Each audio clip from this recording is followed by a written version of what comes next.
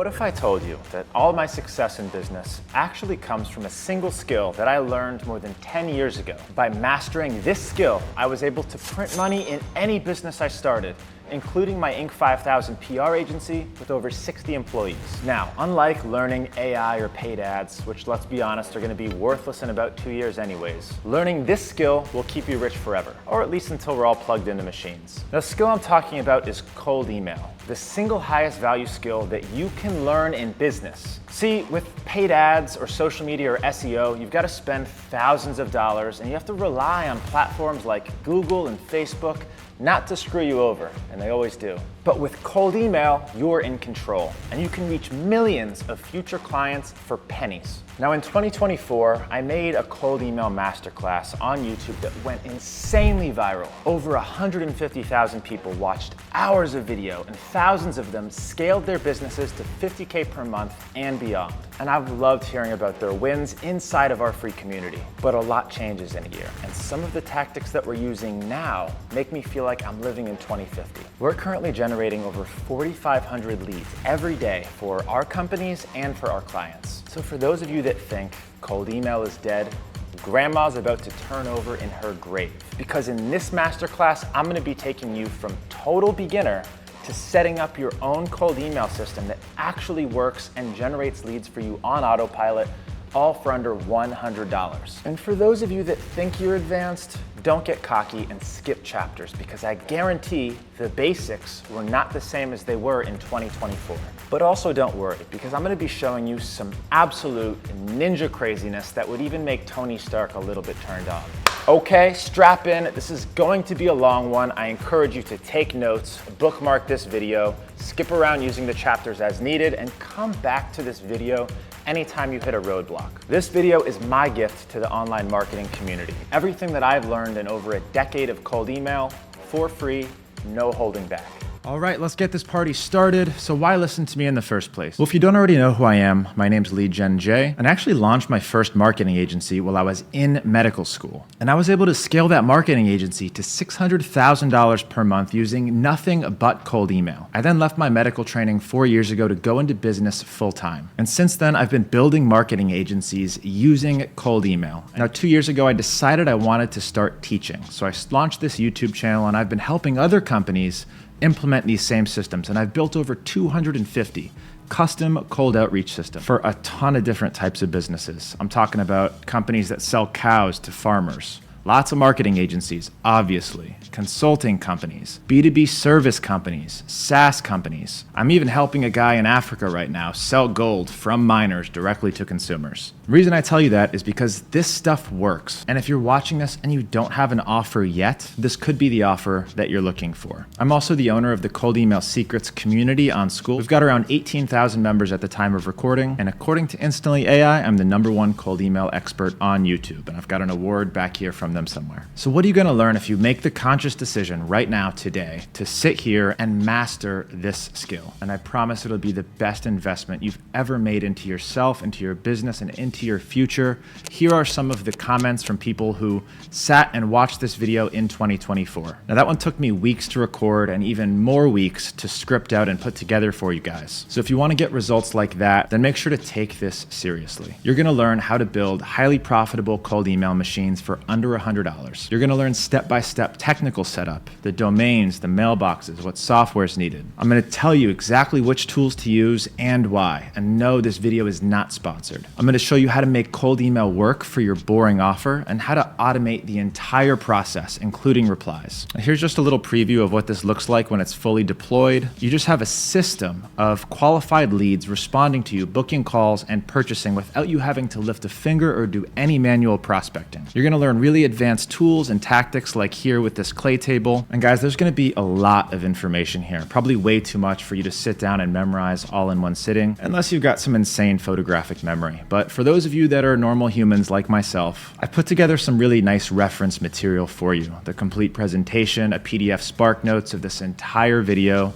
some helpful links and resources, copy and paste templates, and a few additional perks in there like some setup services, some copywriting services, all that I'm offering you guys for free, just for giving me your time and attention. To grab those resources, all you have to do is go inside of that free school community. It's going to be linked down in the description, and it'll be one of the first things pinned. All right, so what is the outline? What are we going to be learning today? Drum roll. Kind of a big outline, so brace yourself, but I want it to excite you because this is what's coming up next. There's going to be 0 gaps for you to fill from beginner to advanced. You are going to learn everything, including a lot of really well-kept industry secrets that I will be telling you all about in this video. Starting with why cold email and common misconceptions. What's the difference between warm and cold email? Some of the different tools and costs associated with running these systems, and is cold email dead? We're going to be talking about the fundamentals and the basics. Now, even advanced people don't skip this. This is going to be the 3 pillars of cold email, the most important lesson by far. Then we'll go into technical setup for beginners, how to buy domains, set up mailboxes. We're going to be talking about Google versus Microsoft versus SMTP and other mailbox solutions. We're going to walk through the software setup, and I'm going to make it really easy, even for beginners, what software to use, how to configure that software, the warm-up settings,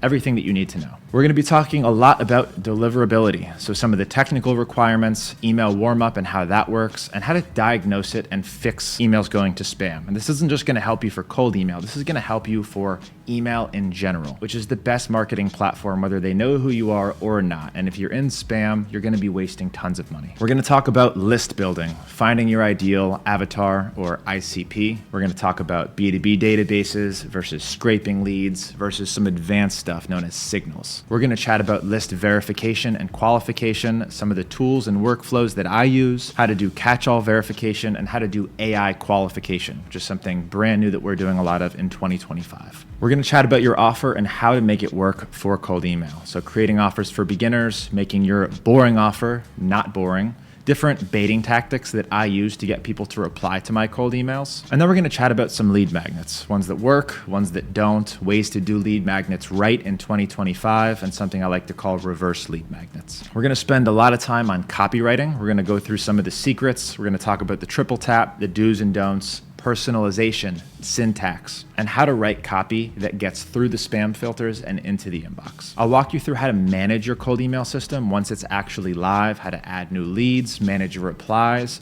and then actually use a cold email CRM. Then we'll go into scaling your cold email machine. I'm going to talk to you about what I like to call the equation, which I'll be giving you and help you calculate some stuff, the team SOPs, and how to scale a system to 10,000 cold emails every single day. Then we're going to get into the advanced stuff. Now, if you're an advanced user, don't skip through the beginning stuff. Even if you know how to set up mailboxes, watch it anyway. Things change a lot in this space and every marketing space from year to year. So even if you think you've mastered this stuff, I promise you there's a lot of new stuff to learn. All right, so the advanced stuff, we're going to talk about signal workflows, basic signals versus advanced signals, and different signal automations that you can set up. And I'm even going to be giving you some templates to those signal automations if you want to try them out. We're going to be talking about Clay and how we're using it for AI personalization at scale, AI qualification, and really just speeding up the entire workflow and making it all work. We're going to talk about reply automation, so speed to lead and coming up with thoroughly researched replies on autopilot. I'm going to show you the basic way to do it, all the way to my reply JI system that I will show you how to build. Then we're going to chat about omnichannel outreach, also known as multi-platform or multi-channel. So expanding your machine well beyond just cold email and adding in SMS, voicemail drops, direct mail, and most importantly, retargeting ads. And finally, we're going to end off with the future of cold email, where I see this going in 5, 10 years, how autonomous BDRs are developing. And guys, I'm at the forefront of all of this stuff. If somebody has an interesting tool, I'm one of the first people they contact to test it out. So I'm going to be sharing some of those findings with you and what to expect from them. I'm also going to be discussing some long-term risks, fears, and how to protect yourself in the long run. I plan on using cold email as a cornerstone of my business for the next 20 or 30 years. That's why I've invested so much time and energy really mastering this stuff, because I think it's one of the only marketing platforms that are going to be reliable in that time frame. So does that all sound good to you? If you're excited and ready to continue, let's go. And guys, reminder, this is not a sponsored video. So if you want to support this channel and thank me for putting the months of time and energy together that it took to create this video, please like and subscribe to this channel and join our free lead generation community. I invest a lot of time and energy into that as well. That's where the resources are. It's going to be linked down below. All right, let's kick this off with why cold email, some common myths and misconceptions. But first we got to define some things for you. I can't tell you how many conversations I have with people who are doing cold email for their first time and don't even understand basic terminology. Now, if you're advanced, just bear with me for a second. Cold email is emailing people that don't know you to tell them about your thing. Cold outreach in general is to people that don't know you. Think about door knocking, cold calling. It's all the same thing, just a different channel. And this has been around since the early 90s, since email's been a thing. It's been used by huge names like Alex Hormozi, who talks about this in depth in his books and in his podcasts, as well as the biggest SaaS companies on earth, Salesforce, HubSpot. All of these guys are using cold email as a cornerstone of their marketing strategy. And there's a reason these big players invest so much time and energy and money into cold email. And that's because it's where the most qualified leads come from. And the best part is, it is completely legal. We'll talk about that more in depth in just a second. Cold email versus warm email. The question you have to ask yourself is, at any point did they opt in or agree to receive emails from you? Or is it the first time that they've ever heard of you? Well, if they ever agreed, maybe they signed up on a form, on an iPad, they booked a meeting with you. If they opted in, they gave you their info, then it's a warm email. Warm leads belong in your CRM, your main CRM, whether that's MailChimp or ActiveCampaign or HubSpot or Salesforce or Go High Level. Cold leads belong in a separate area altogether. This is a cold email CRM or a cold email software like we're going to be talking about in this video. Once they give you their info, they become a warm lead. Even if you already have their email, they don't become a warm lead until they opt in. They fill out a form, they book a meeting, take some sort of action. Only then should they go into your main CRM and should be considered a warm lead. We're going to be referring to warm leads as your email list and your cold leads as a lead list or a cold email list. All right, why is cold email so powerful? Why is it way better than all of the other marketing strategies? There's a lot of reasons, but here's the 5 main ones. First is you get to reach your perfect ICP every time. On Facebook ads, you end up with a lot of really unqualified, not business owner leads. With cold email, you get impressions and traffic for less than a penny a lead. You compare that to any other ad platform and it's like 100x cheaper. You're also not dependent on ad platforms. Google can't just shut you down like Facebook can and take away your biggest source of leads. You are in control and nobody can do anything about it. Next is it's scalable and predictable. If you've got a sales team of 3 people and they're trying to take 6 calls a day, all you have to do is run the equation and decide how many emails you have to send to keep their calendars booked. You can't really say that about any other ad platform at all. Lastly, you get immediate results. Yes, I have a YouTube channel and a lot of leads come from my YouTube channel, but that took years to build. If you're trying to win on social media or SEO, this is going to take you years to maybe get some results.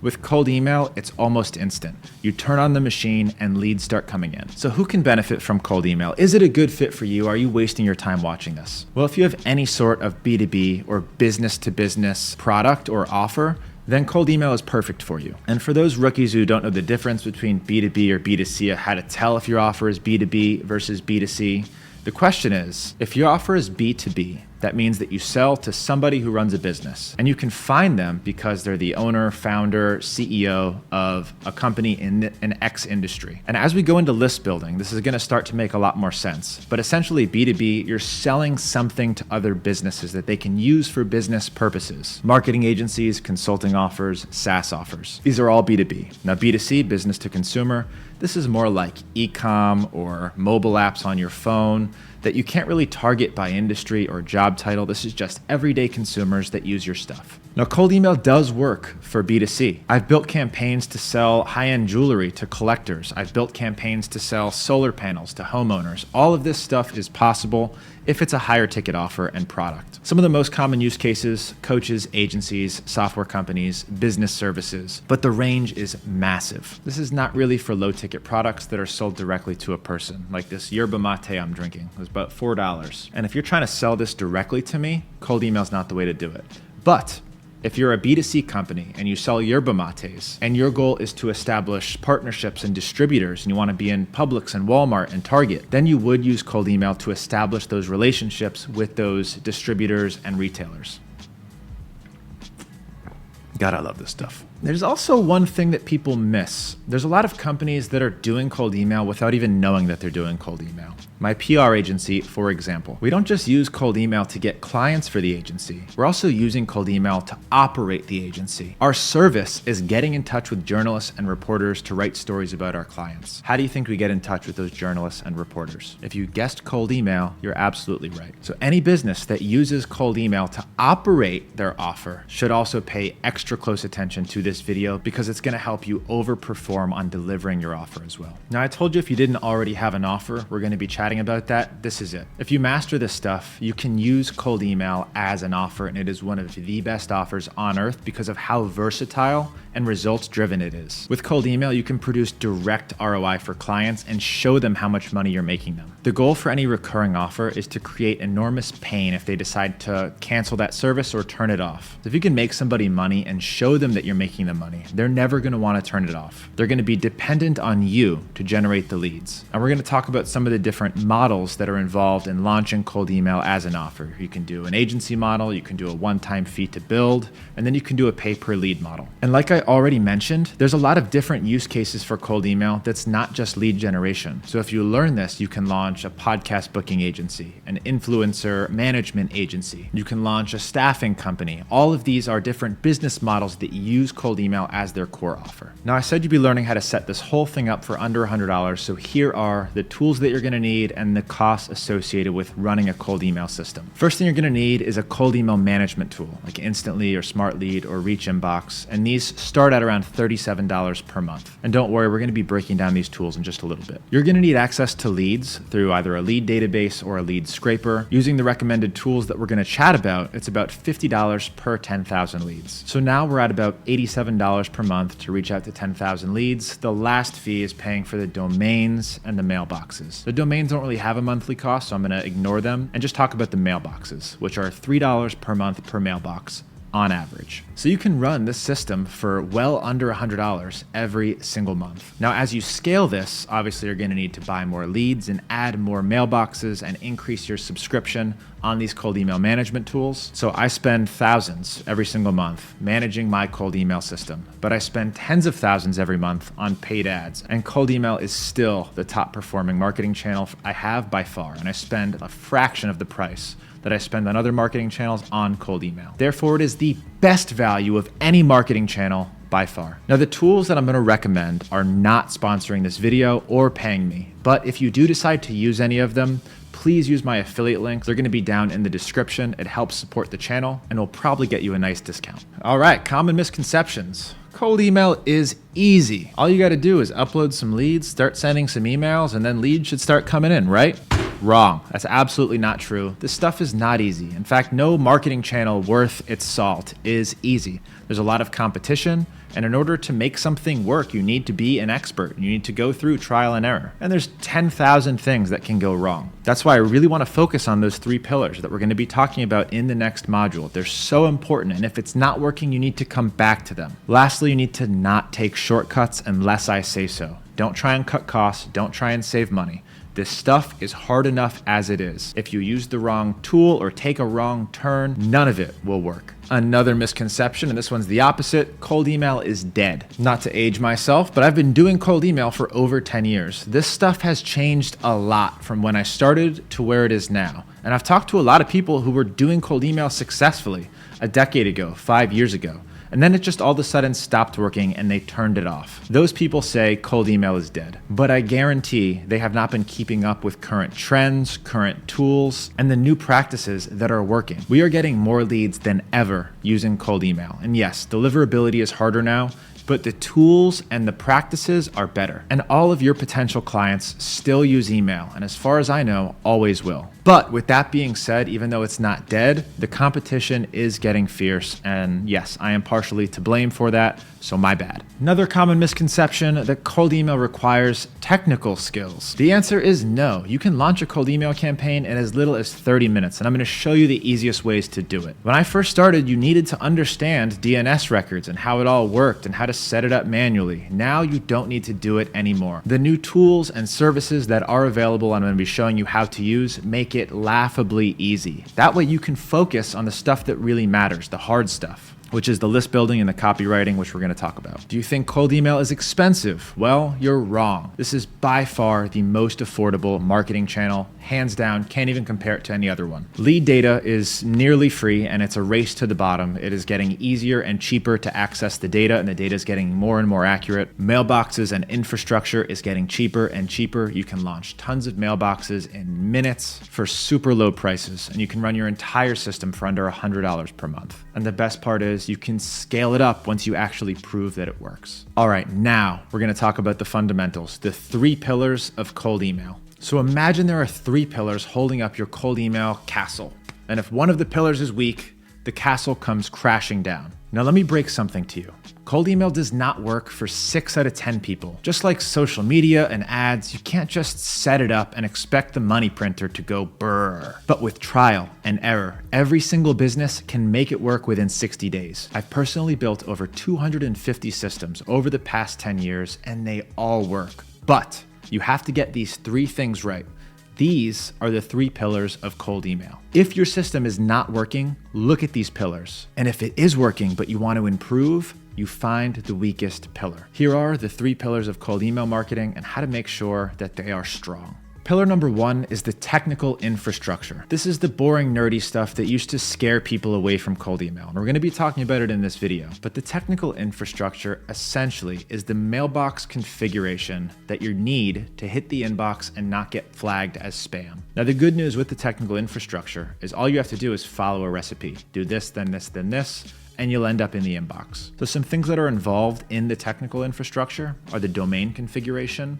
This is the DNS records, the DKIM, the DMARC, the mailbox configuration, where the mailbox is built and how it's set up, the software setup. This is the software that's sending your cold emails and warming up your cold email mailboxes. Now, pillar 1 is the easiest one to get right because all you have to do is follow a system or use a tool that does this for you. And I'll be walking you through how to do it yourself and the best tools and ways to go about this. But if you take shortcuts, your technical infrastructure is going to be broken and you're going to be stuck in spam and it's not going to be working and you're going to be wondering why. This crap is hard enough as it is. Don't take shortcuts, don't cut costs, follow what I say, and this will work. Pillar number 2 is list building. This is finding people who are actually a good fit for your offer, making sure that their emails are actually valid, qualifying your leads just to make extra sure. So remember, the worst thing that you can do is get marked as spam. Too many people mark you as spam, it's not going to work. So to avoid getting marked as spam, your emails have to be relevant, which means you're emailing relevant offers to relevant people. For example, I don't have babies. So if you send me an email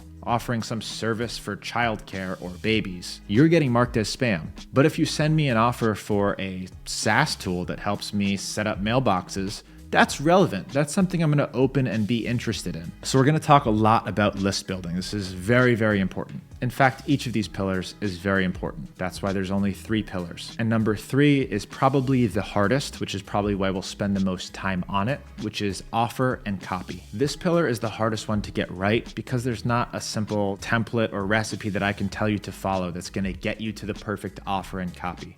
Everyone's offer is different, your ICP is different, the problem that you're solving is different. And the more different it is, the better, because it means it's not a crowded space where everyone's trying to sell the same thing and you become a commodity just competing on price. So some things to think about to win on pillar 3 is, does your offer solve an actual problem? And is it interesting? Or is there anything about it that you can make interesting? You need to think about, how do you get that lead who doesn't know who I am to open my email, trust me immediately, and then give me an interested reply? When you're writing copy, you need to think, will it even reach the inbox? And then what sequence of emails do I use? How many days in between? All of that stuff we are going to cover inside of this masterclass. And I'm going to show you how to get this right. But keep in mind, it's not easy. Now, I get a lot of people who watch my YouTube videos and they see some of the really advanced stuff that we're doing. And they're like, well, I want to do that. And they reach for the advanced stuff before they've understood the fundamentals. And this actually ends up hurting their campaigns as opposed to helping. So I thought it was worth making a slide of its own on fundamentals versus fancy BS, AKA AI usually. Most of my most successful campaigns don't have some fancy AI personalization. We're not doing custom AI generated videos in our best performing campaigns. In fact, you should only consider using some of the advanced stuff after you master the pillars, the fundamentals. Fundamentals beats AI fancy stuff every time. But Once you get a grasp over the fundamentals and you have an offer and a list that's working and receptive, you add a little fancy and now you've got some actual magic. All right, time to jump in. We're gonna knock out the nerdiest, hardest stuff first. This is gonna be the technical setup for dummies. Now, 99% of people take one look at the cold email setup instructions and they run away crying like a little girl. But what if I told you that the hard technical stuff is actually the easiest part, as long as you follow a few simple rules? Now, I'm going to make technical infrastructure so easy that you will never flinch when you see a DMARC record ever again. So let's get nerdy, my cold email Jedis, let's go. Now, quick warning here. If you miss a step or take a detour, you're boned. If you use the wrong software, you're boned. If you try to cut costs with an alternative, just follow my instructions and use my recommended tools, and you can't F this up even if you try. Now I'm gonna call somebody out here, one of my best friends, Jesse Henry. He's actually just living with me in my penthouse for about a month and a half, and I was trying to help him with his cold email, and he asked me for help to look at his cold email campaigns that just weren't working. Now I figured, stupidly, this is my bad, that he had all of the technical stuff done right. After all, with what I'm about to teach you, how can you not? So we did a deliverability test, and we learned that all his emails were going to spam.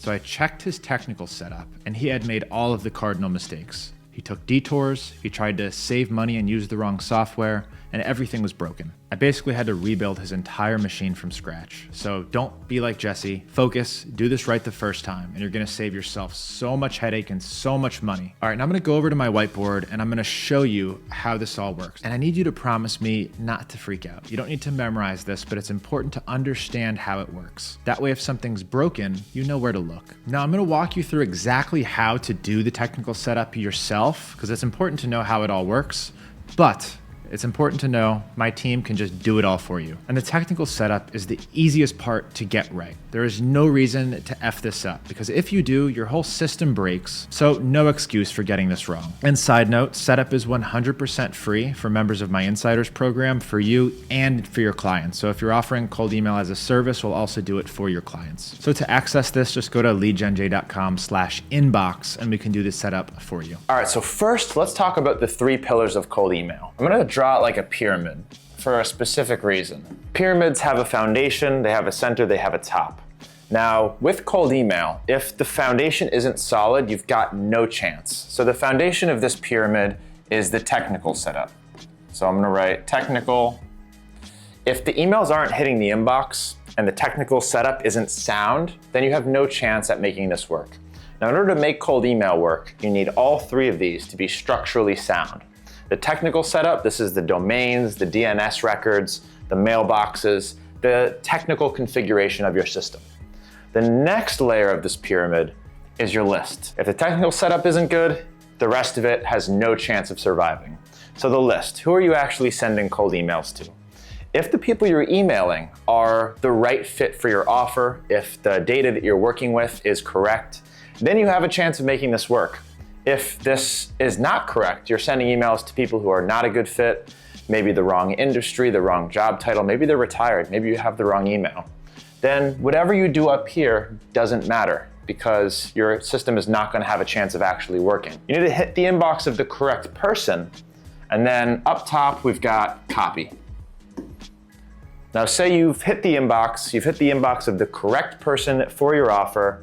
Now you need to be able to get them to open, to read, and to respond to your cold email. So this is your setup. If the base is not solid, the technical foundation, which we're going to talk about in detail on this board in just a second, then the rest of it doesn't matter, because if you're not in the inbox, your targeting and your copy have no chance of actually getting through and working. If the emails go to the wrong person, meaning the email is invalid, you're emailing people who are clearly not a good fit for your offer, wrong industry, job title, company size, they don't actually have the problem that you're trying to solve, then anything you do up here doesn't matter. So it's really important to think about this bottom up. And as you're building your system and testing your system, making sure that your technical basis is solid, and then that your list is solid. Everybody that you're emailing is a good fit and valid. And only then should you worry about your copy. So now that you understand this, I'm gonna go ahead and break the technical aspect of cold email down. The domains, the mailboxes, the DNS records, the servers, the IP addresses, I'm gonna make it all make sense right here, just so you can understand what's going on. and where things can go wrong. So let's go ahead and go to a new page.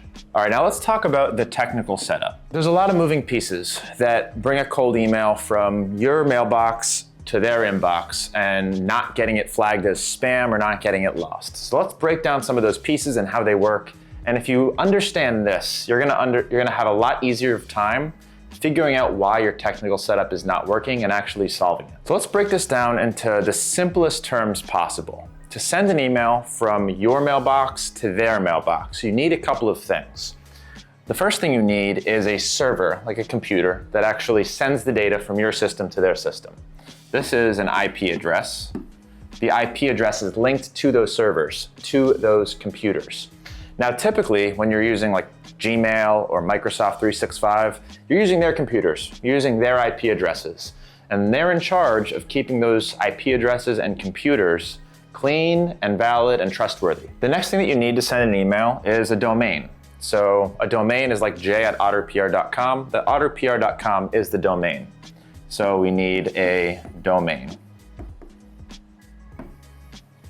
Now, just like a website, a domain is hosted with an IP address, with a server. So these three items are all going to be linked together: the IP address, the domain, and the mailbox. Once you have these three things, now you can actually start sending cold emails. And I labeled them from top to bottom because of the importance. So the IP address. All of these items are items that the email service providers, ESPs, will look at and say, that's trustworthy, that's trustworthy, that's trustworthy.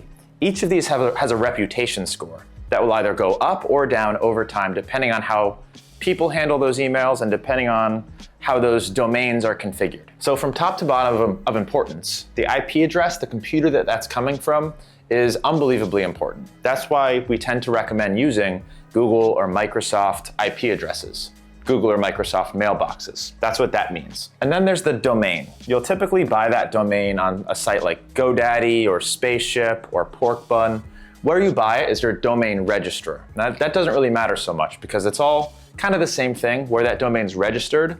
Now, where that domain's hosted is a different thing. But wherever you buy this domain, you're gonna have to give it some instructions. Where is this domain going to be hosted? What email service provider is this domain going to use to create mailboxes?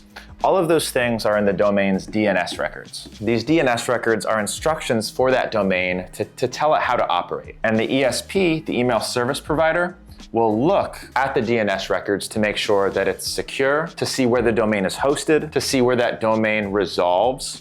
For example, otterpr.com goes to a real website. If that otterpr.com resolved at a dead link or redirected somewhere else, the email service providers would know that as well. And then once you have these two things set up, you've got your Google Workspace, your Microsoft Workspace, you've told the domain that's where you're setting up email addresses.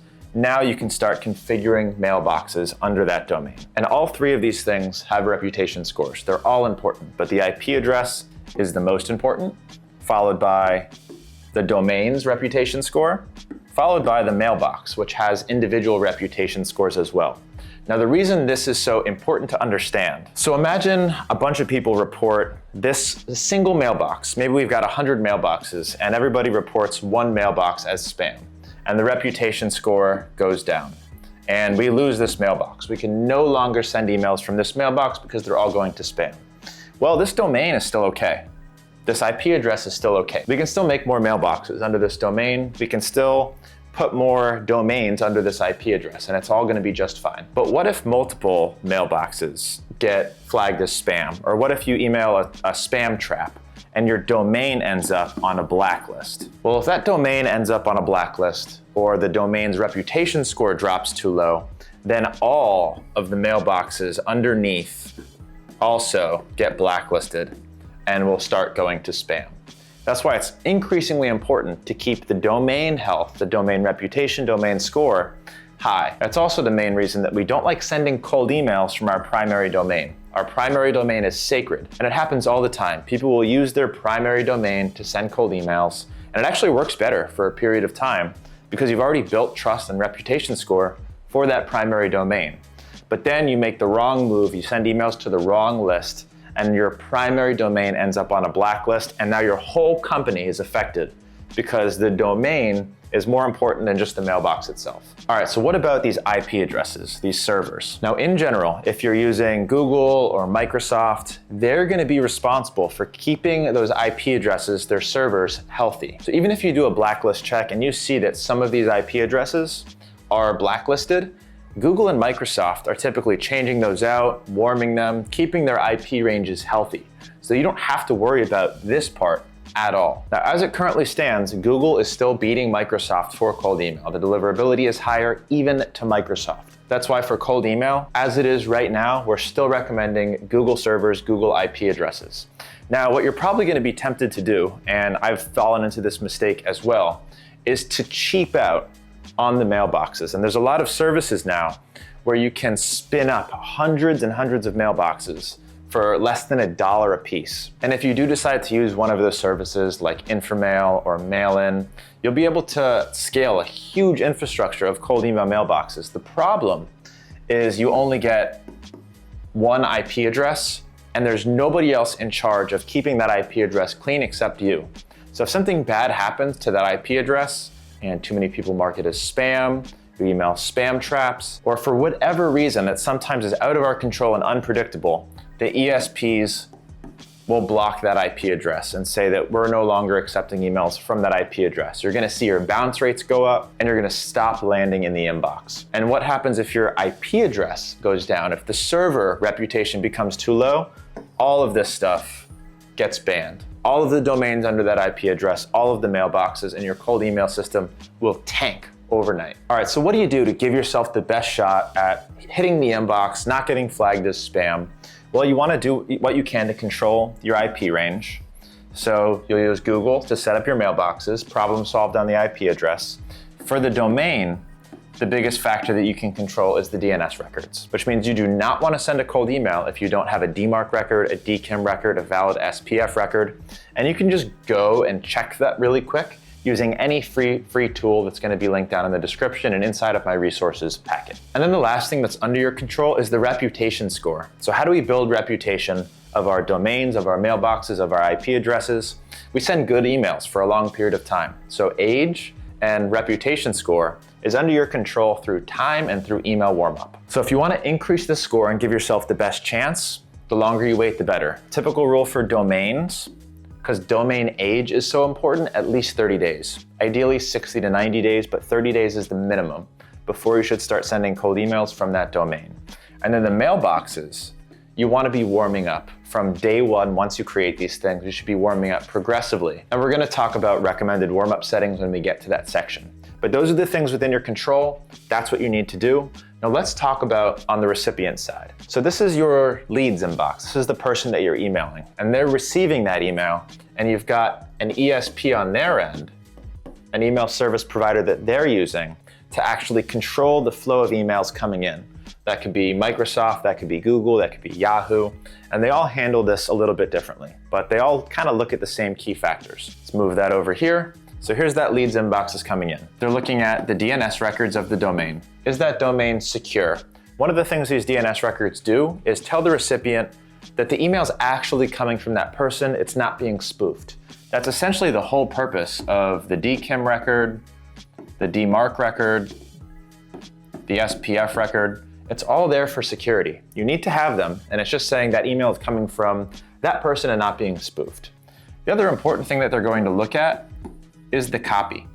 So they're also screening the emails coming in to see what those emails say. Now, Google and Microsoft are obviously much more advanced when it comes to screening copy and leveraging AI to do that. So it's really important. It's a key factor in getting through to certain mailboxes is what you say. If it's bouncing or ending up in spam, one of the first things that you should look at is what are you saying in the copy and how can you change it? What spam words or phrases are you using that could be triggering those spam detectors? We're going to talk about that a lot more in detail when we get to the copywriting section. And now the other thing that they're looking for is the reputation. And not just the reputation of the domain, the reputation of the mailbox, the reputation of the IP address. So if you're sending from Google or Microsoft, chances are that's going to look good to Google or Microsoft. And as it stands right now, Microsoft accepts Google actually just as much or better as it accepts Microsoft. But Google still delivers better to Google. That's why we're still recommending Google for cold email infrastructure. but they're looking at the reputation of that domain, as well as the age of that domain, and the reputation of the individual mailbox. But domain reputation, we actually can monitor, especially how Google looks at your domain or Microsoft looks at your domain. We use a tool like Google Postmaster to do that. We're gonna talk about that more in detail in the deliverability section, and they actually tell you IP reputation, domain reputation, so you can see if any of those things are affected. Now, if all of this looks good, the email ends up in the inbox. So let's talk about buying cold email domains. What service should you use to buy them? Does it matter? How do you acquire them in scale? I'm going to be walking you through all of that step by step. Now, there's a few different options where you can acquire domains. I like to purchase them through a platform called Spaceship. There's also GoDaddy, Porkbun, Cloudflare. A lot of people use different domain purchasers, and they think that it makes a difference. Now, the big difference for me is that Spaceship makes it really easy to buy them in bulk, to find available domains. It's really affordable to acquire domains and to renew domains. For example, on GoDaddy, you can get it for $12 for the first year. But on renewal, it doubles or triples in price. So let's actually go into Spaceship and buy a couple domains and set them up. Spaceship is essentially designed so that you can buy cold email domains in bulk and manage them in bulk. So what we're gonna do is we're gonna go to all products, domain name search. Now what's so cool about Spaceship is this beast mode. It is made for finding cold email domains at scale. So TLDLs are the end of a domain name. Right now, it's got all of them activated. I'm gonna X that out. I only want .coms. A couple reasons for it. They instill trust faster than others, and they're cheaper.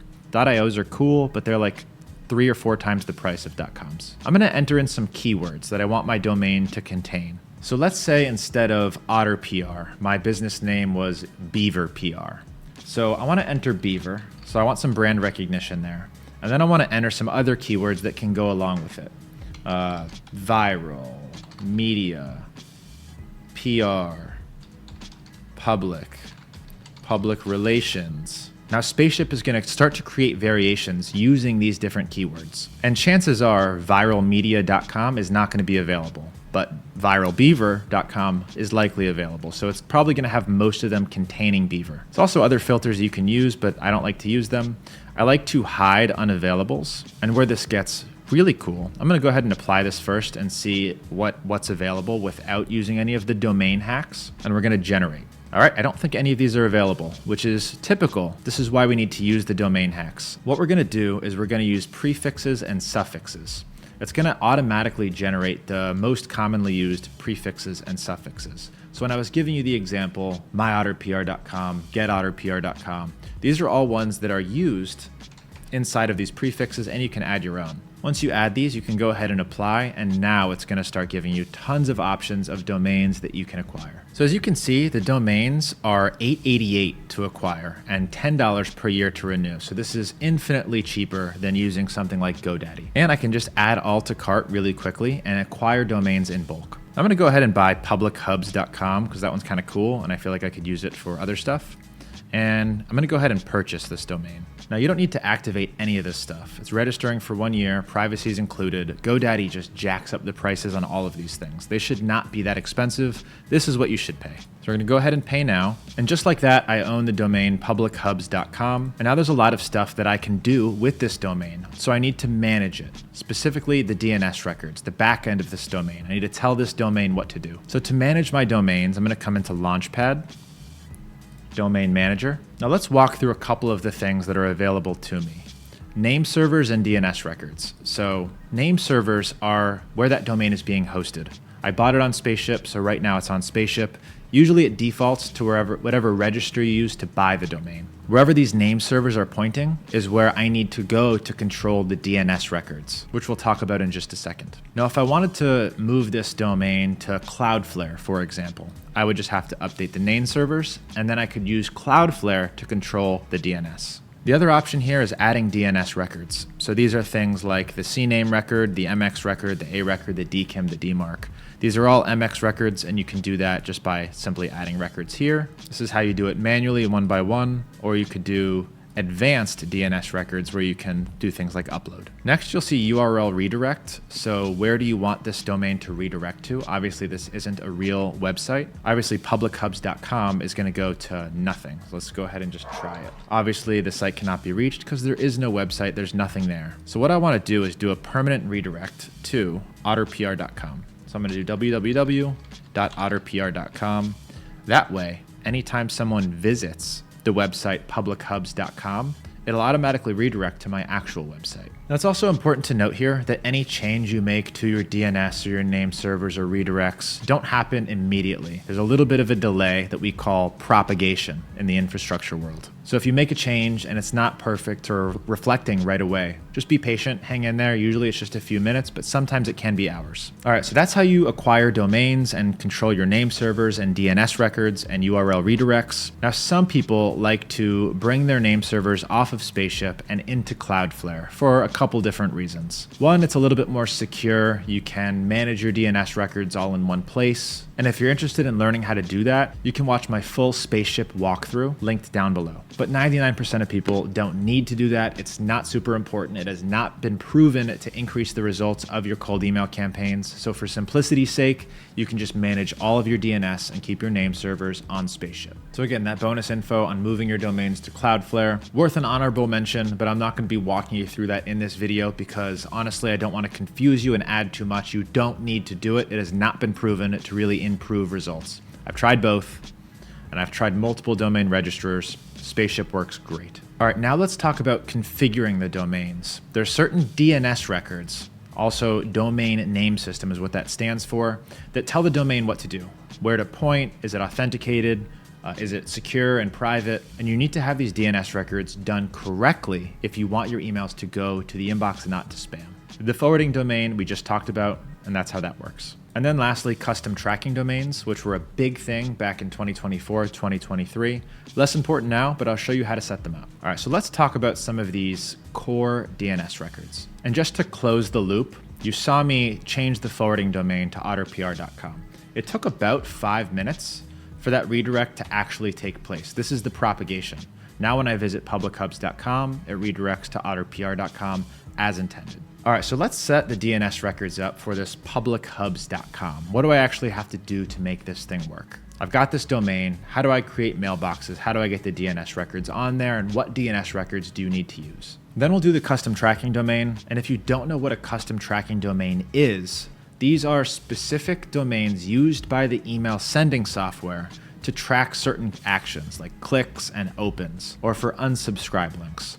Now, cold emailing in 2025, we never add tracking links to cold emails. They cause the emails to go to spam, and the recommendation right now is that we do not use them. So if we're not using links and we're not tracking things, do we need the custom tracking domain?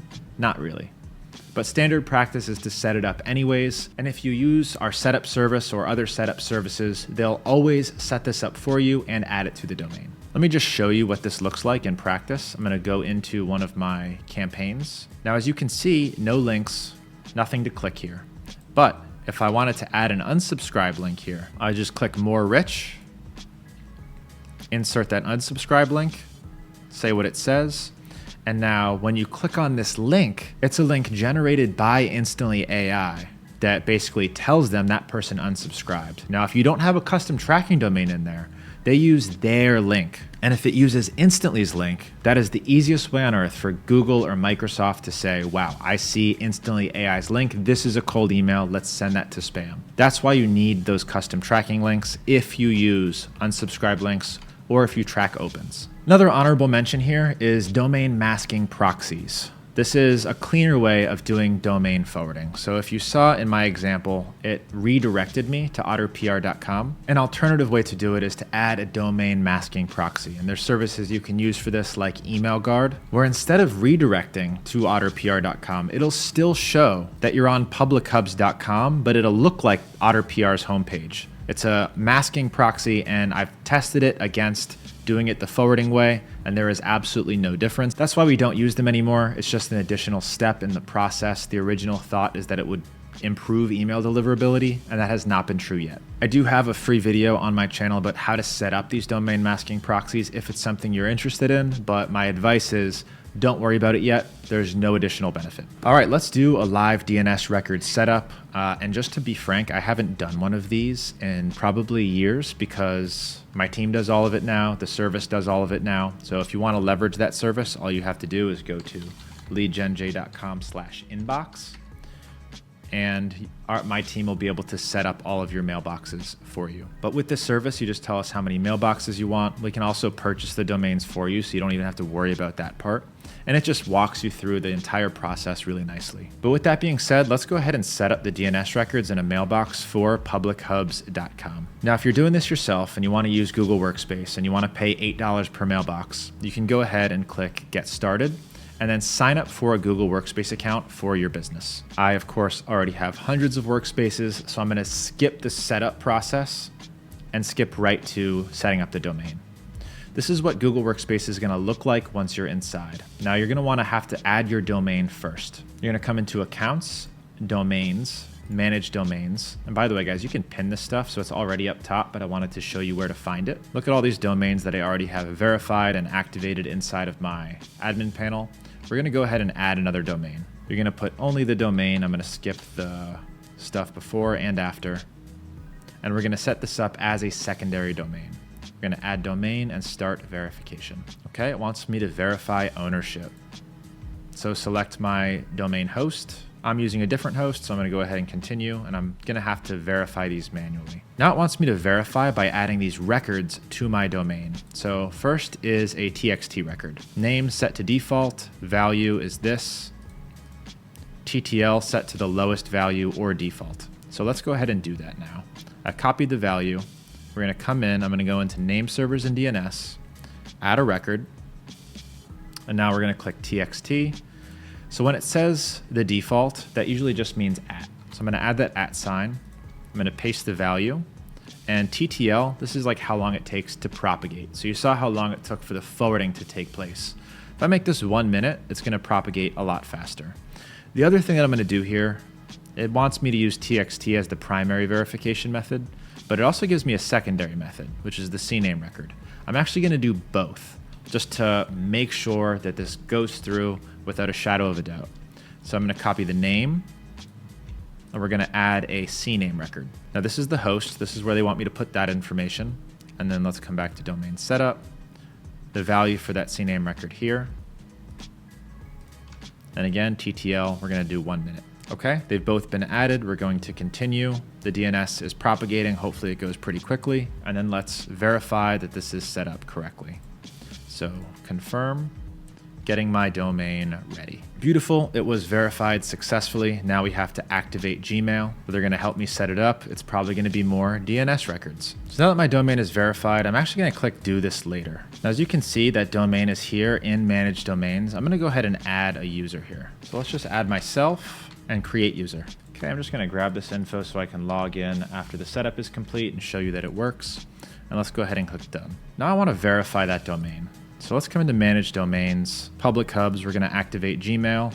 Now we need to set up the MX records. This is telling that domain how to exchange emails between other domains. So we're gonna go ahead and set up those MX records. Continue.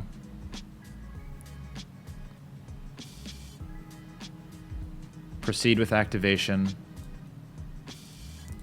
Different host. And now we have to put in the MX records. So remember to copy the points to, priority 1. So MX records also have a priority attached to them. So let's go ahead and come back into DNS settings and add some more records. And we're gonna have to add a few different MX records. So MX at value, priority 1. And now I can keep the TTL standard, which is 30 minutes. Let's go ahead and save all. Okay, confirmed. Just like that, I'm verified and ready to start using Google. I can now send and receive emails from that mailbox. So let's go ahead and log into it just to show you. I'll open up a private browser and log into that mailbox that I have just created. All right, so as you can see, it's now a functional mailbox that I can do lots of stuff with. I can add this to different platforms. I can sync it to Instantly.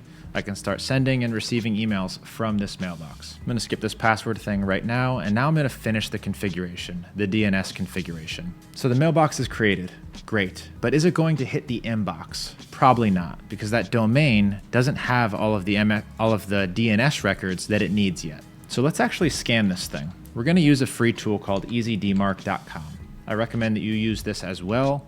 It's free and does just about everything that you're going to need. So I'm gonna come in and scan this domain.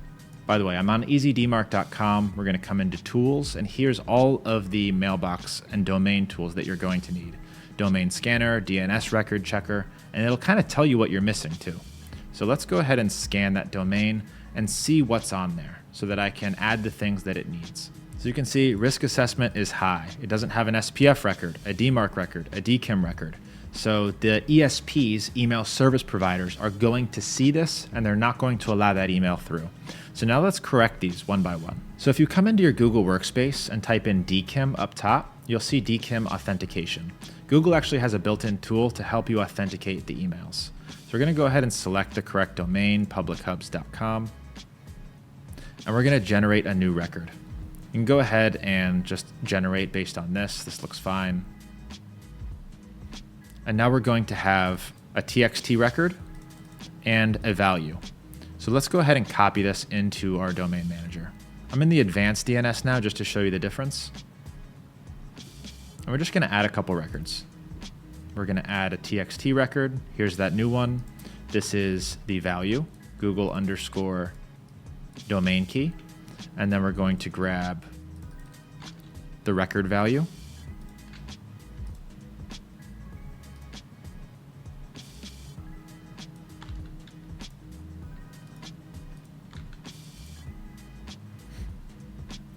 And once we've got that new record in there, we're going to go ahead and add.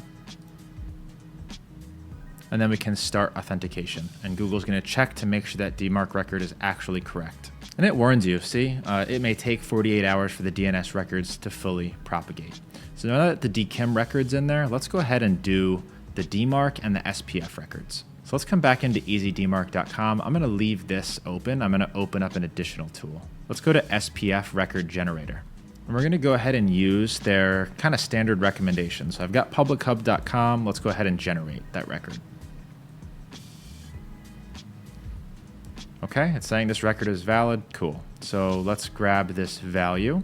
And notice how the host is just the domain itself. So when you see that, you're going to use just an @ sign. So let's add an additional record. It is a TXT record. It's going to be @, and then the SPF value will go here.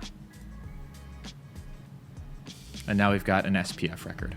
The last thing that we're missing is a DMARC record. So I'm going to come into Tools and do DMARC record generator. We've already got our domain there. For policy type, I'd recommend using quarantine or reject. I don't want to get too in the weeds with these. There's different recommendations from various sources on whether to use reject or none. Honestly, it doesn't matter very much. You will need an email to send the DMARC reports to. And if you come into advanced configuration and you set failure reporting options to 0, now you won't get any reports, which is kind of what I like. The rest of it you can leave as is and generate a DMARC record.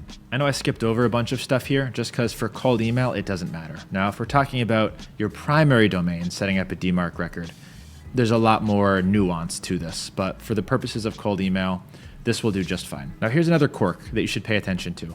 It says host_dmarc.yourdomain. If you copy this whole thing and you paste it in to the DNS records, it's going to be incorrect because you don't actually include your domain name. You're just going to do _DMARC. That's why when it hits copy, it only copies that part. Now, I'm not going to copy that because I'm just going to type it in. I'm going to copy the value. We're going to add another record, another TXT record, the host_DMARC, and the value right there.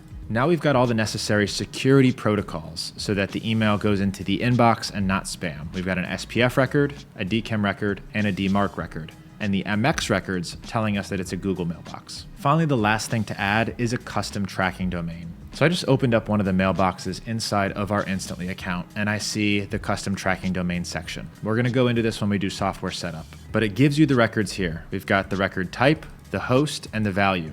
This is gonna be the same across most of your mailboxes. So you don't actually have to add the mailbox first. You can set these up as soon as you do the domain setup. Host, INST, and the value is here. So let's go ahead and set this one up, knowing that this is going to be the record. I'm gonna go ahead and copy the value.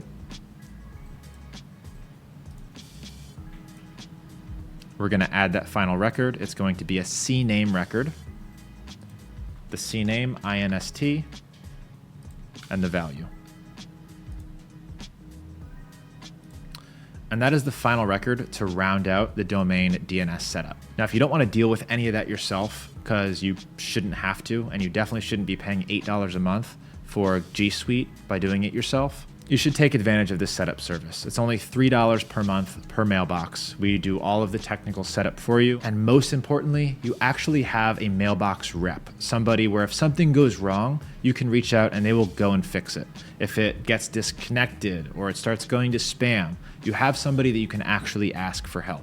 All right, now let's talk about the age-old dilemma. Do we use Google? Do we use Microsoft? Do we use some cheap SMTP service to set up our mailboxes and send emails?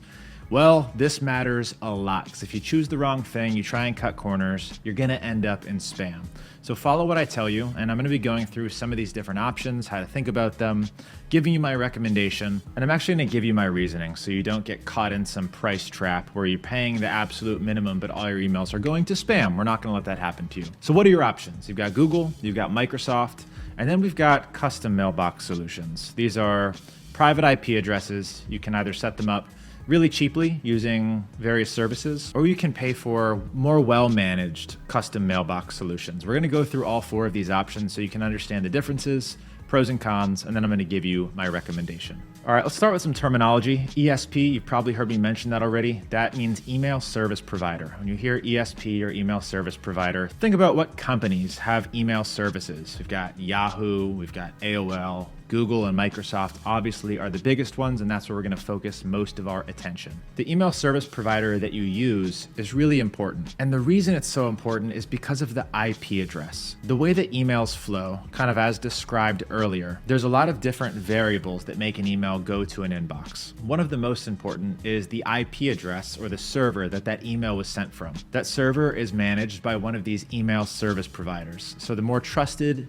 that IP address is, the higher the reputation, the higher the deliverability. And that email service provider is in charge of keeping their IP address clean. So if you're using Google or Microsoft mailboxes, you're using Google and Microsoft IP addresses. If one of those IP addresses reputation drops or gets blacklisted, it's up to them to switch it out to make sure that your emails are ending up in the inbox. They're very invested in that, and they have the added benefit of that most people like you and me are either on Google or Microsoft. So the email service provider doesn't just send the email, they're also receiving many of these emails. And they screen the emails that are coming in. So if they're coming in from a Google IP address and I'm using Google, good chance Google looks at that and says that's probably trustworthy. All right, so now that you kind of have an understanding of email service providers and IP reputation, let's actually talk about some of these options. Now, the first one is Google, and this is probably the most popular platform for cold emailing. They're very aware that we're sending cold emails. In fact, I think they're supportive of it. Now, at the normal rates, Google now charges $8.40 per month per mailbox, which is a ton of money once you're scaling an email system, which is why I don't recommend signing up for G Suite and paying those normal rates. Instead, you should work with an email setup partner. People like myself have negotiated rates so that we're able to set up mailboxes at scale for $3 per month per mailbox. This allows you to scale your infrastructure much more affordably, and you don't have to worry about setting them up yourself. You'll soon see that Microsoft also has a program like that where you, instead of paying retail rates, you'll pay those reseller rates. Mailbox infrastructure services like Inbox by Lead Gen J make the setup super easy with Google, and I'm not the only one offering this. I'm the best, because you can transfer them in and around providers and you get a mailbox rep, which you don't get anywhere else. But there's lots of services that can help you do this. Now, as of 2025, Google has the highest inbox placement of 87.2%. This is higher than Microsoft and higher than SMTP custom solutions. There's been a lot of debate and studies and tests around provider matching, so I'll just talk about that briefly. Platforms like Instantly.ai or SmartLead will allow you to select a box that says provider matching. In fact, let me just show you what that looks like in one of these campaigns. So if I come into options in any of these campaigns and I go to show advanced options, one of the options I can select is enable provider matching for deliverability boost. The principle here is if you're trying to reach a Microsoft inbox, then wouldn't it make sense to send from a Microsoft inbox because they see one that looks like themselves and they're more likely to let it through? Well, so far from what we can tell, that's actually not true, and provider matching doesn't actually help. In fact, Google's still better at getting through to Microsoft than Microsoft is at getting through to Microsoft, which is actually pretty crazy to me. So one thing to keep in mind here is that small to medium-sized businesses generally prefer Google. When it goes to enterprise and large businesses, they're primarily using Microsoft. Now, I just said provider matching doesn't necessarily help get through to Microsoft, and that's generally true. But it can be a good idea to have multiple different mailbox providers inside of your system, because at any given month, one might be performing better than the other. There was a whole period of time where Microsoft was crushing it to Microsoft, and then it essentially stopped. By the time you're watching this video, maybe it's early 2026, what I'm telling you now could be irrelevant. That's why you need to be in the community so you can stay up to date with the most recent news. All right, that's Google. Now let's talk about Microsoft 365. These mailboxes are about the same price as Google if you set them up with Microsoft, but you can get a discount by either going through a reseller like myself, or if you buy your domains on GoDaddy, they actually have a simple way to set up Microsoft mailboxes directly in there with GoDaddy, and it starts at $4 per month and then goes up the following year. There's also various services that you'll run into that will do hundreds of mailboxes on a single Microsoft domain through special backend Microsoft panels. And those are typically $50 per month with a safe sending limit of about 2 emails per day per mailbox. I can show you what those look like. It's a really interesting thing. That's a little bit more advanced. I don't want you to worry about that yet. Just kind of an honorable mention. If you run into services that launch hundreds of mailboxes for you with super small sending volumes, they're built on the Microsoft backend. And I don't want you to worry about adding these just yet. So far, they haven't been too stable, and Google is still better. Inbox placement for Microsoft 365 is second best, around 75.6% overall, and still doesn't deliver as well as Google to Microsoft. And I highlighted that here at the bottom. Does not deliver better to Microsoft leads. Really important to know kind of when you're going into choosing this and trying to troubleshoot how to get through to Microsoft, which can be a challenge. But just to point something out to you guys, let's go into my inbox placement test inside of Instantly. I'm going to be walking you through how to set this up. I just want to show you like current deliverability metrics. So as you can see in this test, we're primarily using Google as the sender, and the recipients, you're looking at Google, you're looking at Microsoft. We're inboxing almost 100% of the time. That's pretty absurd statistics, and you probably won't see that yet. The reason we are is I've been doing this for a long time. I'm very good at this. We have low spam complaint rates. Our domains are properly aged. They've been warming up for a long time. So if you don't see this right away, that's fine. But you should know that inboxing almost 100% with Google on cold email is still not just possible, pretty easy to do. All right, now let's talk about the most cost-effective solution, and that's SMTP services that have unmanaged IP addresses. Now, a lot of words, really complicated. Let me break it down for you. You know how I said Google and Microsoft are in charge of keeping their IP addresses, their servers clean, high reputations, high deliverability? That's on them. But what happens if you're in charge of that IP address? If it's a server that you create that doesn't have any history, any reputation, it's a lot more delicate. And if you burn that IP address, it gets a couple spam complaints, gets on a blacklist, you're stuck with it. And that whole server, that whole IP range is now pretty much done for good, or at least for 30 days. Now, the attractive thing about services like this, where you have unmanaged IP addresses, is they help you spin up mailboxes really quickly, really affordably. And you can pretty much scale infinitely without having any technical knowledge for a third to a fifth of the price as using Google or Microsoft. Now, what you need to be concerned about with these specific mailbox services is that it might start off looking good. When you turn this on with these fresh mailboxes, The IP address doesn't have any reputation, doesn't have any negatives, doesn't have any positives. So you might actually see your emails inboxing really well at first, until you get a couple spam reports, you email a spam trap, and now all of a sudden the entire IP range, the server that you created with one of these services, all of the mailboxes start going to spam and there's nothing that you can do about it. And a lot of times, if the IP gets burned, the domains and the mailboxes can also be burned. So all of those domains that you spent money and time registering and warming, all of it could be completely wasted and not work at all. So a couple notes here. Who is this good for? Is it good for anyone? So I actually use Mailin as one of my providers for my system.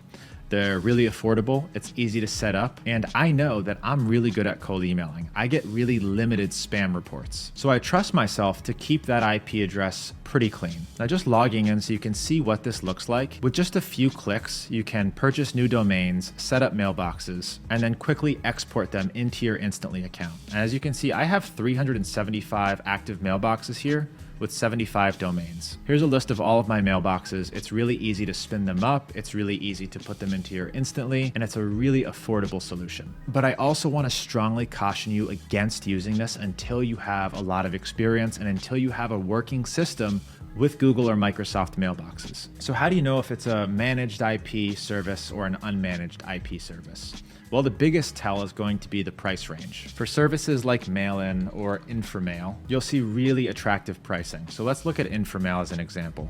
For $99 per month, you can set up unlimited email mailboxes. If it sounds too good to be true, it usually is. This comes with one dedicated IP ready to go. And I don't want to hate on Inframail for what they do a great job, so does Mailin. But if that one dedicated IP gets flagged, the reputation drops, then all of those unlimited email mailboxes will cease to hit the inbox. They will all start going to spam. Now you can absolutely mitigate your risk by doing like a $250 per month plan for 3 dedicated IPs.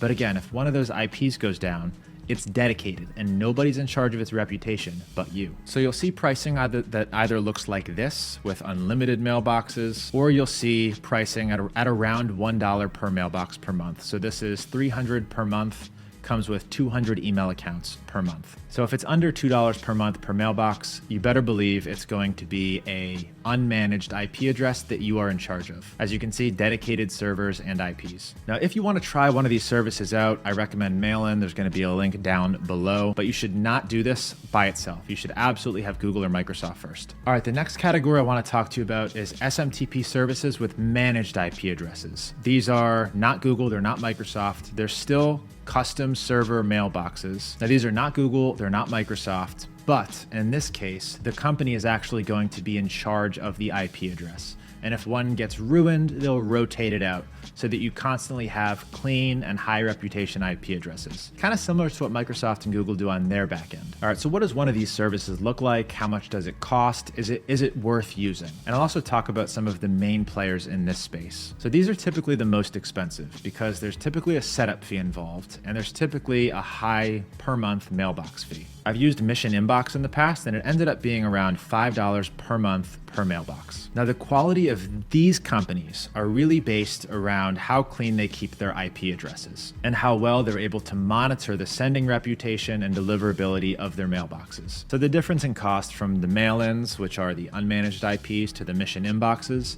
is these guys are actually going to help you with deliverability. They're going to keep the IP reputation clean. They're going to do deliverability checks. They're going to make sure that you're hitting the inbox, but you pay for it. So Mission Inbox, this is the service that I've used in the past and I've tested. It works really well. It just can get a little bit pricey. This one is $199 per month, comes with 30 mailboxes. So as you can see, already starting off quite a bit more expensive than the other options. Maildoso is another one. It's a little bit more affordable at $166 per month for 68 mailboxes. And as you can see, that's billed quarterly. So this is a little bit more of a commitment. You can also come in and calculate what something like this is going to cost. And again, when you're deciding which one to use, Maildoso, Mission Inbox, there's a lot of other players in this game as well. It really comes down to how good are they at managing their IP reputation. And at the end of the day, they're slightly worse than Google at managing that IP reputation because deliverability overall was still lower. So for me, it wasn't worth justifying the extra cost. Now, if you do want to try one of these services, and by the way, I'm not telling you not to do any of these things. I'm not telling you you absolutely need to be on Google.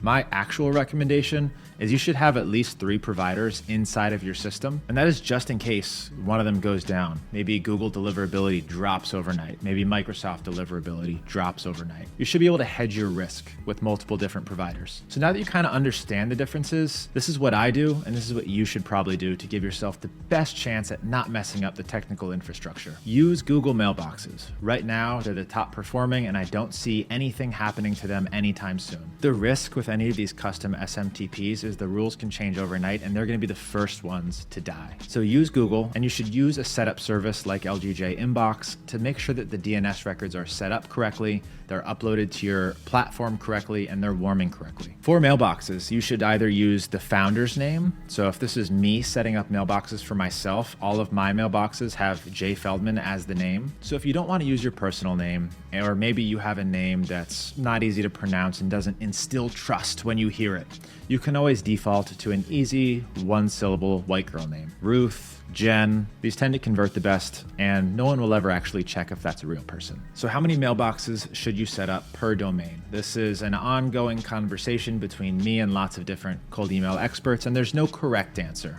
I'll tell you what I'm doing right now, and that's 5 mailboxes for every domain. The more important question than how many mailboxes per domain do I set up is how many total emails per day per domain am I sending. So you really want to send around 100 emails per day per domain. Sorry, doing this with my mouse on the sketchpad. So if you have 5 mailboxes, then you want to be sending no more than 25 emails per day per mailbox. If you want to do 3 mailboxes per domain, then you can send up to 33 emails per day per mailbox.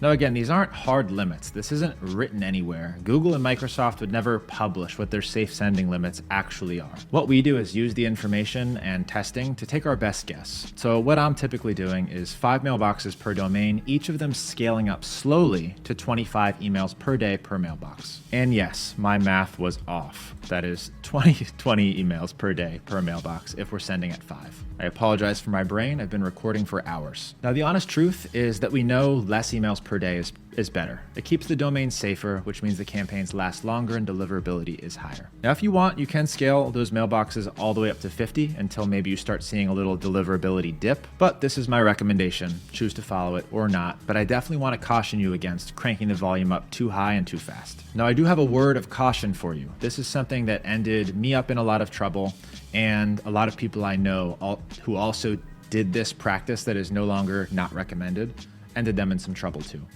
And that's mailbox forwarding.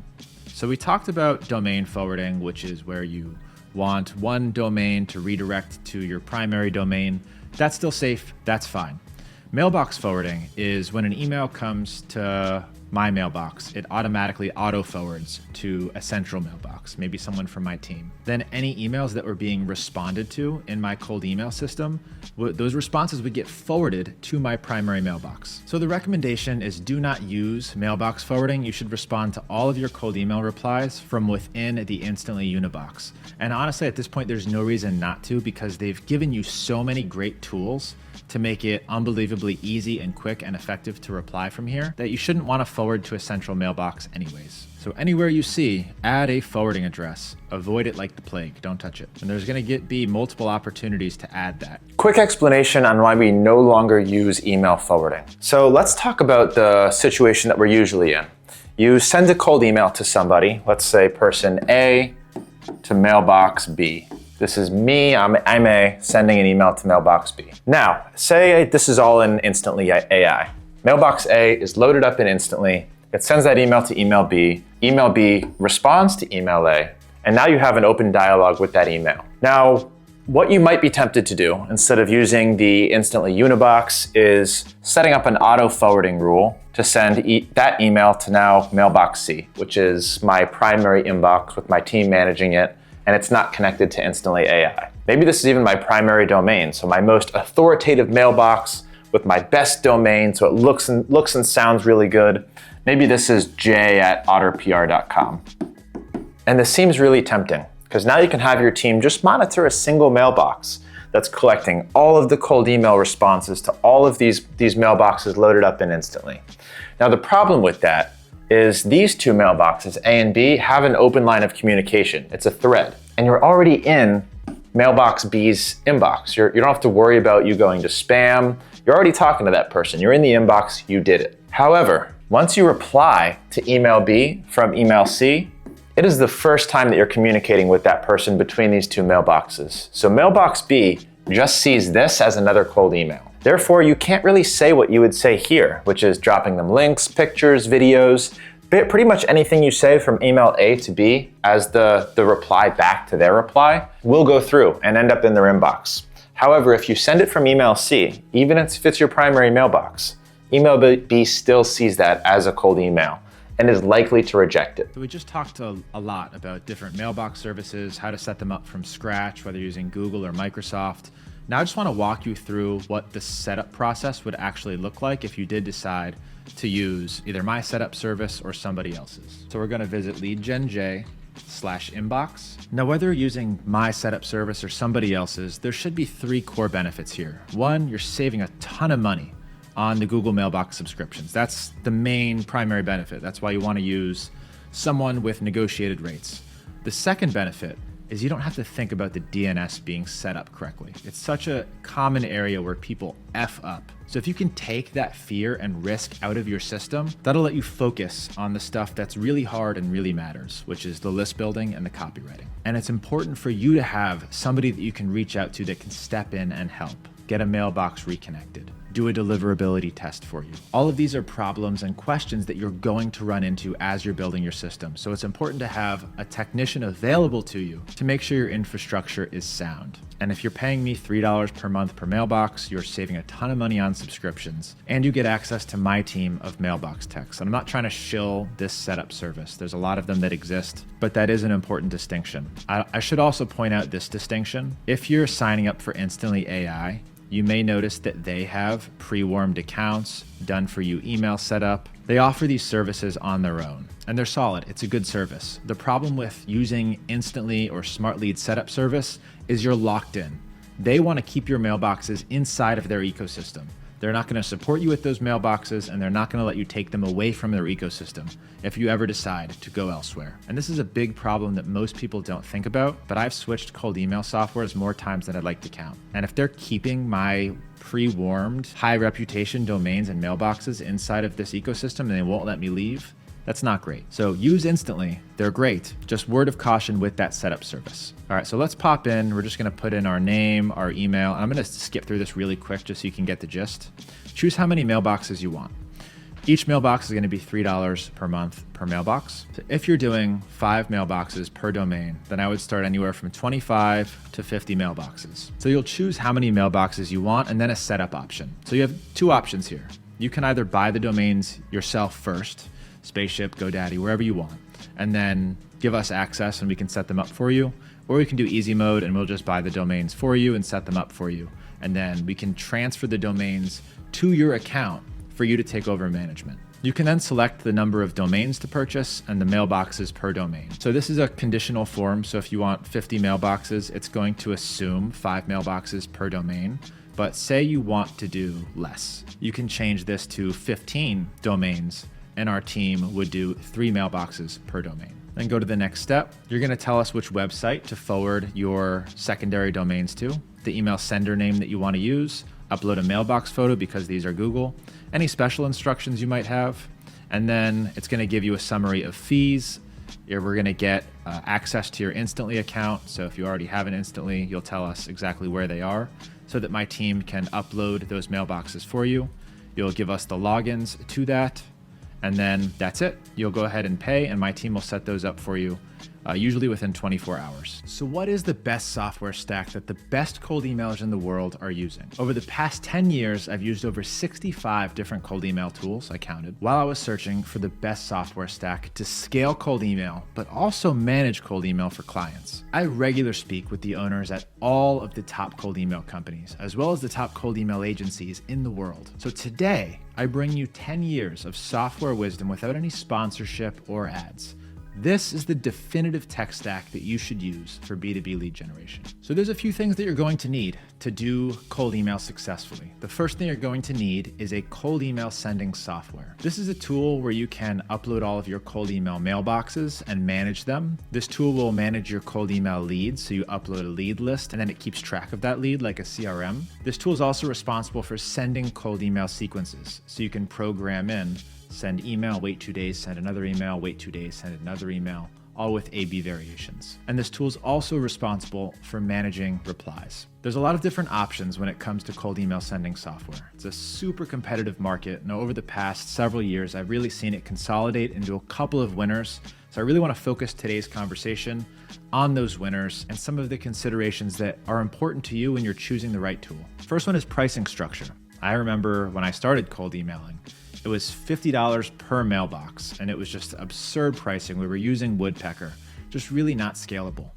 Instantly AI, the one that I'm using now, which is obviously the one I'm going to recommend, I'm going to tell you why, actually pioneered the unlimited mailbox pricing scheme. And since then, most of the softwares have followed suit just to keep up. What you're going to see now is a pricing structure that's usually a monthly fee. So let's go into Instantly and show you what the billing looks like. So this is what you're primarily going to see in terms of pricing structure. So outreach is what we're interested in. Let's go into a monthly fee. You're going to see unlimited email accounts, unlimited email warm-up. This is what all of the top players are doing now, and they're going to charge you based on contacts.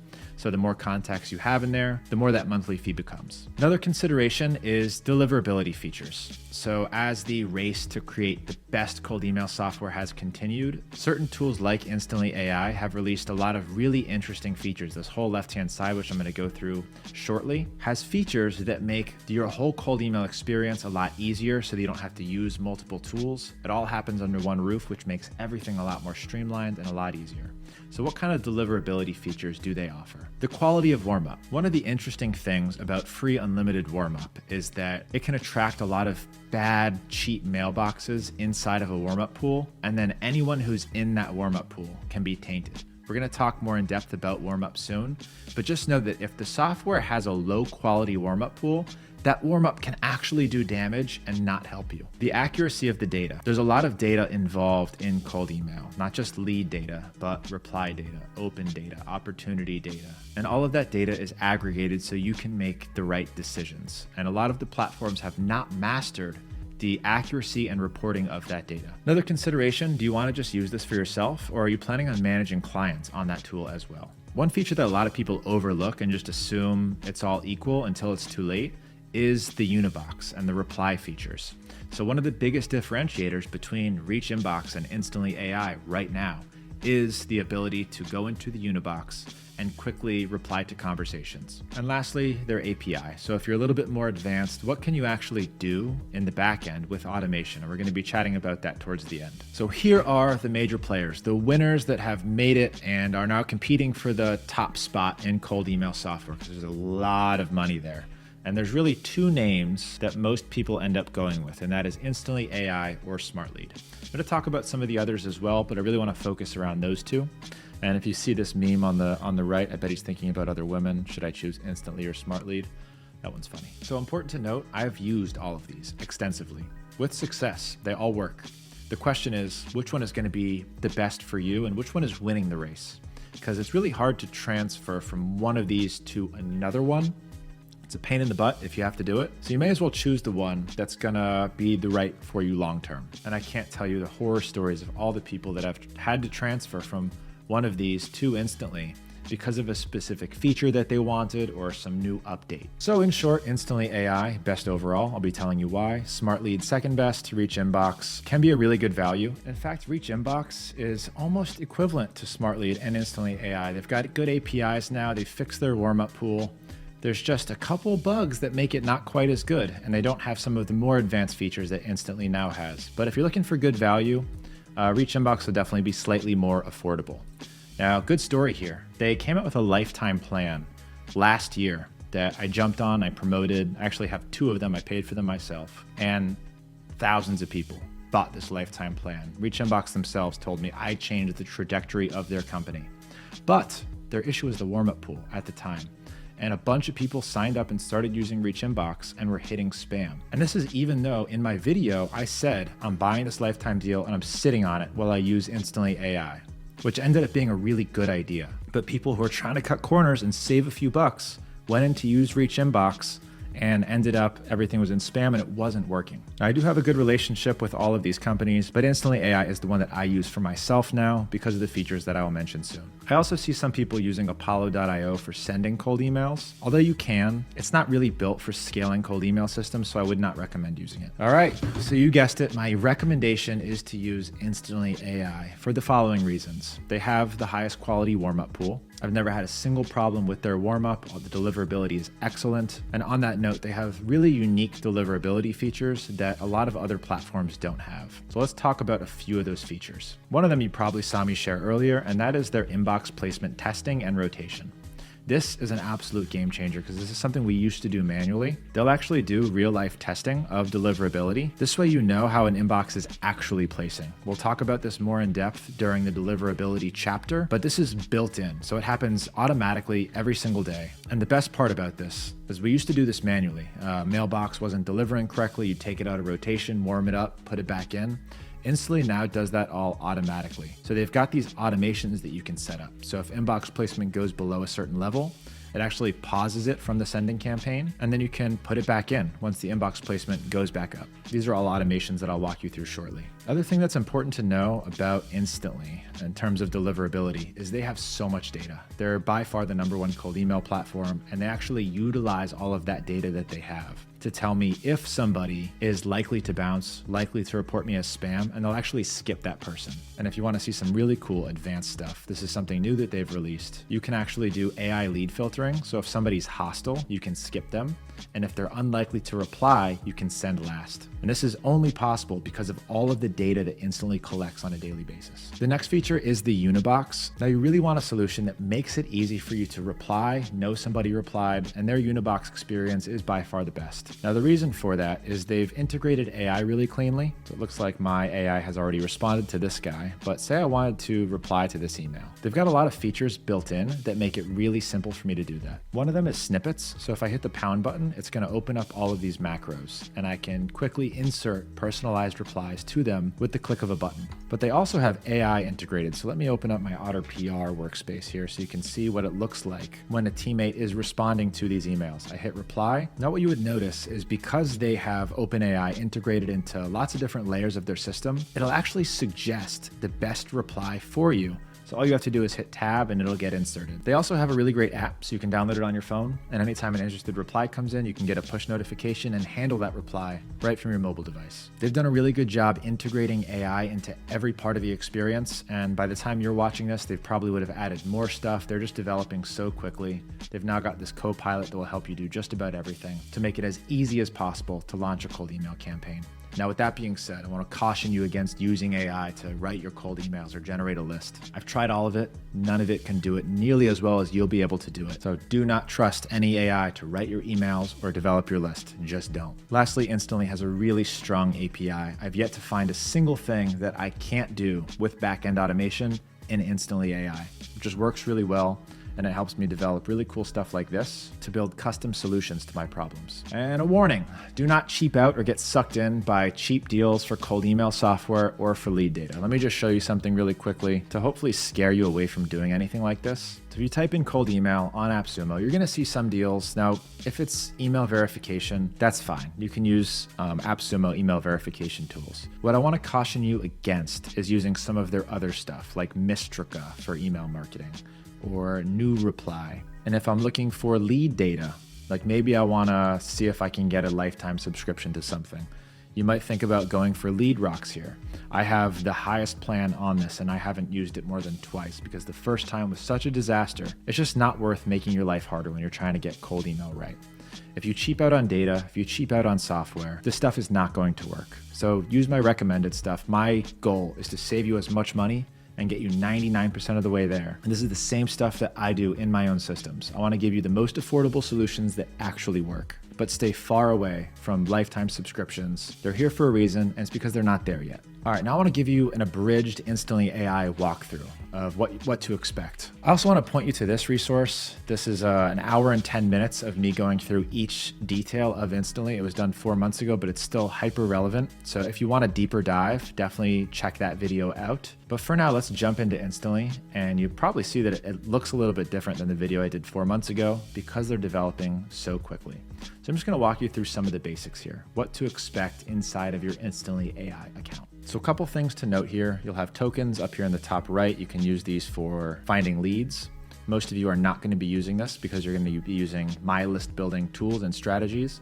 Instantly is a little bit expensive. You can toggle between all of the different workspaces really quickly here. So if you are managing clients inside of Instantly AI, they've made it really easy just to drop down and get to a different workspace in seconds. Now, the most important tab when you first log into Instantly is going to be this email accounts tab. Once you set it up here once, you'll probably never come back here again. So you'll see all of these different mailboxes set up, all configured to send warm-up emails. And all of these mailboxes have a couple different columns: emails sent, warm-up emails, health score. You'll also see a couple things below them: tagging, just so you can keep your mailboxes organized. Each one of these is a mailbox that can send cold emails linked to cold email campaigns. Now, if you're using a setup service, they'll install these for you, but it's important for you to go in and make sure your warm-up is configured correctly. Now you can edit one at a time, so I'm going to open one of these up and you'll see warm-up, settings, and the campaigns it's attached to. Let's go into settings just to configure everything correctly. I like to have the signature here at the account level. That way you don't have to put it in all of the campaigns. All you have to do is insert the signature placeholder, which we'll talk about later. You can tag each individual mailbox with where that domain is purchased, where that mailbox is set up. This one's on Google. You can set campaign settings. Right now I have each of these mailboxes set to send up to 10 emails per day with a minimum wait time of 5 minutes. This is a really important feature that everybody needs to activate. This is campaign slow ramp.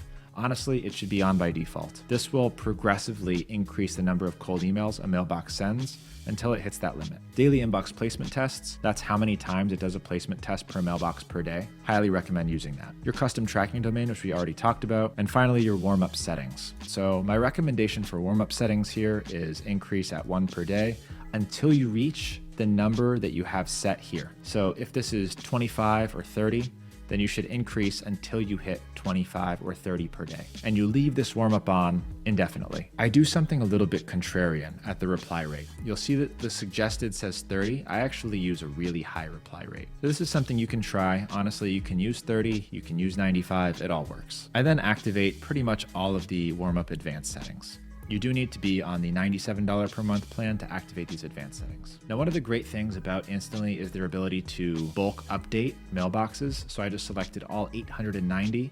I can come into bulk edit settings. As you can see, they're all blank because it's going to edit this field for all of them. So if I only want to edit the campaign settings and bring them all to like 15, I could just do that, hit save, and it'll all go to 15. Makes it really easy to bulk edit stuff. Now, once all of your mailboxes are in here and warming, you want to select them all, make sure that warm up is enabled. You also want to make sure that the warm up emails are going up and that the health score is 100%. This health score is not a perfect metric.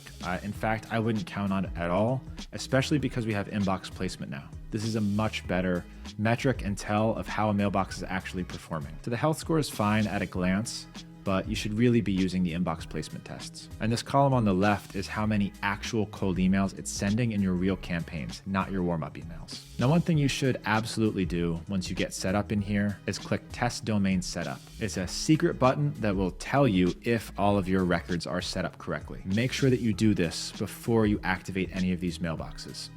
And if anything's wrong, it'll show up in red with the thing that's wrong so that you can go fix it. Okay, that's mailboxes. Let's go to the next most important tab, and that is campaigns. This is where you keep all of your different sequences. Now, the way that I recommend segmenting your Instantly is each of these campaigns should be either different offers or different audiences. That way you can test, okay, we're gonna try marketing agencies here and doctors here and lawyers here. That way you can use the same copy and see what industry responds better. Each of these campaigns has a lead list attached to it, which is why that structure makes sense. Because think of each of these as different sequences with different lead lists. And you can get away with just having one campaign. You can ignore mine. I do a lot of testing in here, but you don't need a zillion campaigns. You can have one, you can have 3. They can be the same sequences in each campaign, all with different lead lists. All right, so let's go into one of these campaigns so that you can see the structure. I'm gonna click Add New. You can title the campaign, and then it's gonna take you just into one of these. And this is what a campaign looks like once it's developed and active. First page is the analytics, so you can see how that campaign is performing. This is a newer one, so I'm gonna go last 4 weeks. You can toggle some of the metrics that are on these analytics. So for example, I don't track open rates because I don't use tracking links, and I don't track click rate because I don't use tracking links. So I can disable those and just pick the metrics that actually matter. And this is especially helpful if you're managing clients, because now you can just hit share and give them a report. And if you scroll down, you can actually see the steps. So this is email 1, email 2, email 3, and you'll see A, B, C, D, E. These are different split test variations that I've created and tested. Some of these are off because we found what the top performing campaign was. Next is leads. So the first thing that you're gonna do when you launch a new campaign is upload your lead list. And don't get ahead of yourself, we'll talk about building a lead list in a further chapter. But you're gonna add leads here, typically through CSV upload. Super Search is their lead finder. Can also upload through Google Sheets. Typically, I'll just do a CSV upload. Now, another cool hidden feature inside of Instantly is this little blue brain. Anytime you see something blue and cool looking, it's probably an AI feature. So Instantly lets you run these AI prompts. And as you can see, a lot of the top template hub ones are from me, or maybe just this one. Find competitor. You can use other people's AI prompts to enrich your list. So it'll go through your specific lead and it'll add a column with an AI personalization. All you have to do is connect your OpenAI account here and then select a template. You can also create some of your own templates here. As you can see, we've done quite a bit of that ourselves. All right, so you'll upload your lead list and then you'll develop your sequences. Your sequences are the emails that those people are receiving. We're gonna talk extensively about the right structure for a sequence and what to write. Now's not the time. Just know that this is where that sequence is housed. The schedule, when do we want these emails to send? This one's just set for weekdays, kind of business hours. And then options. I wanna spend a little bit of time here because there's a lot of customization available, and it's important for you to know what's worth activating and what's not. So accounts to use, what I do in pretty much all of my workspaces is I just enable every email account across every campaign, and Instantly does a good job cycling through those inboxes and just using the ones that still have sending capability. And that way you don't have to track, okay, these 10 mailboxes are here, those 10 mailboxes are there. Just all the mailboxes are everywhere. And you can add them just with tags like this. Okay, so some of the features that you should consider activating: stop sending emails on reply, enable, open tracking, disable, delivery optimization. So Instantly really does try and stay ahead of the deliverability curve. Send emails as text only, no HTML. This prevents you from using any tracking links, and I highly recommend that you do use this. Send first email as text only. So this enables you to actually have the first email in your sequence use text only, and then the second one using links or images. I don't use those personally in my campaigns, but if you do plan on using a YouTube link, maybe in the second email, or an image in the third email, then you might want to consider enabling this. Daily limit, honestly, I don't even worry about it. I just crank it way up and I set my limits at the mailbox level, not the campaign level. Now let's open up all of these campaign options. The CRM owner. So who's gonna own the lead in the Unibox once somebody replies? Who's gonna get the notification? You can designate that here, and they're gonna be in charge of those leads. You can tag your campaigns, so you can tag them by industry, by offer, just to help you keep organized. I actually don't use campaign tags. Sending pattern, you can set the time gap between emails at either the campaign level or the mailbox level. And I do this, as you saw earlier, at the mailbox level. You can set maximum new leads per day. So if, for example, a campaign is just crushing it and you can't keep up, you can set a limit here. Good problems to have. Prioritize new leads. So who is prioritize new leads relevant for? This is actually going to prioritize more email ones. So reaching out to more people, not reaching out to somebody more times. So if you have a large total addressable market, you have a lot of people that could be your clients. For example, my PR agency and my lead gen service. We can do that service for just about any company. So there's millions of people that I can reach out to. I might want to consider prioritizing new leads over follow-ups. I leave this off, but if your goal is to hit as many people as possible, that is an option for you. If you're somebody who knows you're not going to be in here checking your tests and choosing winners, Instantly AI has a feature. You can set the winning variation based on one of these metrics. Now, if you're following my advice, you already know which of these metrics are usable. Which one is it? That's right, reply rate. And the reason for that is click rate and open rate both require tracking links, which we do not use. We don't track clicks, we don't track opens. So if we wanted to, we can choose the winning metric based on reply rate. I don't use that because there's actually a better metric that you can use to choose winners, and that's positive reply rate. How many opportunities that variation's actually generating. One variation might get 10% reply rate, which is crazy, that's huge. But what if all of those replies are negative, whereas one variation is getting a 5% reply rate, but they're all positive? This would choose the wrong winner. Provider matching, we already talked about. I leave that off, and I'm using mostly Google mailboxes. There's some other helpful stuff here too. Company reply stop. So if you're emailing multiple people at the same company, do you want to stop emailing other people at that company if one replies? That's not a bad idea. Typically, we're only emailing decision makers, so we don't bother turning that on. Stop on auto reply. This is something you can choose to or not to enable. We do not enable that. Insert unsubscribe link header. What do you think? Do you think we enable that or disable that? That's right, no links, no unsubscribe links, so we leave that off. Now, I kind of mentioned some of these deliverability features earlier, and this is a good example of that. Allow risky emails. So Instantly will automatically identify people as risky using Bounce Protect. They have known risky database, and they cross-reference your leads against that database to tell you whether or not it's safe to send an email to that person.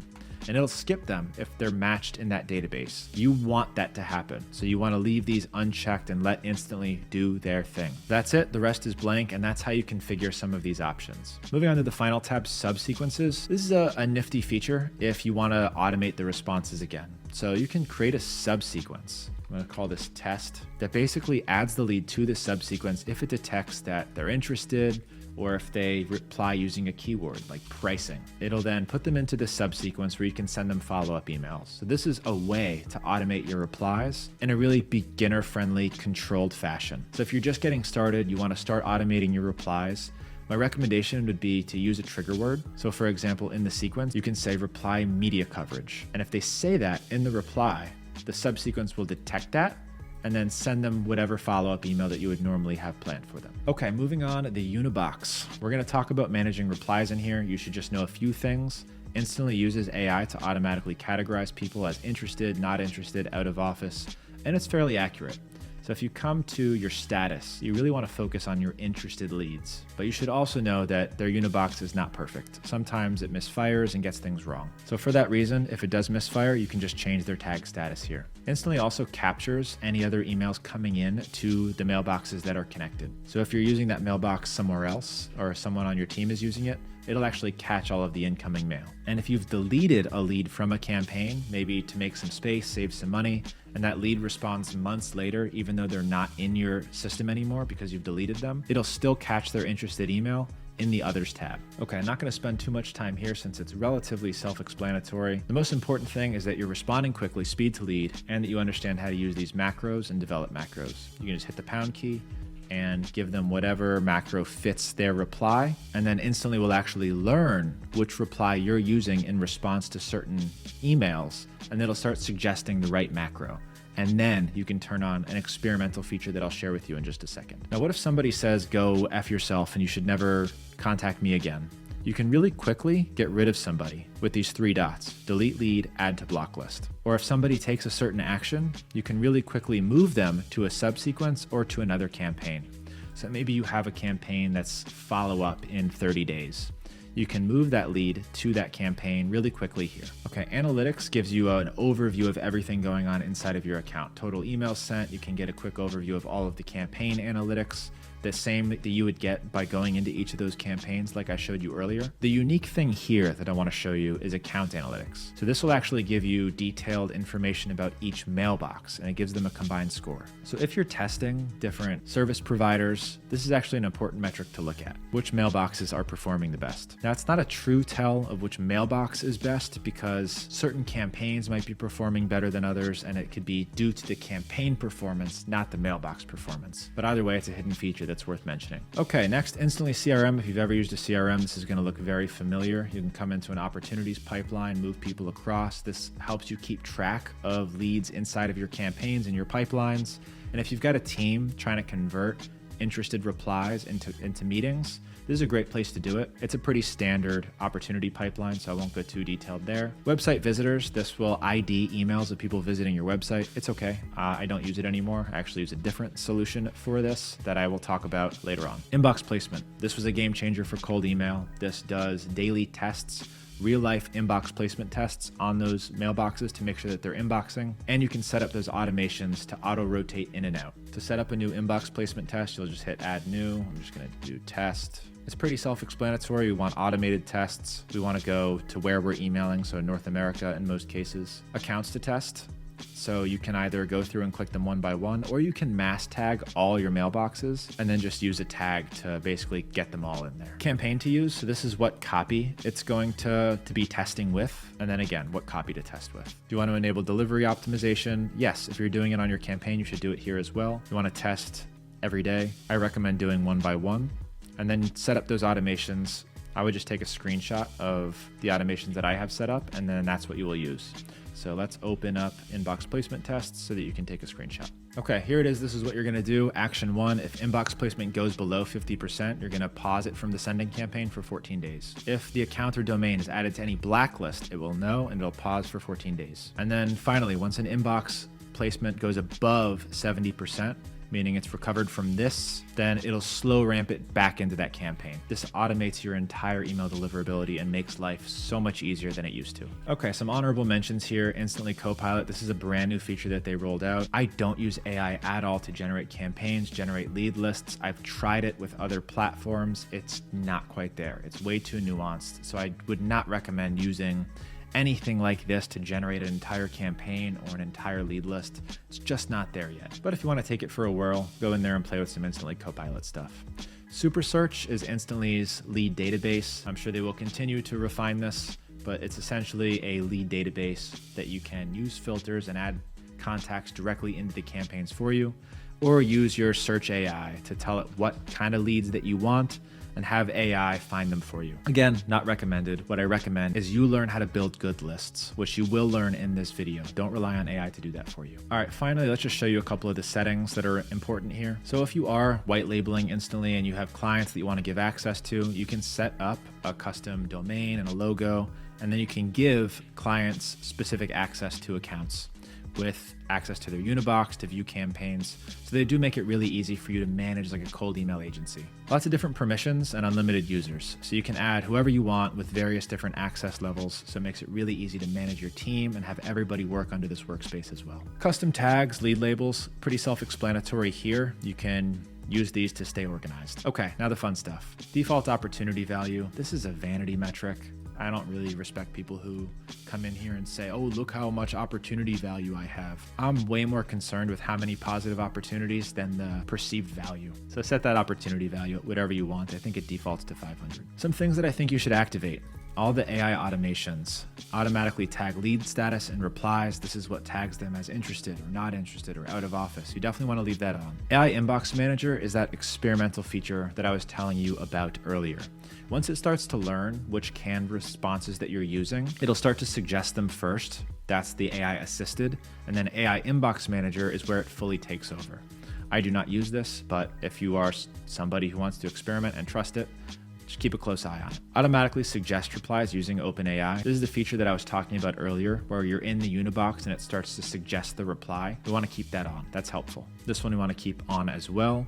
Now, some Unibox features. This again is preference. I don't like to show auto replies in Unibox. I like mine clean. Save non-instantly emails in Unibox. So they give you a lot of control over how you want your Unibox to look. This is how I have it configured. The only thing on is saving non-instantly emails in the Unibox. Outreach preferences. This is how you should have it configured. You want to automatically pause campaigns with high bounce rates. That means something's wrong with your list and you want to stop it immediately. The rest of these are a little bit more advanced and really not necessary. Send emails one at a time. You want to configure that at the mailbox level. Reset your A/B tracking usage daily. So if you're somebody who's doing like daily testing, this is really important. And then you want to make sure that you have these positive reply notifications turned on, especially if you don't have any more advanced workflows set up.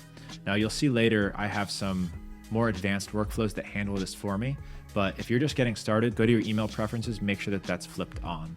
You want to know what that looks like. Lastly, you want to turn on V2 Analytics if it's not already on by default. This is going to give you more accurate tracking data. Okay, integrations. We're going to be talking about extensively later how to build backend automations, integrate this with Zapier or N8N. They've got really good webhooks, and they've got great integrations with a lot of the platforms that you already probably use. Block list is very important. These are people that you do not want instantly to contact. Think your existing customers, your vendors, your competitors. You can add them to a block list. My best way is through this Google Sheet. Make a Google Sheet, make it public, and then have one column of just emails that it avoids. This block list here is the one that's coming directly from the Unibox or through API calls. But this Google Sheet is one that we manage on our end. So a new client signs up, we add them to this block list and now instantly knows not to reach out to them. They also have these AI block list triggers, so you can add unsubscribes to block list. If they're marked as unsubscribe, it can add them to block list, or it looks for certain words. Maybe someone's saying, go F yourself. It can look for those trigger words and automatically add somebody to that block list for you. And lastly, advanced deliverability. I like to keep these on. Why not use Instantly's data? So if they're unlikely to reply, you can either skip or send last. I don't trust that one as much as I trust hostile prospects. I do not want to email hostile prospects. It's bad for team morale.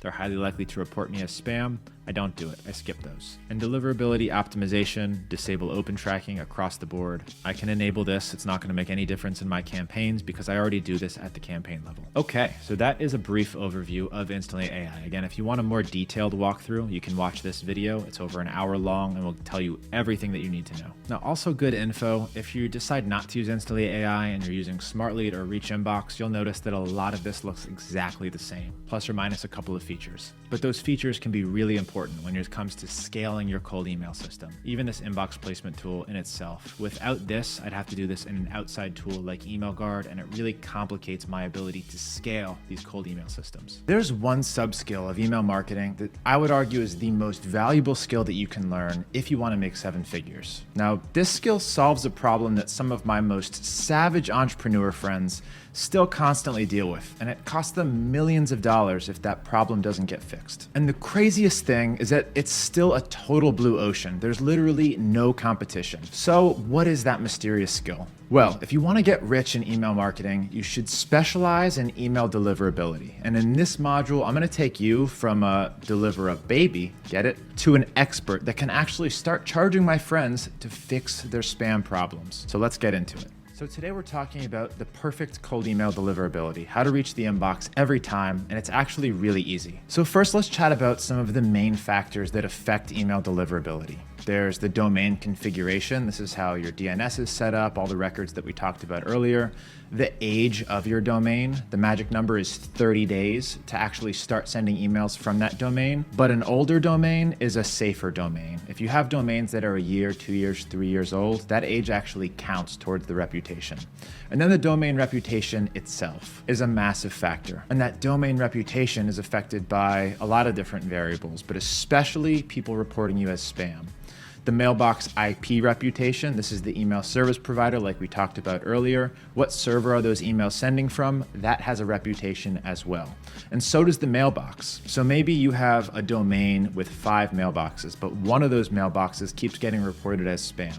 It's going to affect the domain, sure, but it's going to affect that mailbox a lot more. Then there's also blacklists. We have domain blacklists and IP address blacklists. And this is actually separate from reputation. The blacklists obviously play a part in reputation, but the way that you end up on a blacklist is actually a little bit different, and we're going to be talking about that. Other major factors for deliverability is copy. All these email service providers are screening all of the emails that are coming in and reading them. So there's certain words and phrases and code that it's looking for that affects whether or not that email makes it to the inbox. And as mentioned, the objects like links, images, videos, all play an important role. And it's an important differentiator to know what links can you send, what sort of images are safe. And one of the reasons this is such a high value skill and nobody is really good at this is because it's complicated. There's a lot of factors at play. All of these different factors are reasons that an email might go to spam. So it's up to you as the cold email expert to figure out what that reason is and how to solve it. And that's what we're going to be talking about here today. All right, now let's assume that so far you followed my recommendations when building out your cold email system. Now, if you followed my recommendations, there's some things that you don't have to worry about anymore. For example, whether your domain DNS records are set up correctly or not. You've got the DKIM, you've got the DMARC, we've already taken care of that. We've set up your mailbox using a trustworthy provider, typically Google. Now, what are some of the things that are in your control? The main one, by far, is spam complaints. Nothing is going to kill your mailbox or your domain faster than getting reported as spam. It massively damages your reputation, and it can be really hard to come back from that. Now, if you're sending cold emails, in a lot of cases, even if you're sending warm emails to your opted-in list, you're gonna get spam reports. This is why good warm-up is so important. So think about warm-up as your way to counteract the number of times you're reported as spam. Say you send 100 emails, cold emails, and one of every 100 reports you have spam. That's a 1% spam rate. That's actually not good. Now let's say you add warm-up, and now you're sending 200 emails, and 100 are cold and 100 are warm-up emails. And that same one person reports you have spam. Now you have a 0.05% spam rate, which is half. This is gonna be much better for your reputation, so warm-up counteracts spam. But remember, it has to be good warm-up, and more is not always better. The email service providers aren't dumb, and they've got a lot of technology in place to detect whether you're using automated warm-up solutions. That's why high quality warm-up is so important, and a good warm-up pool is important. That mailbox that's in the warm-up pool is super important, because if it's low reputation mailboxes that are in the warm-up pools, it can actually do more damage than good. The next thing you can control is your cold email copy. You want to use lots of Spintax. I'm going to show you what that is in the copywriting phase. But essentially, Spintax makes sure that you're not sending the same exact copy and phrases over and over again, because those can get picked up by the email service providers and cause deliverability issues. Lastly, the domain age. Don't jump the gun. Wait for those domains to reach at least 30 days before you start sending cold emails. I actually like to wait up to 60 days in some cases. So if you buy a bunch of domains now, even if you don't plan on sending cold emails, you can sit on them. You can create the mailboxes and you can start warming them and start building reputation with good high quality warm-up. All right, so let's break down email warm-up. What is it? Well, email warm-up is essentially you sign your mailbox up to a pool of other mailboxes, and those mailboxes exchange emails with one another. And during that email exchange, those mailboxes are taking emails out of spam, they're marking them as important, they're reading them, they're replying to parts of them, all to make it seem like a human is doing it, and the mailbox are sending good emails. And there's a lot of important factors to determine the quality of that email warm-up. For example, what is the copy that's being sent in the email warm-up? If it's similar to your copy, that's great, because it's not just warming up your domain and your mailbox, it's actually training the ESPs that this is what your domain and mailbox talks about in the cold emails, and that those are valuable emails because they're being marked as important. Versus a low quality warm-up pool is just gonna send a generic copy in the warm-up, and then you start sending cold emails and you're trying to sell, web design services, and the ESPs aren't stupid. They're like, okay, those are the warm-ups. This is the real thing. That's the spam. So let's actually open up a really high quality warm-up tool. This is actually not one that I recommend for cold email. So this is a warm-up tool called Warmy.io. I actually only use this for our primary domain. That's a little bit too expensive to use for cold email, and Instantly does a good enough job for cold email domains. But your primary domain is also your sacred domain, and that's why it's plugged up here in Warmy, and this is why I wanted to show you kind of how it works. Every day, it's sending about 1,000 emails from this domain, and if some of them go to spam, as they do here, Warmy, then their warm-up pool, actually removes them from spam and marks them as important. So one of the reasons I wanted to show you this tool is what makes it such a high-quality warm-up. I'm kind of giving an overkill here. You should use this for your primary domain. I've got additional videos walking you through the setup of this tool. You don't need to use this for your cold email setup, but I'm walking you through warm-up just to make you an expert. The warm-up topic, you can actually select what your emails are about. That way the warm-up topic is the same as the topic that you're actually sending cold emails about. The other thing I wanted to show you is warm-up preferences. So it actually lets you control what types of mailboxes that you're sending emails to. So us at Otter Public Relations, we're primarily sending, in fact, I'm gonna change this now and walk you through my thought process. We were struggling to reach Outlook for a little while. That's why it was focusing almost entirely on Outlook, about 50%. But you can choose which email providers you want to warm up, because each of these ESPs has their own rules and reputation for your mailbox, for your domain. That way, if you want to improve your reputation specifically with Microsoft 365, you can just focus all your firepower on that specific mailbox. And I want to show you this result just to say that, we're human too. Now, this isn't isn't a cold email mailbox. This is actually plugged into our CRM from Go High Level, our main CRM. That's why we're warming it like this at these volumes. But coming down to these results, it's really important to know where you're inboxing. So this test was done on June 18th. Now I want to show you what a real life inbox test looks like. I'm going to go ahead and run the test now, just so you can see a new one. And what it's actually going to do, I'm going to select all, got a template already selected. This is the copy that it's going to use. Right now, it's actually sending emails to probably close to 100 different email addresses that they control to see what the actual destination of our email is. It's one thing to give you a health score or to look up here and say, oh, you know what? All of these went into the inbox. These are warm-up pool emails. It's not showing you what's really happening in real life. This is actually a much better tell. It's emailing these recipient inboxes and seeing what actually happens. And as you can see, it's reading the results in real time. Now I'm gonna show you a free way to do this because it's a really important practice and you should do this for your primary mailbox too. I'll actually do one from my primary mailbox, j@leadgenj.com. And this isn't good. See, I'm already seeing G Suite at 0%. That likely went to the promotions tab for the email topic that we used, which actually brings me to a good point. What is this promotions tab? Is this important? Obviously landing in spam isn't great, but what if you're landing in promotions instead of spam? In a lot of these cases, you may as well be in spam if you're in promotions. Typically when you're ending up in the promotions tab, let's just open up a Gmail account quickly so I can show you what that looks like. So in most email providers, especially Google, you're gonna see all these categories here on the left. Social, updates, forums, promotions. This is that promotions tab, and you really want to do whatever you can to stay out of it. And actually see some of my notifications going into the promotions tab. So what do you typically do about ending up in promotions? Well, it's actually usually a copy issue. So it's probably flagging some sort of word or phrase that puts you into that promotions tab. So what you want to do is adjust your copy and test your copy, and then do these placement tests until you get out of that promotions tab. So when we're writing copy, especially for our CRM and our sequences, we do these deliverability tests on the copy to make sure that it's inboxing and not in the promotions tab. So on this deliverability test, it looks like we're inboxing almost 100% except Yahoo, which I don't really care about too much. Most of my clients, especially the good ones, are not using Yahoo mailboxes. But I'm a little concerned about the promotions tab here, but this is likely due to the email content that we sent, which is just in this template. So I'm not too concerned there. Now, if you guys do want to use Warmy for your primary domain, or you want to go in there and play around, I do have a 50% off discount, I believe, to Warmy. Again, this video is not sponsored. I actually love this tool. Yes, you can get 50% off.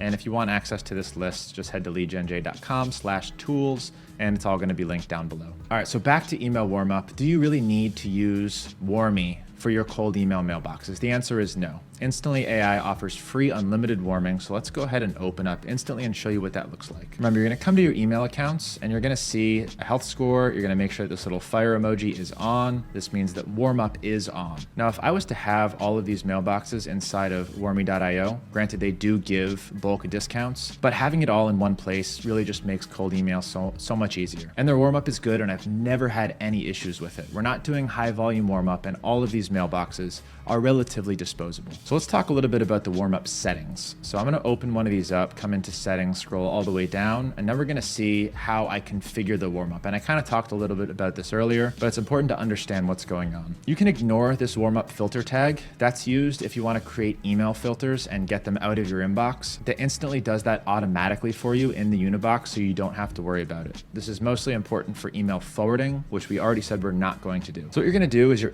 gonna increase by 1 to 2 per day until you reach the same number of warm-up emails as your daily campaign limit. So if each of these are set to 10, you want to warm up to 10. You're going to set your reply rate anywhere from 30 to 100. I've experimented all around that range. It all works. In the advanced settings, I like to activate all of these. Weekends only, red emulation, warm custom tracking domain. All these features are meant to emulate human behavior, which is really important when it comes to warm up. Now you might notice a difference here from what I showed you in Warmy with the ability to control the copy of that warm up and the targeting of that warm Warmup, what ESPs that it's focused on, and then what the subject of those emails are. And yes, that's a little bit of a sacrifice. And honestly, yeah, there's no way around it. I'm not sure the content that Instantly really sends or how they determine that, but it is up to them to make sure that their warm-up works. And I'm telling you that it does because I use it myself. And the reason this all makes cold email so easy is because of inbox placement. So not only is it warming up my mailboxes for me automatically, but every day it's doing one of these live tests for me on every single mailbox. And you can see from this, we're getting almost 100% deliverability. We get a little bit of a drop here with Microsoft. And the other important thing that you can see here is this actually went up almost 20% recently. So what can happen, especially with reputation damage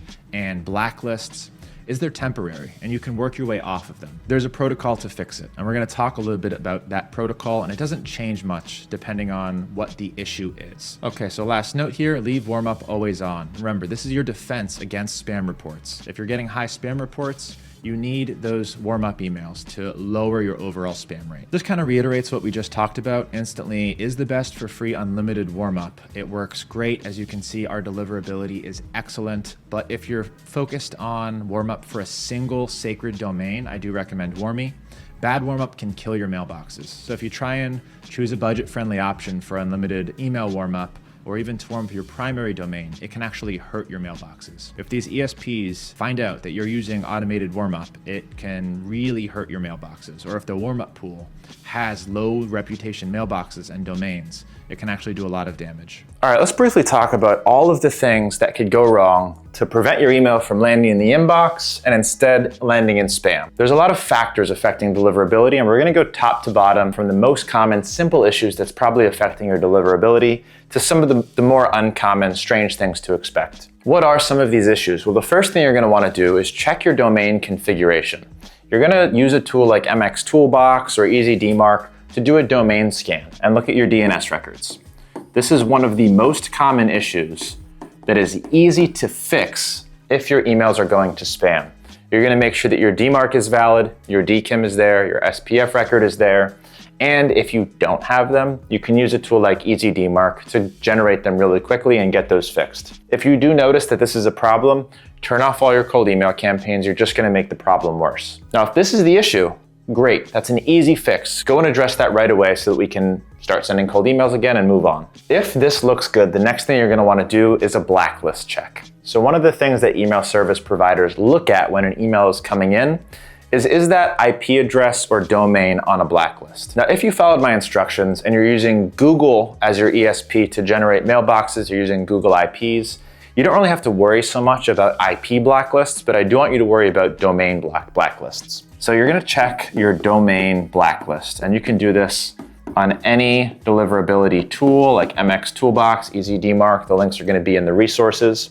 Check if you're on any domain blacklists. If you are, they typically only last for about 30 days. You should stop all cold email campaigns right away and just warm up those mailboxes for 30 days. And you should come off of that blacklist and just make sure that you don't restart the cold email campaigns until it's off. And by the way, if this happens to your primary domain, reach out to our team. We might be able to get you off of a blacklist faster, but usually we're talking about cold email here, and all you have to do is turn it off and wait. I should also mention the way that you end up on these blacklists is probably not what you think.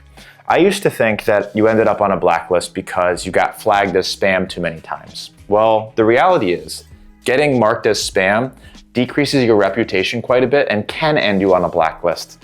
But all of these blacklists are actually companies. And there's a lot of these different companies that you'll see if you do a blacklist check. And these are companies, and they actually put like landmines out there into the email space. These landmines aren't actually humans, they're actually spam traps. They're mailboxes that were designed to catch bad cold emailers and add them to these blacklists. So if you do end up on one of these, you should have a good look at your data source and where you're getting that information from. But like I said, this typically lasts 30 days, and IP address blacklists you probably don't need to worry about as much. If you're not on any blacklists and your DNS records are sound and you're using Google, so you're using good IP addresses, then it probably is going to come down to a couple of things that are not as much in your control and not as clear. These things are domain age. Domain age, how long has it been since you bought and started using that domain? It's a really important factor, especially for Microsoft. And the only way to get around that is to use older domains or wait a little bit longer before sending cold emails. But no one is going to tell you that your email got rejected because your domain wasn't old enough. That's information that is only available on like their backends, and it's nothing that we can test, and there's no tool that's going to tell us this is the problem, unfortunately. The other likely culprit is going to be the copy, what you're actually sending in that cold email. And this, we do have tools that are going to help assess whether the copy is an issue. Some common issues with copy that people make are they're using too much code. So if you're doing open tracking, if you're including links, if you're including links that have low reputation themselves. So maybe you're using a brand new website that you just built and you're sending people a link to that website. That website doesn't have any reputation. So the ESPs are going to see that and are going to be more likely to reject it. There's also a long list of words and phrases that we do not like to use in cold email. Now you're learning here about a lot of tools that you can use to check that copy to make sure that it doesn't have any of those words and phrases. But you need to make sure of that before you send your cold emails, because if it does, that's probably why you're landing in spam. One other trick to get through with copy is shorter copy tends to get through a little bit better. And remember, you don't want to use unsubscribe links, you don't want to use opt-out language. That's going to negatively affect your deliverability. And really the only way to tell if it's copy is to do a real-life deliverability test. Don't just trust Instantly. You need to go into a tool like GlockApps and see how that actually delivers, and then change the copy and try it again. If it works, you can pretty much be certain that it was the copy that caused it. The last and final piece that I've mentioned a few times is the reputation. Google, Microsoft, they all attribute a reputation to your mailboxes, to your domains, and based on that reputation, they decide what to do with incoming mail. So the only thing that you can do to increase that reputation is good warm-up. So attach all of those mailboxes in Instantly and warm them up.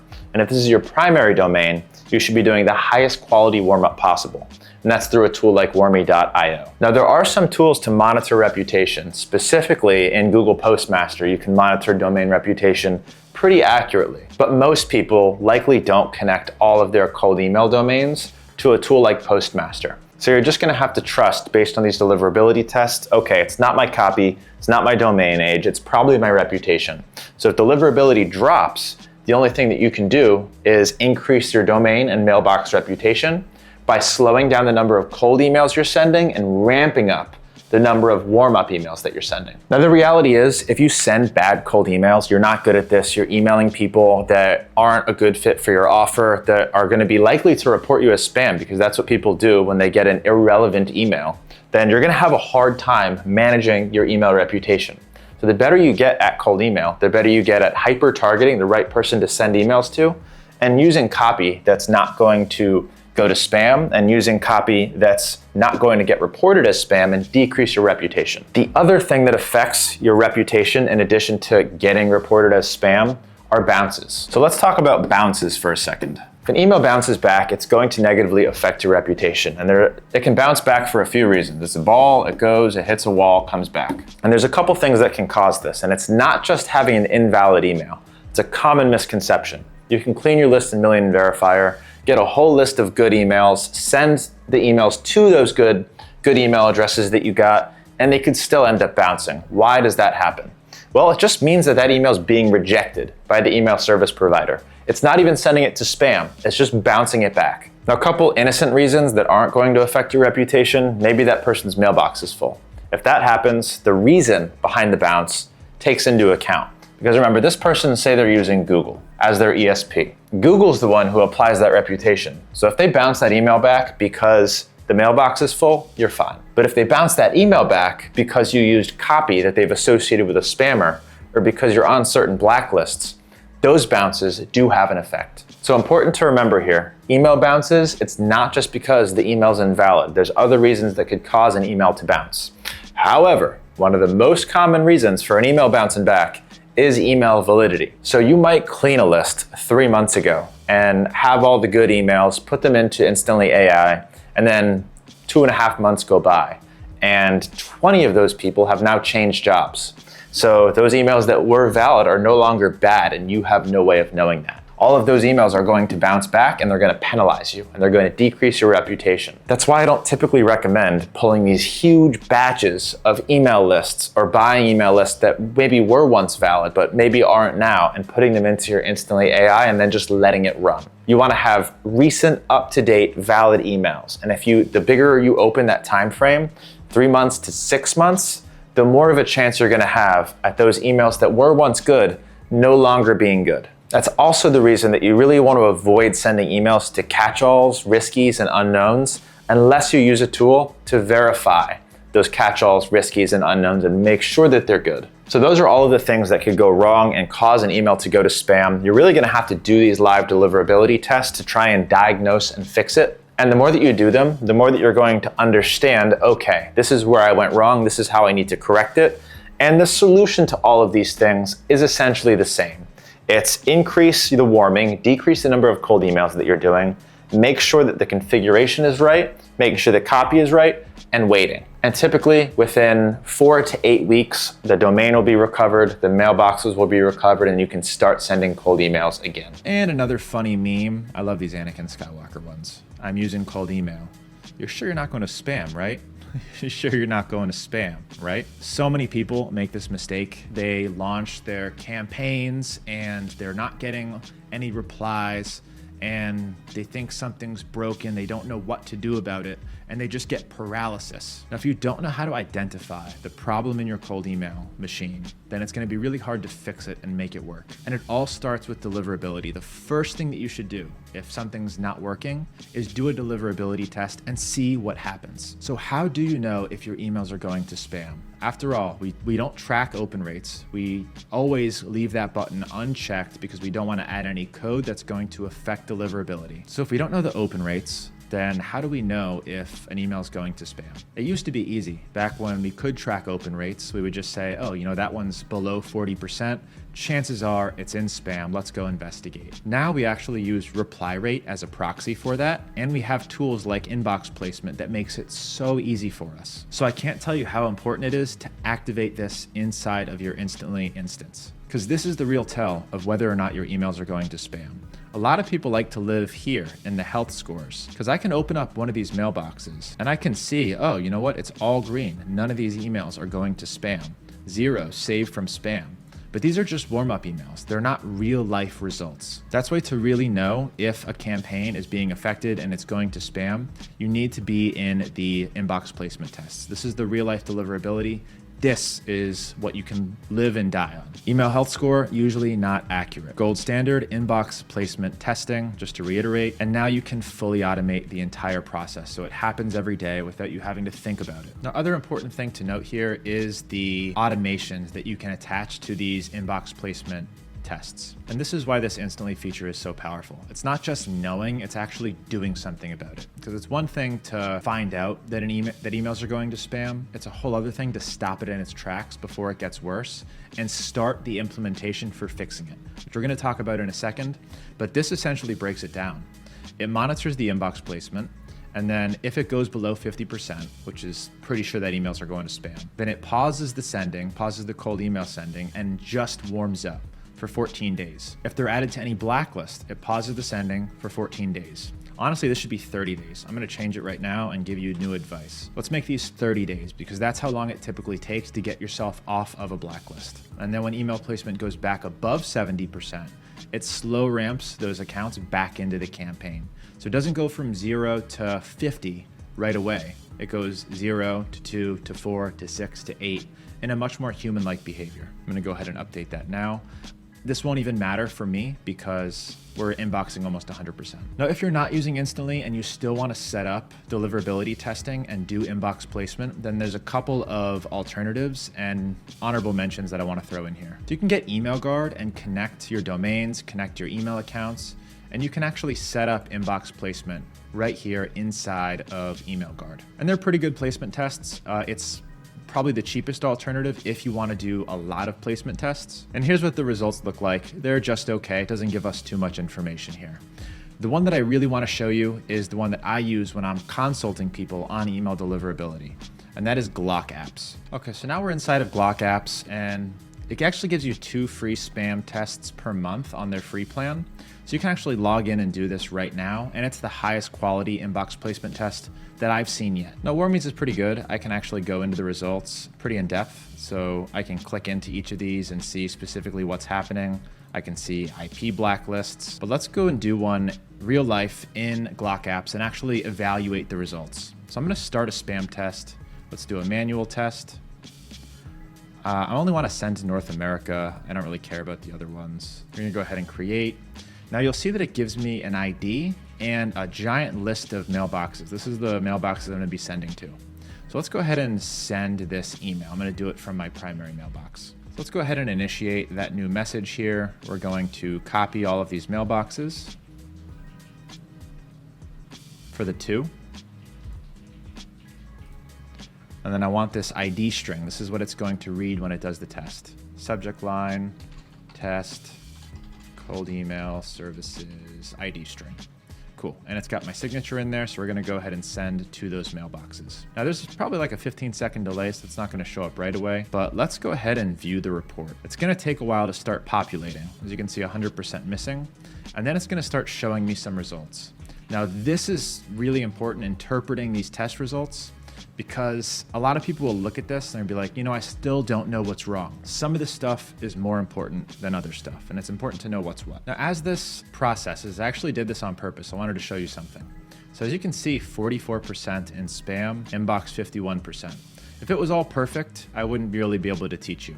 So I kind of kneecap myself on purpose. First thing is you want to look at the IP analytics. This is kind of bringing it all home, right? Because we were just talking about servers and IPs. Right now I'm sending from Google. These are all Google IP addresses. If any of these are on a block list, that's Google's responsibility. And I'm actually not too concerned with any of these IPs being on a block list, because chances are it's just going to be switched out.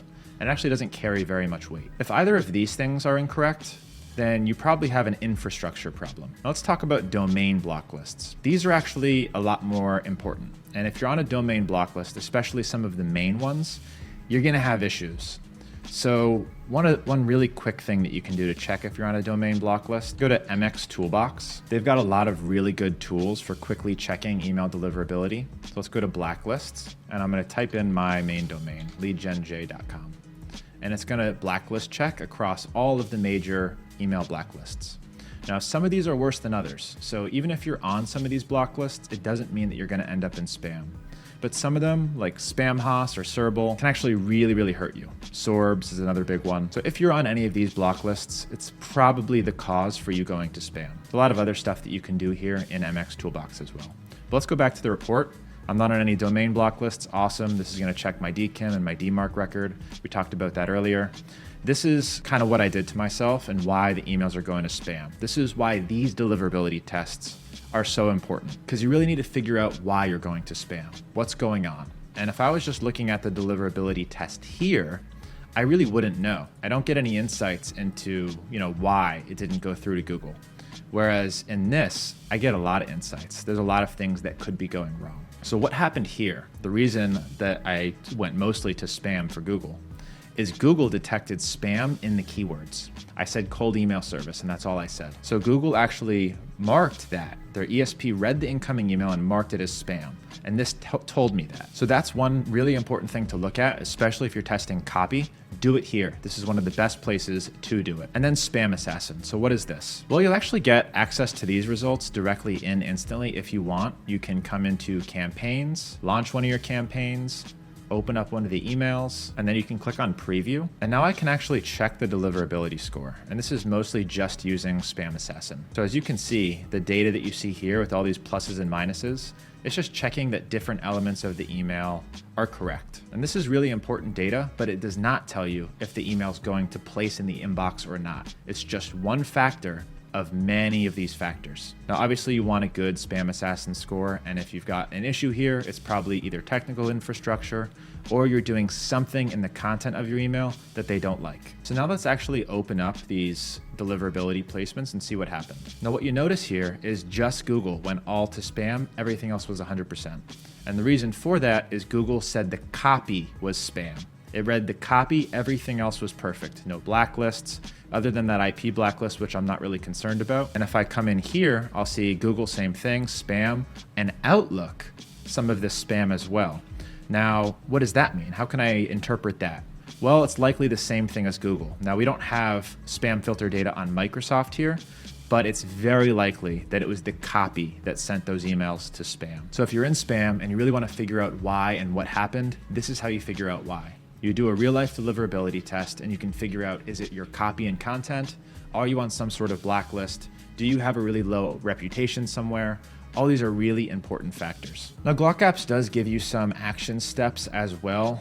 It's AI generated, so it's not that helpful. The truth is, once you know the cause of it, the solutions are typically pretty easy. Here we can see the cause is the content of that email. So what do? We change the content of the email and the problem resolves itself. Now, say this wasn't spam and everything else looked pretty good. You're on a couple IP block lists and you're on a couple domain block lists. What do? How would you fix a situation like that? So just kind of catching up and reiterating here, interpreting the inbox placement tests. Domain blacklists are bad, some are worse than others. Now, if you're on a domain blacklist that you haven't heard about yet or that I didn't mention, go ahead and put in an AI and check how bad it is. But chances are, if you're on a domain blacklist and you're ending up in spam, that's probably the cause. IP blacklists are usually normal, especially if you're using something like Google or Microsoft. They have so many IP addresses and they're in charge of making sure that your IPs are clean. So if you're using one of those services, I wouldn't be too concerned about it unless you're on a ton of them. However, if you're using one of the SMTP services like an Inframail and you're on an IP blacklist, that could spell doomsday for you. It's also really important to dig in to where you're delivering to. So we were just in this tool and I came into US business, say I'm sending B2B cold emails, and I'm inboxing 100% to Google and to Microsoft, but let's say you're inboxing 0% to Zoho and ProtonMail, and you get your inbox placement test results and maybe you didn't dig in here yet and you see 20% spam. Is that really bad? Is that a huge issue? Not really. That's maybe 5% of the people you're going to be emailing. So I wouldn't change anything. I wouldn't be too concerned with that. However, if you're inboxing 100% everywhere else, but 0% on Google like that's a huge issue.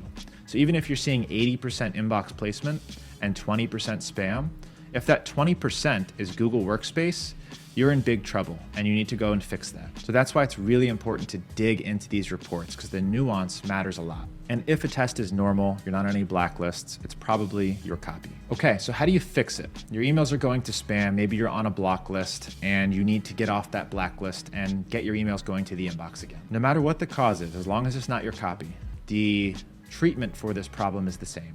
You're gonna remove the mailboxes from the cold email campaigns for 2 to 4 weeks, usually 4 weeks, because that's how long it can take to get off of a block list. By the way, you're gonna do this with every mailbox that's set up on the domain that's ending up in spam. Remove that whole domain from your cold email campaigns, and you're gonna warm all of those mailboxes up exclusively. No cold emails, just warming. I would then tag them so you can quickly find them in your warm-up pool. Go ahead and select them, add a tag. You can say warming and your start date so that you can come in and quickly check the health score and how those deliverability tests are performing. And if it's still bad, you keep waiting. And if it's been 60 days and you've tried changing the copy, you're still on the block lists, it might just be worth leaving them there to try and heal, but replacing them. And we talked about how Instantly fully automates this with their inbox placement tool. It is absolute gold. All right, now because of how important this inbox placement setup is, I'm gonna walk through it step by step. I'm gonna come into an Instantly AI account. I'm gonna do this in my personal workspace. We're gonna set up an inbox placement test from scratch. If this isn't activated and you don't see it like this, there should be an option to activate it. I think it's $97 per month, worth every penny if you're doing cold email at scale. I'm gonna go ahead and click Add New. I'm gonna do Cold Email Masterclass Test Automation, continue. We're gonna do Automated. I'm gonna do North America and Europe because I do reach out to clients all over the place. We're gonna check across all of these filters, the Google, the Microsoft spam filter. By the way, I actually didn't know that Warmy does not check against the Microsoft spam filter and Instantly does. Just one more reason that Instantly is the best. Accounts to use, I'm just gonna say Google. That's gonna pull in most of my accounts. Campaign to use, this is gonna test the actual copy of my campaign. So what good is it if I'm doing a placement test and it's not using the actual copy that I'm concerned about? So I love that I can actually choose the campaign. It makes the copy part of the test much easier. I can choose the variant, so I've got all of these different variants. So I'll go ahead and just pick the default one. Hit view copy just to see what it's going to look like. That looks cool. I got to update my YouTube subscribers on my signature. We're higher now. Let's see if we can get me to 100K. Deliverability optimization. I'm going to go ahead and check that. I'm going to go ahead and test kind of every day, run immediately and follow the schedule. So this is going to do one right away. Delivery mode, 1 by 1. And then I can set up the automations here. So I'm going to go ahead and do these with you. So if inbox placement goes below, let's say 70%. Say you really care about deliverability, you can set this as high as 70. If you want to keep sending cold emails, even if half of them are going to spam, you can do 50. I would honestly keep it up around 80, because if it's below 80, something's wrong and you should go look at it. Then you want to pause sending campaign emails for 30 days with that mailbox. I'm going to add or remove tags. So if inbox placement goes below, let's say 80, I just want to take more actions here. Add tags to add. Let's say spam warmup. And I don't have that tag, so let's go ahead and add it. I'm going to come into my settings and add that specific tag that I want to use. Custom tags, create new, spam warmup, emails going to spam, mailbox warming up. Just so I can quickly find the mailboxes that are having problems. And I'm going to create a new one too, spam recovered. And that'll be the tag if it's performing well again. So if it goes below 80%, let's see if I can now add the tags. I may have to refresh. Now if inbox placement goes above 80%, then we are going to enable slow ramp for campaign. This is going to slowly start sending cold emails again. Now we also want to monitor blacklists. Now I can either enable these or not. And I mentioned earlier that some blacklists don't affect deliverability. So I'm actually not going to create automations with these, and I'm just going to leave it up to my deliverability automations here. I'm going to go ahead and launch this test, and it's going to start running here. Now the test is live, and it's going to work automated every single day with the emails that are tagged with Google.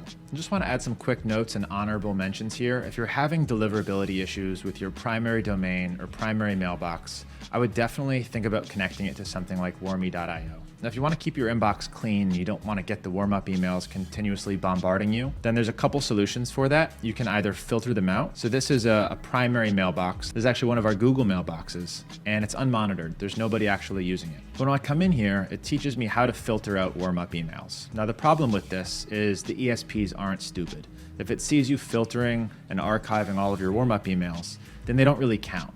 So what I would recommend that you do is set up an unmonitored mailbox that nobody's actually using under this same domain and use it only as a warm-up tool for that domain. Another hack that most people don't know about is that you can warm your CRM mailbox, even if you're using something like Go High Level. Let's go ahead and open up my GHL and kind of show you how to do that. Here's my GHL. I'm going to come into email services. And by the way, guys, if you are not on GHL, you need to be. Go to leadgenj.com/GHL. So now this is my email services, and I'm using their lead connector, as most people usually are. I'm going to come into dedicated domain and IP. Now you'll notice that I actually purchased my own dedicated IP address inside of GHL. Now I'm in charge of that IP address reputation. This is a good thing as long as I'm not sending cold emails, as long as people are not reporting me as spam. Now this is where it gets expert status, and you can actually sell this service probably for a lot of money. So this is my primary domain inside of GHL. As you can see, they've got their own warm-up that they just launched, but I want to do my own because I don't know if I trust theirs yet. So I'm going to click these three dots and go to SMTP settings. SMTP is a way to send emails kind of remotely, like through an API call, through your mailbox. So what you're going to do is set up an SMTP credential, and this is what you're going to use to link to Warmy. So create a new SMTP user. If it's not working for you, you may have to contact their support and they enable it, but you're just going to enter a unique name. I would use the same name that you're normally sending from your CRM. I usually use j@mail.leadgenj.com. So you could set up mail and then set an SMTP password. Then you're also going to note your SMTP server here and then the ports. So once it's set up and you have your username, you have your host, and you have your port, you can go ahead and come into Warmy. Actually, it won't let me connect another one, so let's kind of do it in instantly. So SMTP, just so you know, is the sending protocol for an email. It's not the receiving. So this can only send emails. It can't receive emails. That's IMAP. So if I was to install this in Warmup, which I can't unless I pay for another mailbox, you'll want to set this up as a custom SMTP user. So let's go ahead and add a new mailbox here. Let's see if it lets me do it instantly. I'm going to any provider, IMAP, SMTP, any provider single account. I'm not sure it'll let me because I don't have IMAP enabled, and instantly probably wants IMAP. You know what, if you're interested to learn how to do the GHL email setup, I actually have a video on YouTube, Fix Your Go High Level Email Deliverability. It walks you through step-by-step how to connect to your GHL SMTP user to Warmup. And the last thing that I want to show you for deliverability is something else that we can see here in GHL, and that is Postmaster.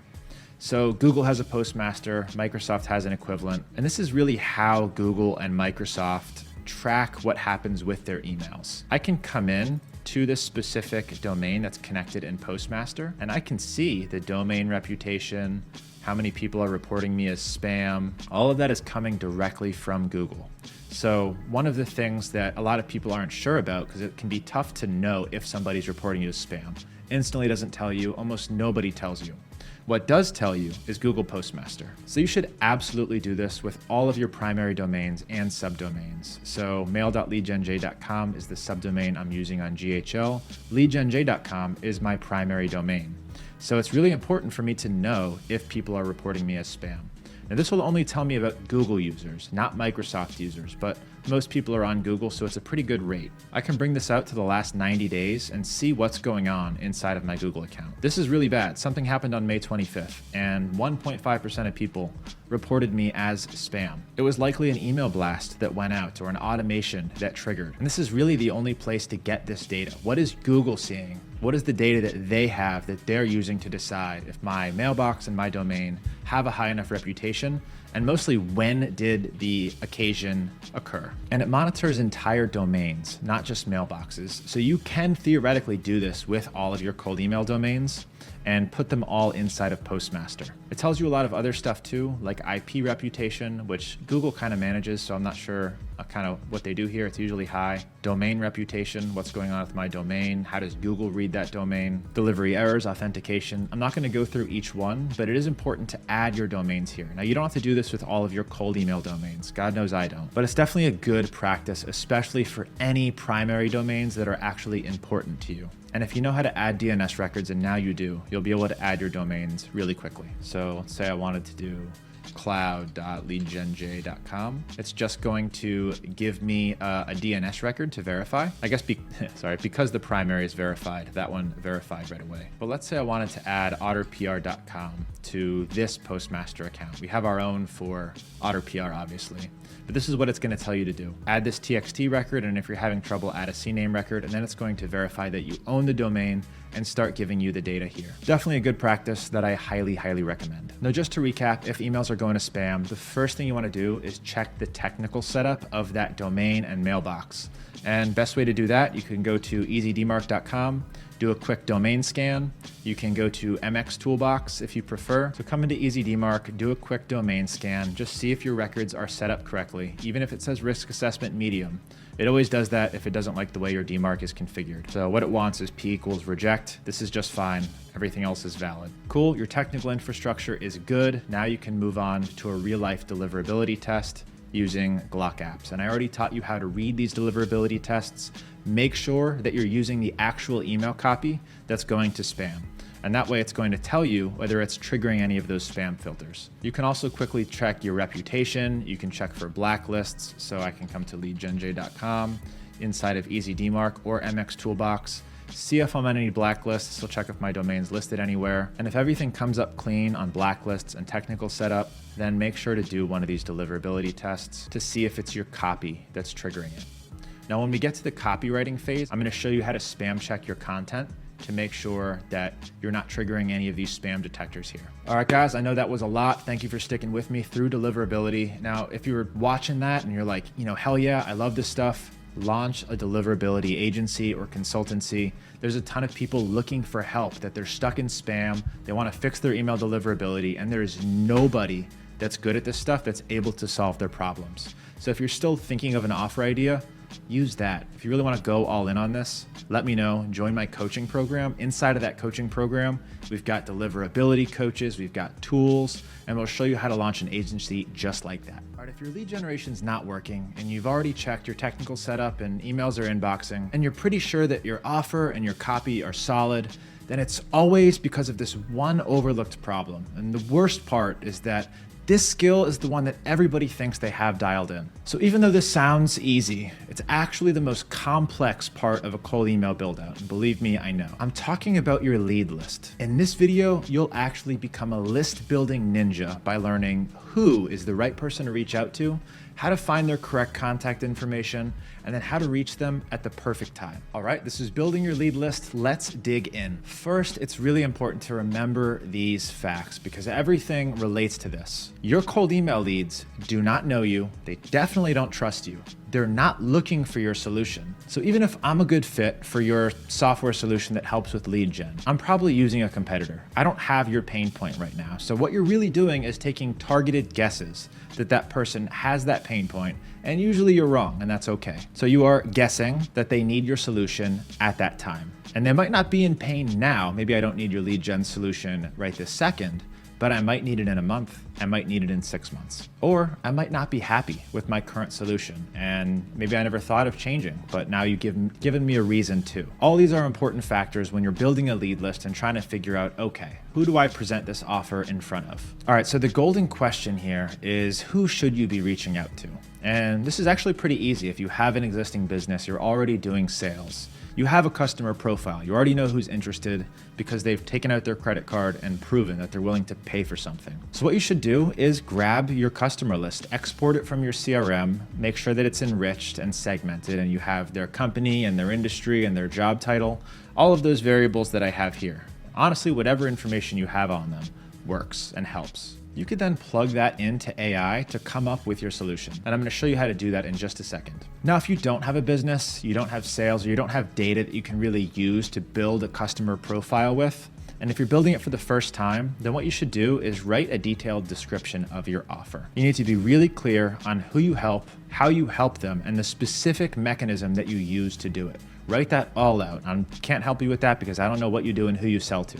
But all that stuff needs to be in there so that you can plug this next prompt into ChatGPT and help you start building your list. Now, once the AI gives you the output, you're gonna launch a campaign targeting all of the recommendations. There should be multiple. There's usually not a specific segment that's the best fit for your offer. In fact, if you don't have really detailed data about your past sales, about your clientele, then you shouldn't just pick a single segment. Instead, you should test 5 to 10 when you first launch. So as I mentioned earlier, cold email is one of the best tools on earth for testing. So if you don't know who your target audience is, this is a great way to find out really quickly, but it all starts with these targeted guesses. Now you might not see it here, it's kind of small in this picture, but this is the prompt that you're going to use. And you're just gonna go into ChatGPT, or you can use Claude or Grok or whatever you prefer. And you're gonna type in that prompt and you're going to input information about your offer. So I am a PR agency and I target e-commerce brands. Obviously that's not very detailed, but that prompt is going to start by giving you a result. It's going to ask clarifying questions so that it can learn more about your offer, and then it's going to give you specific recommendations for who to target. And this prompt, as well as all of the other ones, are going to be in the resources that you can get simply by joining my free school community. All right, now this is really important to know so that you actually get replies. You might be targeting the right industries, the right companies, but not the right people at those companies. Or you might not be targeting the correct size of company. There's all these variables that affect whether or not that person is going to open and reply to your email, or if they're even going to be a good fit. So who responds to cold emails? Well, there's a couple general rules that you need to think about and follow. In general, people who get less marketing emails tend to respond more. We call these blue oceans. So who gets a lot of cold emails? This is probably a better way to think about it. Who do you think gets a lot of cold emails? Marketing agency owners, doctors, basically anyone that you can think of that people assume has a lot of money and resources. They are easy targets. And if they're easy to find, they probably get more marketing emails. So how do you know if somebody is easy to find? If you go on to Apollo, which is kind of the primary B2B database that we're going to be using here. By the way, if you want a massive discount on Apollo, make sure that you check out my software vault. So if I can come into Apollo and quickly identify who my perfect avatar is and find them and get their email address, then they're easy to find and they're probably getting a lot of marketing emails, especially if they're in an easy target category. Like marketing agency owners or law firms or doctors, they're all really easy targets that get a lot of cold emails. Doesn't mean you can't reach them. And it's still better to email people who have money but get a lot of cold emails than emailing someone that can't afford your services. So who else responds to cold emails? Decision makers actually respond a lot more than people down the totem pole. And this is a really common mistake that people mess up. They think, okay, I want to sell to big companies. So if I just email their HR director, or if I just email a technical developer at that company, then they're going to reply to my email and then I'm going to be able to sell them that thing. Wrong. That's actually the wrong way to think about it. If you go down the totem pole, those people are more resistant to change. They don't want to push something up the totem pole and go to the people who can actually make buying decisions. You need to email the person in charge of making those decisions that wants the change because they want improvement. They want a new solution. The HR director at a big company doesn't want your HR software because they already have a software that they're used to using. You're just creating more work for that person. So in general, go for C-suite. Who else responds to cold emails? Younger businesses. So people who haven't been in business for very long. They don't have established solutions. They don't have vendors and softwares that they are loyal to, have been working with for a long time. Because once companies do, they're less likely to change. And the longer someone's been in business, the chances are that they've found solutions that work for them and they've been widely adopted across their company. So you can see when a business has been founded and use that as a variable to actually get way more replies to your cold emails. And same principle here, new enrolls. So maybe you have a marketing solution and you want to reach out to CMOs to try and push that through and implement your new solution or software to the company. Well, a CMO that's been there for 10 years, again, they've probably got their vendors, they've got their software stack, and they are rigid, they are not changing. However, if someone was newly hired as a CMO at a company, they were brought in to drive change, and that person is way more likely to implement a new solution or software or platform and solve the problems with your solutions. And these are all variables that we can use when we're building lead lists, when we're filtering. And without signing up for Apollo, if you want to just go and check like what filters are available to you, head to LinkedIn and go to Sales Navigator. And by the way, guys, if you don't already have Sales Navigator, that is something that I offer as well at a massive discount. If you go to leadgenj.com, offers, LinkedIn Sales Nav, you can actually save 75% through our enterprise plans.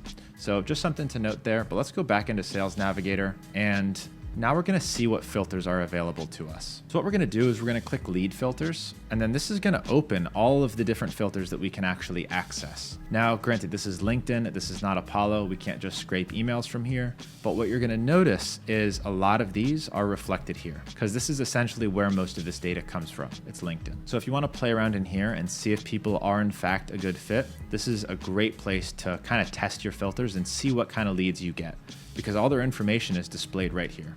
And we'll do some live filter building in just a little bit. And kind of the last point here, ignored industries, manufacturing, farming. Most people don't email companies from these industries. And if, again, follows that principle, if they get less marketing emails, they're more likely to reply. So if you want to try and find those blue oceans, think about what industries aren't really susceptible to marketing emails. And how can you frame your offer to help those industries? And if they have money, you're going to be much more successful in your campaigns. And just continuing on that point, if we talked about who responds more, let's talk about who responds less. We already kind of talked about these mid-levels, the HR, the developers, the technical roles. And by the way, even if you can get them to respond, you're like, Jay, you know what? I've got a campaign to staffing coordinators that's just crushing. Maybe it is, but how are the sales on those responses? Because they don't really have the capabilities of making decisions, and they're much less likely to implement change pushing it up the flagpole than going directly to a decision maker and having it go down. So overall, the advice is going to be avoid the mid-levels. General rule, as companies get bigger, response rates get lower. As companies get bigger, the age of that company also tends to go up, and they seem to be more landlocked in their solutions. They've got vendors, they've got software companies, their decision makers are much busier, and they're going to be less likely to respond. That doesn't mean that you shouldn't email bigger companies. What it means is you should adjust your expectations. So if you're expecting a reply rate of 1%, positive replies, if you're emailing companies 500 employees or bigger, you might be trying to get 1 out of 1,000 to actually give you a positive response. We already talked about this, but heavy hit industries, think about anyone who you assume has money. They're probably heavy hit, especially if they're easy to find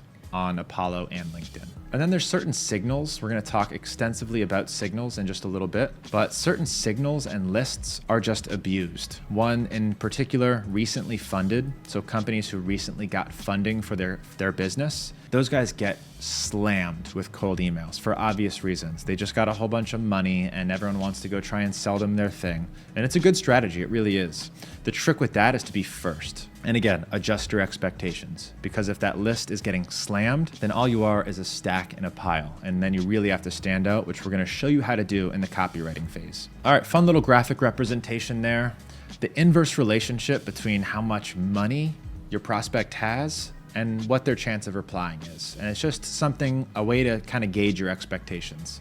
This is why guaranteeing any sort of reply rates for cold email campaigns is really tough without knowing who I'm contacting.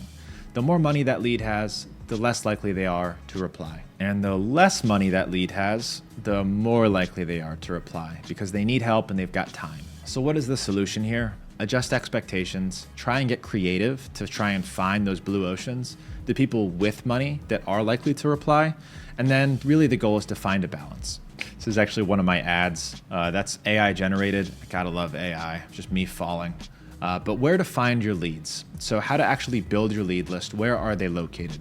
Well, we already talked about a couple places, which is LinkedIn, Apollo, and generally these are considered the same, since Apollo and most B2B databases are essentially scraping LinkedIn on a daily basis. But what if your leads aren't on LinkedIn? What if you're targeting construction companies and they don't tend to have companies listed on LinkedIn? They might not have a LinkedIn profile at all. What if you're targeting restaurant owners and those restaurants also probably aren't on LinkedIn? It's not a professional network. It's not B2B, so they have no reason to be there. Or what if you're targeting influencers? You want to sell content creators something. How are you going to find them on LinkedIn? They're probably not writing content creator in their bio. They're going to put their professional job title and industry, and it's probably not going to be the parameters that you want to use to target them. So now I'm going to be talking about all these different situations, what databases to use, what tools to use, and how to decide where the best place to find your perfect lead is. So with that being said, here are all the places where your leads could be living. B2B contact databases such as Apollo. There's some other names probably worth mentioning here, such as ZoomInfo, Seamless.ai. There's a few big players in this game. The reason that we use Apollo is going to be apparent very soon. It's also the best balance of affordability and data accuracy. If you just wanted the best for data accuracy, you would use ZoomInfo. But ZoomInfo is unruly expensive. Let's actually ask ChatGPT how much ZoomInfo costs. How much does ZoomInfo cost per year? And by the way, ZoomInfo I think only does annual plans. They put you on an annual contract and it's about $15,000 per year for 5,000 bulk credits. That's almost nothing. That's disgustingly low. Their mid-tier is $25,000 a year. And you can't just do mass exports like I'm going to show you how to do, which is really what you need to do for cold email. Now, for cold email, you work with a lot of data. It's a numbers game. This isn't individuals sitting down and doing one-to-one outreach. If you've got a big company and a big team of SDRs, sales development representatives, that are doing prospecting, then maybe it's worth it to pay that $25,000 a year to get the best possible data in ZoomInfo. But for cold outreach, you want to be using something that allows you to export tens of thousands of leads all at one time, push them into a cold email campaign, and automate the outreach. So there's B2B contact databases. We just mentioned a couple. Some are really cheap and they're going to be enticing for you. So I'm on AppSumo right now, and you see here Lead Rocks. This is a really enticing offer, right? You get unlimited lifetime usage. You pay $800 one time and you get access to all of this data. Don't fall for any of these cheap lead databases, because the fastest thing to kill your campaign is emailing the wrong people or having a bunch of bounced data. If a cheap database doesn't keep their data up to date and clean, then you're gonna end up emailing the wrong person and they're gonna end up reporting you as spam, and then it's going to kill your entire campaign. Remember, this is hard enough as it is without you trying to cut corners and save money and using tools that are just gonna handicap you. So I'm gonna show you the cheapest possible way to get you 99% of the way there. The same way that I do it is what I'm gonna show you what to do and save as much money as possible without crippling your campaigns. So B2B contact databases, there you go. We're gonna use Apollo. The other option that you have is LinkedIn scraping.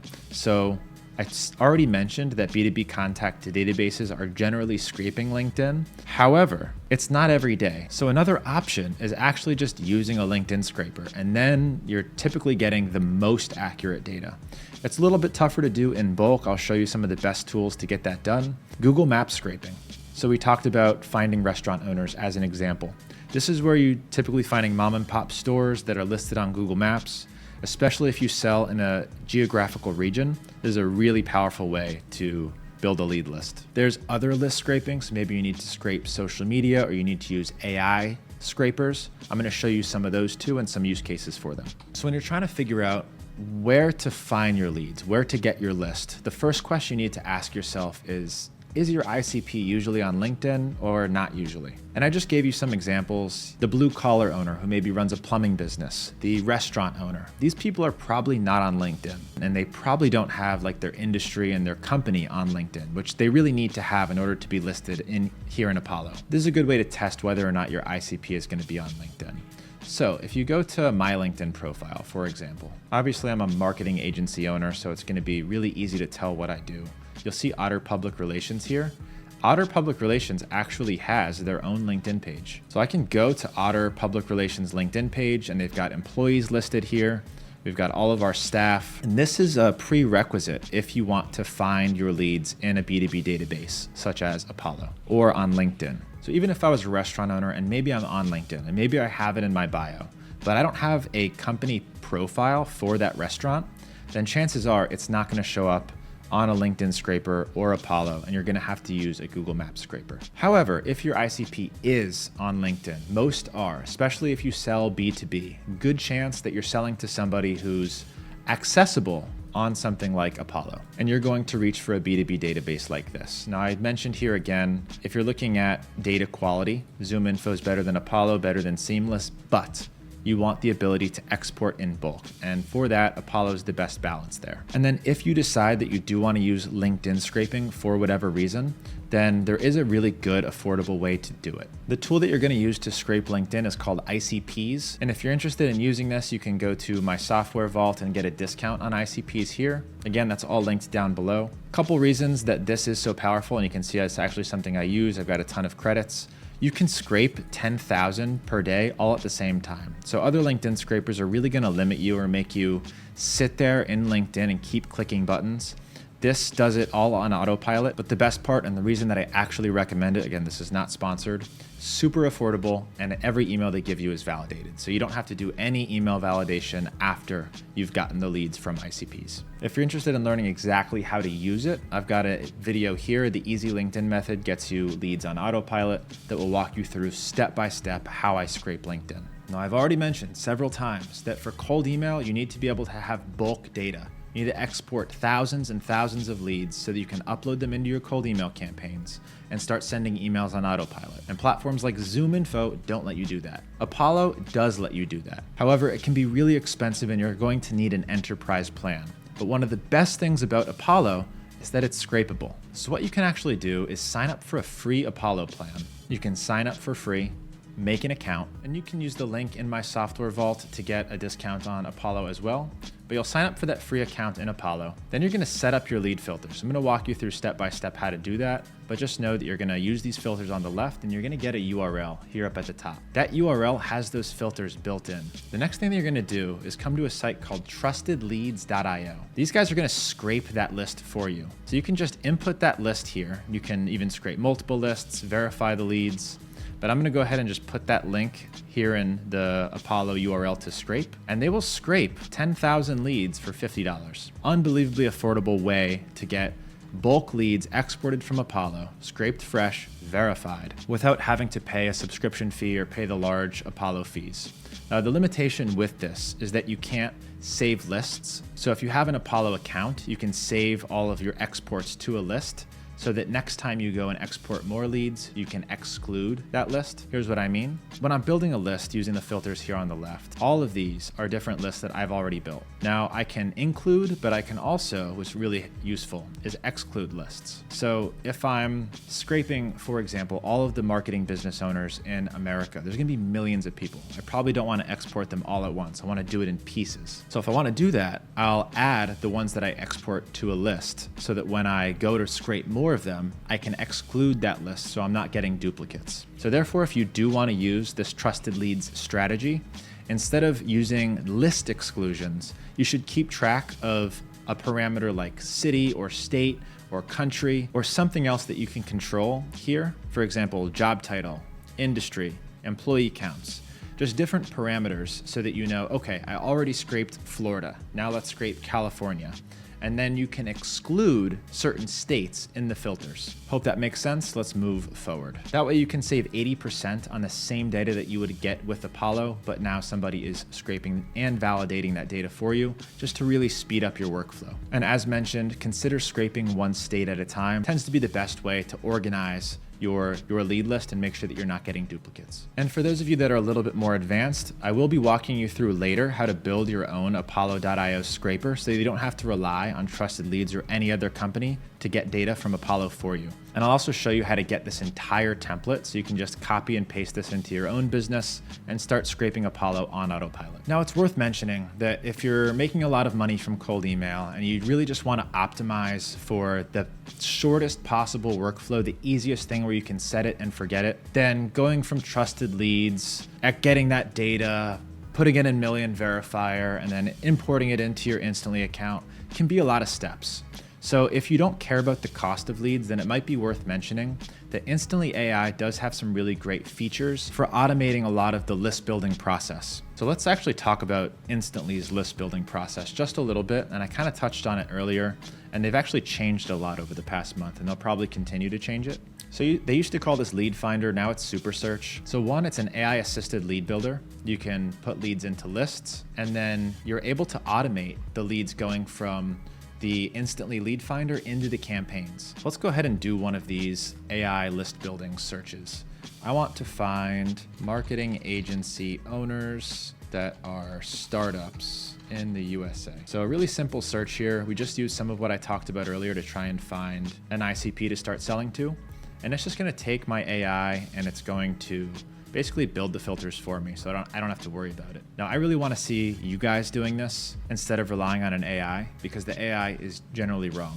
Company name, it's looking for company with the name startup in it. Like that is obviously not right. So AI is really not reliable here. Let me go into my account where we've got a bunch of Lead Finder credits. We've got 42,000 in here. So I'm going to come back into Super Search. I'm going to go ahead and open up a recent search that we've had. Well, it actually wants to charge me for the search. So they've changed this quite a bit. As of right now, I would not recommend using Instantly's Super Search or Lead Finder. It's just not as accurate as Apollo. It's, in my opinion, probably a third-hand lead source. Apollo's second-hand because they're scraping LinkedIn. Instantly is probably scraping Apollo. Therefore, it's really delayed in the recency of the data. The benefit of using this is that they also verify it for you. So you can skip the verification step, but you'll end up paying much, much more than if you were using Trusted Leads. That's why I still recommend using Trusted Leads. It's reliable. You don't have to worry about any weird scraping solutions. And it's fresh. But just kind of looking at pricing here. So $50 a month for 1,500 leads. So it is significantly more expensive, and it's not even first-hand data. So they are the best for cold email, and they've done a really good job at integrating everything under one roof, but they're still definitely not the best for exporting large amounts of data for an affordable price. It will dramatically increase the price of running your cold email system. All right, now let's talk about using filters in B2B databases. Now, this is the primary way that most of you are going to build your lead list, and it's really easy to F up. So we're gonna do a walkthrough and just make sure that you follow some of my core rules, and you're gonna at least get yourself 90% of the way there. But the best cold emailers get creative, and they use a lot of my little secrets and hacks that I'm going to be dropping for you. So make sure to take notes. If I do something unorthodox, there's probably a reason for it. Take note and use it, and I promise you it's going to work. So let's talk through some of these filters. Ones to always use, almost always. There's exceptions for everything. Job title, the industry, the location, the company size, and the email status. We're going to walk through what those are in just a second, but most of them are self-explanatory. The next is company keywords. These are much more descriptive than using the industry. So one problem that we'll constantly see when we're building lead lists in any B2B database, doesn't matter if it's ZoomInfo or Seamless AI, if you just use the industry to get your list filtered, then you're going to end up with a lot of stupid overlap. For example, let's say I want to target automotive companies and I use automotive as my industry filter, and I expect that I'm going to get a bunch of car dealerships. Well, that couldn't be further from the truth. We're going to get manufacturers, we're going to get people in automotive supply chain, engineering. Well, it might even get marketing agencies for automotive companies, SEO agencies for automotive companies. And there's no way that all of those are a good fit for your offer. So for that reason, we want to make sure to include company keywords as well. You're going to see your list shrink quite a bit, but that's a good thing. We want your list to shrink. That means it's going to be more targeted. Another filter to consider using is technologies. Technologies tells you what software platforms and solutions a company is already using. And if you're curious what your options are, you can always come and search for Apollo.io technology filters, and they'll give you a full list. And I actually love plugging these lists. As you can see, I've copied them several times.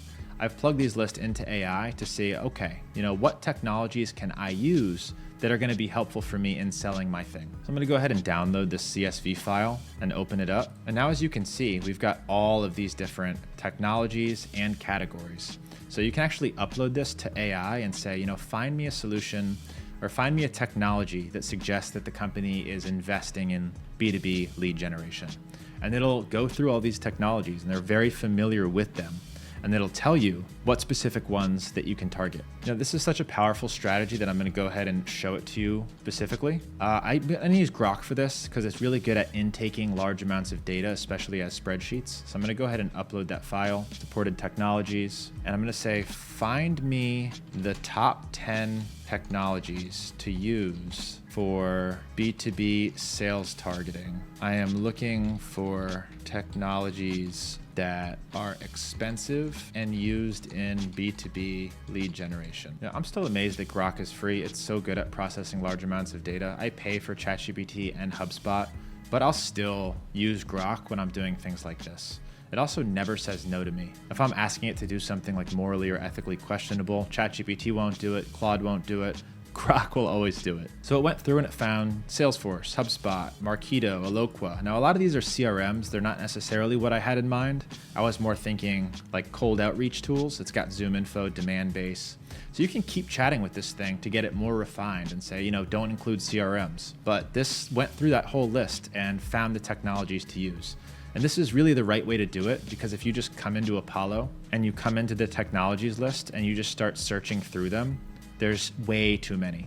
It's not even close to limited to this. You have to start typing for them to actually come up. So the best way to do it is to download it and to work with AI to find your list of technologies and then type them in here one at a time. So like SalesLoft. Okay, so that's how you filter technologies. Let's talk about job postings. This is a good filter because it tells you what a company is hiring for right now. If they're hiring, they're trying to solve a problem, and they haven't solved that problem because they are hiring for it. So typically you'll have an offer. Your offer solves some sort of problem in somebody's business. If they're hiring for that problem, you can then email that company and say, hey, saw you're hiring for this. I can help you do this for a quarter of the price as a full-time employee. It's a really good strategy, and even just to find companies who are willing to invest in the solution that you're pitching. Now, one of the problems with Apollo job postings data, which is down here, is that it's a little bit delayed. As I said, Apollo's a secondhand data platform, so even with technologies, this one is usually using built-with data. So builtwith.com is the source of most of this technology data. They're the ones that tell you what a company is using. So leadgenj.com, you can look it up and it'll tell you the specific technologies that are installed on my site, what I am using. And most of the data from Apollo will come from built-with, but it's delayed. It's not in real time. The same thing is true of the job posting data, but the job posting data is a lot more critical because if they were hiring for something 3 months ago, they may have already solved their problem. And there are some solutions to this that I'll talk about a little bit later when it comes to list building, specifically scraping job posts. You get much more accurate and recent job data, but you can use Apollo for this, and it is a good tell to at least find companies willing to invest in that solution. All right, so we talked about filters that I like, filters that work. Let's talk about filters that don't work, but I wish worked. The first one is the signal filters in Apollo. They're never accurate, and every time I've tried them, they always give me a worse result. What is a signal filter inside of Apollo? Go ahead and reset everything. And by the way, just to mention, one of the always filters to use is email status. You always want a verified email. You may end up missing some people, so if you have a really small total addressable market, like there's only a few thousand people that you can reach out to, then maybe you don't use this. For everybody else, make sure when you're copying this link and sending it to trusted leads, you're using that verified filter. Okay, so what about these signal filters? A signal is a data point that tells you something relatively recent and relevant about that company. So some examples of signals that Apollo offers are funding. So did this company recently get funding? Are they doing their Series A? These are all signals. And then there's the specific signals that Apollo offers. So they've got company signals and people signals. Now, typically you're just going to be worried about company signals, like what's happening with that company. And don't worry about all these industries and the company signals. That's not what we're looking for. What we're looking for, let's go all the way to the bottom. These are the signals that you'll probably see that are going to be really enticing to try and use. Recent funding, rapid growth, merger acquisition, new product or service. So something happening within the company that tells us, oh, they recently got funding, so maybe they'd be a good fit for me to reach out to. They just had a merger, so maybe they've got some corporate change going on and they need help with something. They're cutting costs, so maybe I should pitch my more affordable software solution. These all make a lot of sense if the data is accurate. What I've found, I've tried to use them probably a dozen times, knowing what I'm doing, and I don't think the data is accurate enough to be usable. Unfortunately, at least not from Apollo. There is another place where you can get this data where it tends to be more accurate, and I'll talk about that with you in just a second. Awards or recognitions, new client sign, new partnership, these are all signals of things happening in a company, and there's a bunch of different data points and ways that they're getting that data, but it's second or third hand data, and it's typically not going to be accurate or usable. Funding, we just talked about. It's typically outdated by the time it's in Apollo, and again, for funding, that's a signal that gets abused. So if you're going to use it, you need to make sure that you're first, and if you're using Apollo for funding data, you're not first. Next is revenue. A lot of my clients want to target by revenue. The problem with using revenue as a filter is that private companies don't need to disclose their revenue, and they don't. So Apollo's typically just guessing at what that company's revenue numbers are. Unless the company's public, there's just no way for anyone to know their actual revenue numbers. So you want to use a proxy for revenue, which is typically going to be employee count and knowing the type of industry and how many employees on average that industry has. So for SaaS, it might be lower. For a construction company or a factory company, it might be higher. And then buying intent is another one that sounds super enticing, but you do not want to use Apollo for buying intent. So within Apollo, you'll see another filter here called buying intent. And this one is I wish it worked. I've tried it so many times and it just does not work. And I can come into intent topics and I can edit. You can only have 5 active at a time. And this might not be available for free accounts. I just want you to know that it's there. And you can search for topics. So if I'm looking for companies that are interested in lead generation, I might find buying intent for lead generation consulting, lead generation services. These are companies that apparently are looking for this stuff. And it's worth testing as a split test against your control campaign.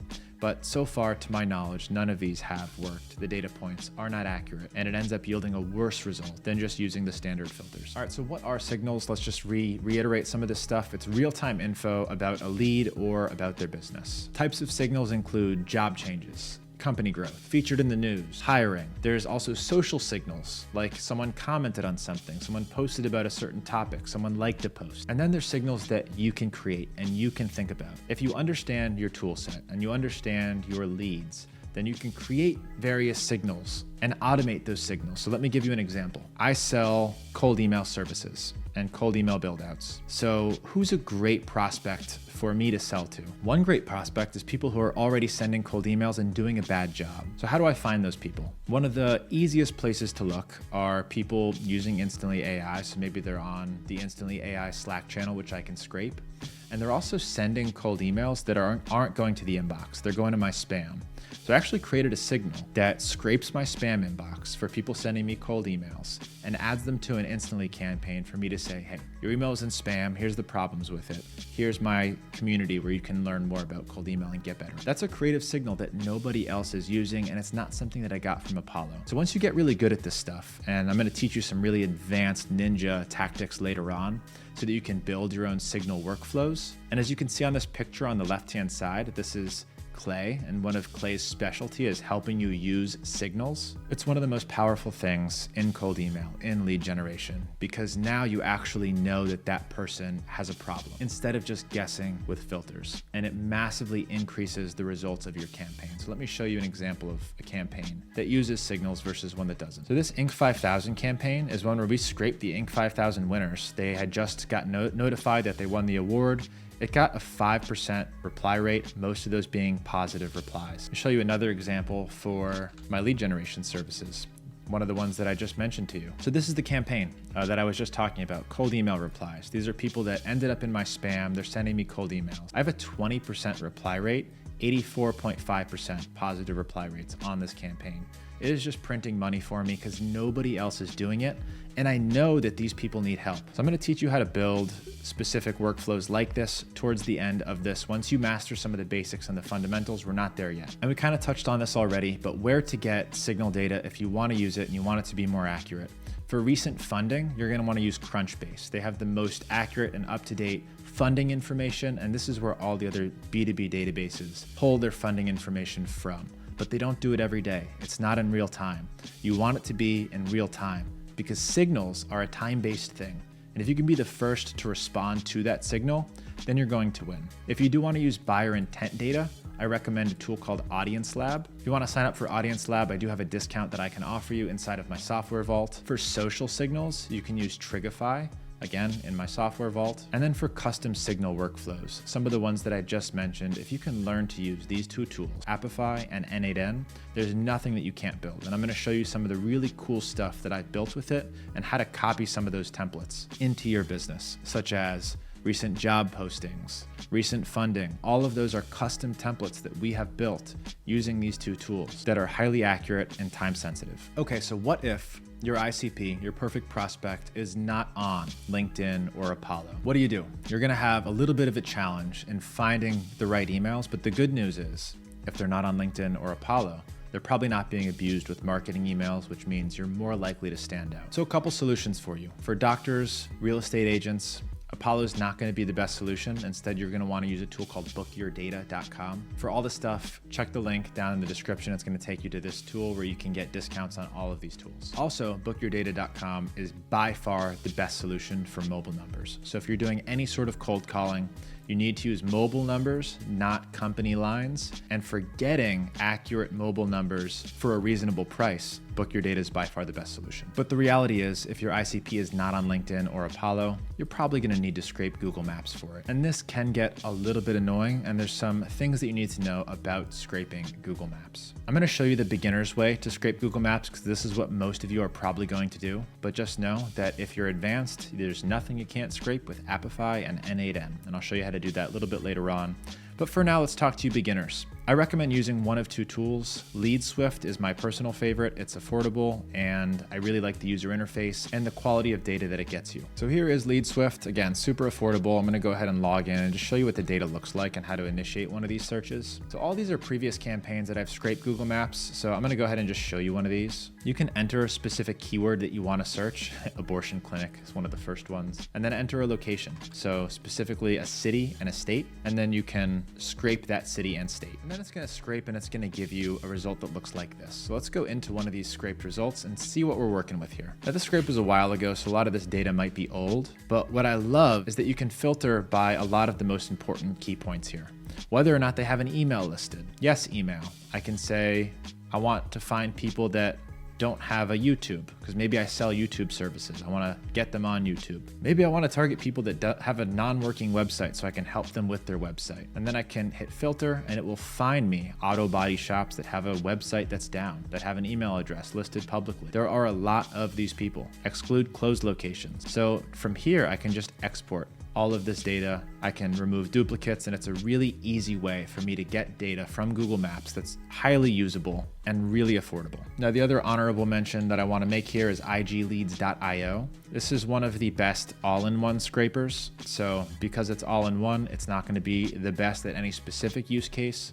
But if you ever need to scrape something a little bit unique and you don't know what to use, this is going to be a pretty good and really affordable solution for you. So as you can see on the left here, it can scrape just about any social media platform that you need. And just understand, like, a lot of these platforms don't have emails readily available. Like Instagram's like 1 in 10, YouTube's like 1 in 10. They can also scrape homeowners, market deals. So for B2C scraping, this can be a really powerful tool. It's also super affordable, and you can scrape multiple lists at the same time. The scrapers run in the background, so definitely worth checking out. And discounts are available inside of my software database here, which is going to be linked down below. Okay, so we chatted about scraping Google Maps. We're going to talk about using Appify to scrape just about anything.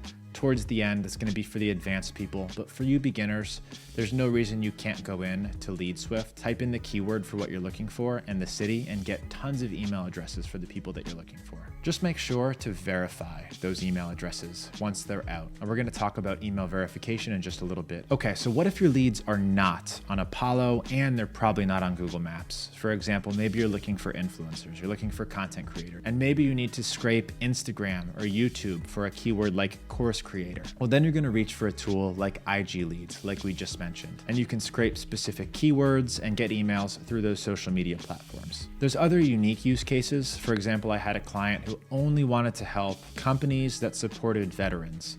Well, that's not an industry, that's not a keyword that I can type in, because that's not the service that they perform.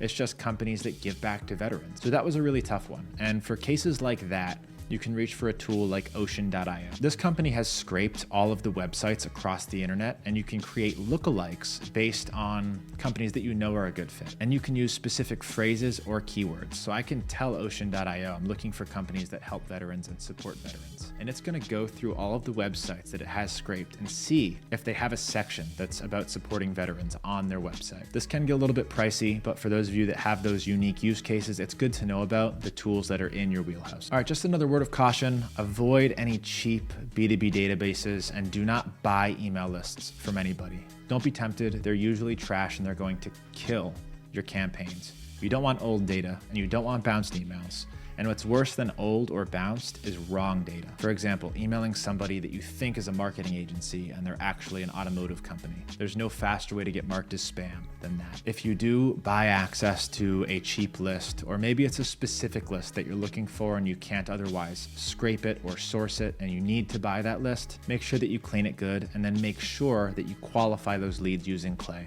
We're going to talk about AI qualification towards the advanced sections at the end. I think my team made this meme for me, but it's great. What about lead rocks? Slap in the face. Stop being a type butt. Don't be cheap.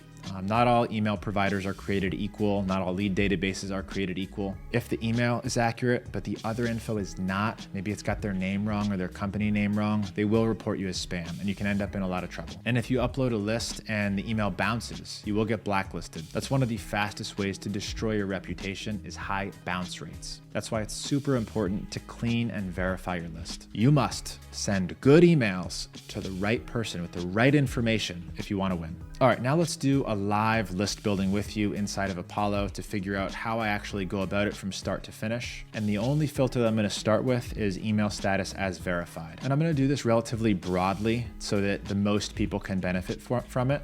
And I'm going to do this for my PR agency. Now, we have the benefit of being able to sell PR services to just about any company anywhere on earth. So let's say, to make this a little bit more interesting, that we sell PR services specifically to cosmetics and e-commerce companies. So what I want to do is I want to start with job titles. And I want to include a bunch of different types of job titles on here that are all decision makers.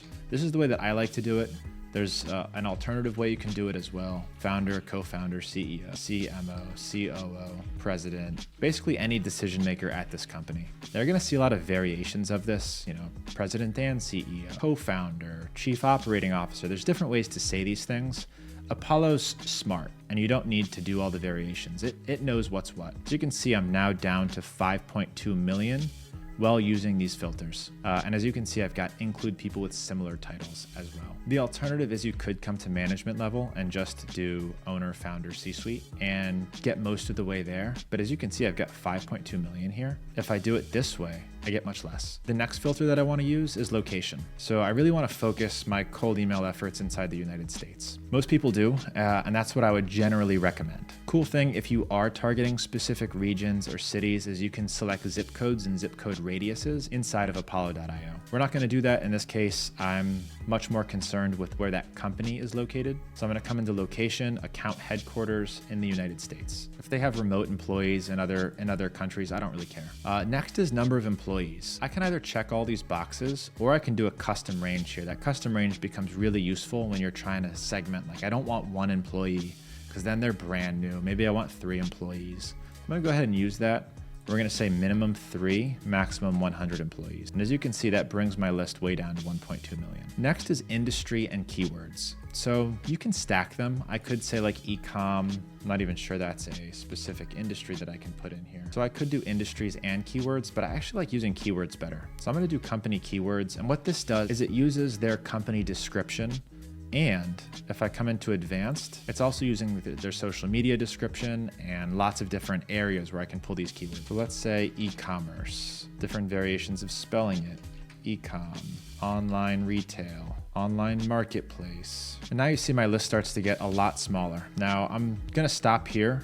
I could keep going with the keywords and use AI to try and find more keywords for the specific companies that I'm trying to reach, but I want to get through all these filters. Buying intent, nope. Email status, verified, to make sure that that's checked. Technologies, I don't really want to use. Maybe there's something that they had installed that suggested that they cared about their media presence. For this lead list, I don't think I want to use it. And then none of the signal stuff. So now I've built a pretty good lead list. I've got 36,000 people in the United States in the employee range that I want with the correct job titles.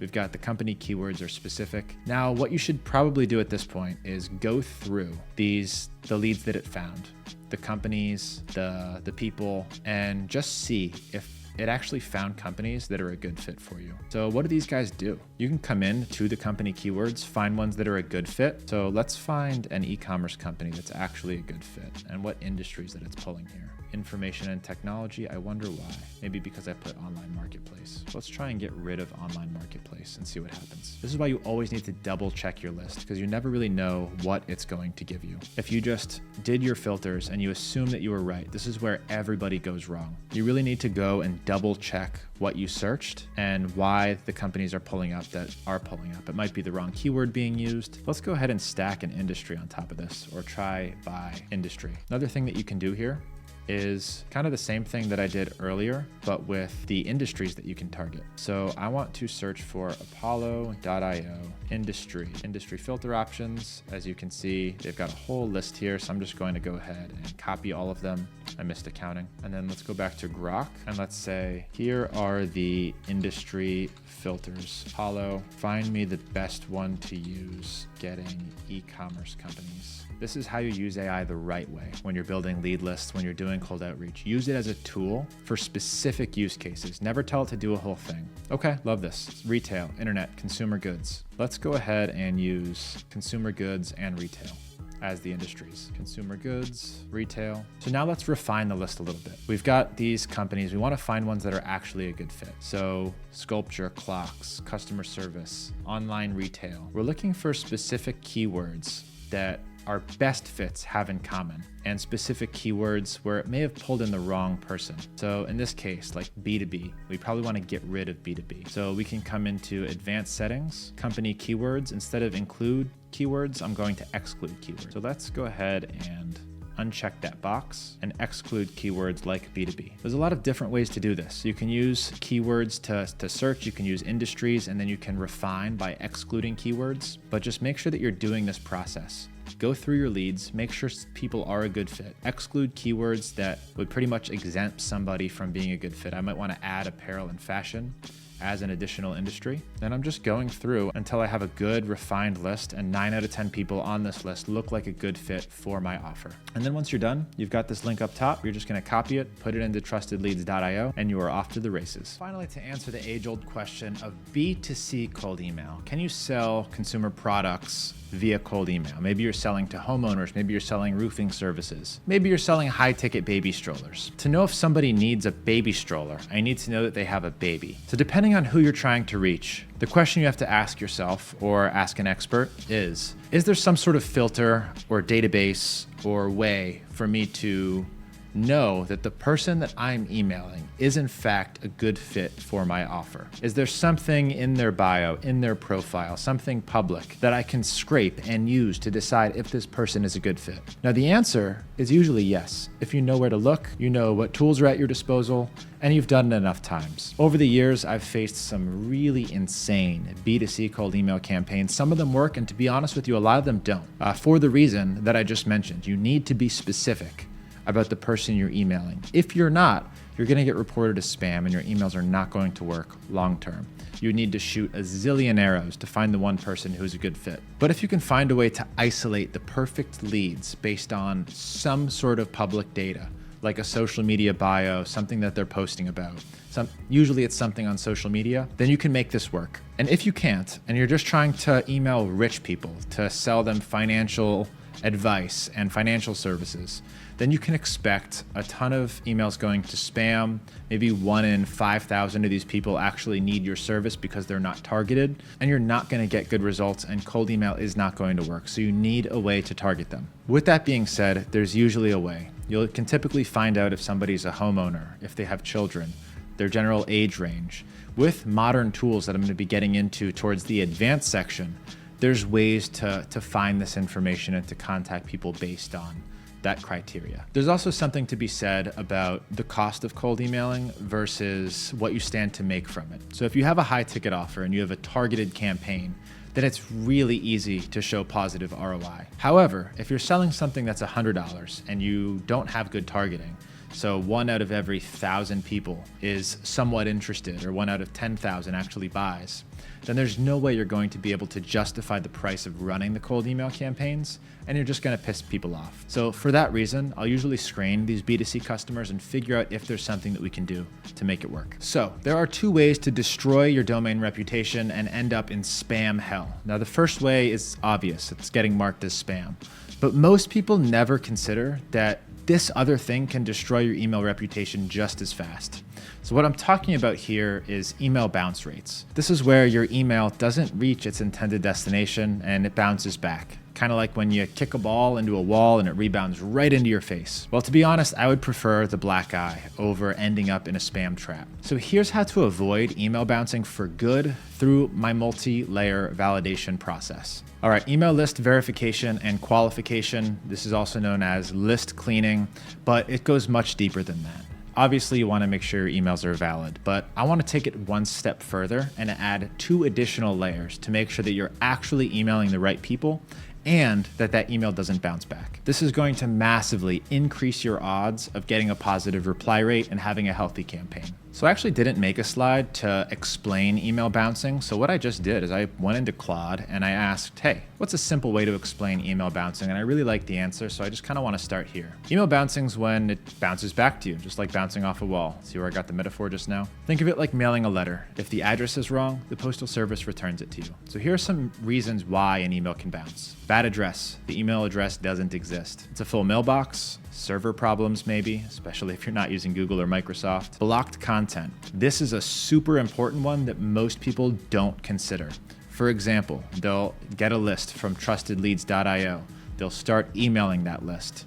They'll even verify the list first. And then, what the hell? All these emails are bouncing. Why are they bouncing?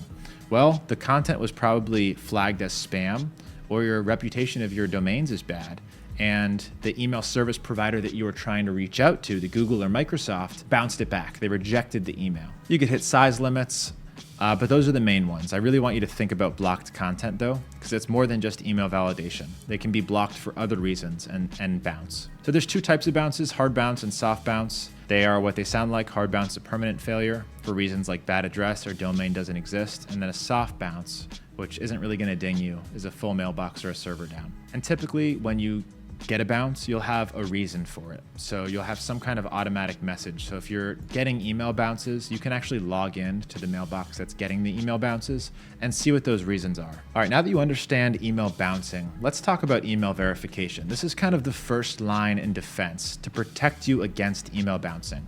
So we already mentioned one of the main reasons that an email bounces, a hard bounce. This is what you want to avoid because it's super avoidable, which is a bad address. So email verification is a process, usually a software, that pings each email to see if it's a valid email address. And typically you'll get outputs like good, risky, or bad. I'm going to explain what each of these mean in just a second, but just know that you should only be sending to good emails. Remember, this stuff is hard enough as it is. You want to give yourself the best possible chance at succeeding. To do that, you do what I say. Only email good emails, and I'm going to show you how to get as many good emails as you possibly can. Remember, bouncing hurts your sender reputation and you end up going to spam. So now let's dive deeper into some of those cleaning results. This is a chart of a email validation, and you can see that there's goods, there's riskies, there are unknowns, there's bads. So I'm actually gonna pop into Million Verifier. This is kind of my first layer tool that I'll typically use for email validation, and explain each of these results instead of just reading off the slide. Let's actually go into the tool that I use on a day-to-day basis. All right, so this is what Million Verifier looks like. The reason that I use Million Verifier is because I validate a ton of emails and my entire team uses this. So I'm able to spend $2,500 to get 10 million email verification credits. Comes with 2 million extra for free.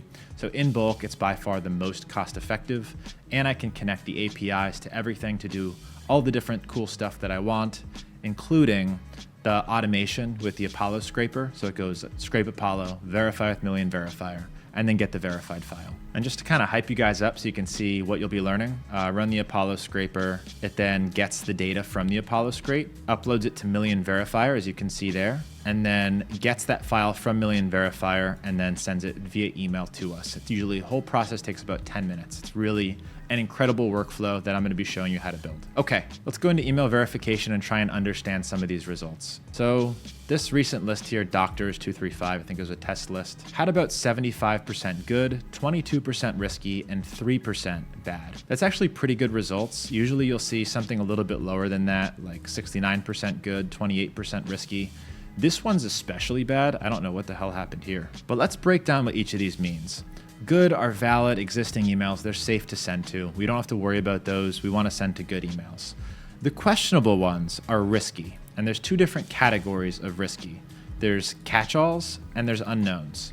So these are emails that our system couldn't validate. We don't know if they're good. We don't know if they're bad because of how they're configured. Now, I don't want to go too in depth about what a catch-all is and what an unknown is, because honestly, it doesn't matter. The important thing to note is that you do not mailboxes that are not labeled as good.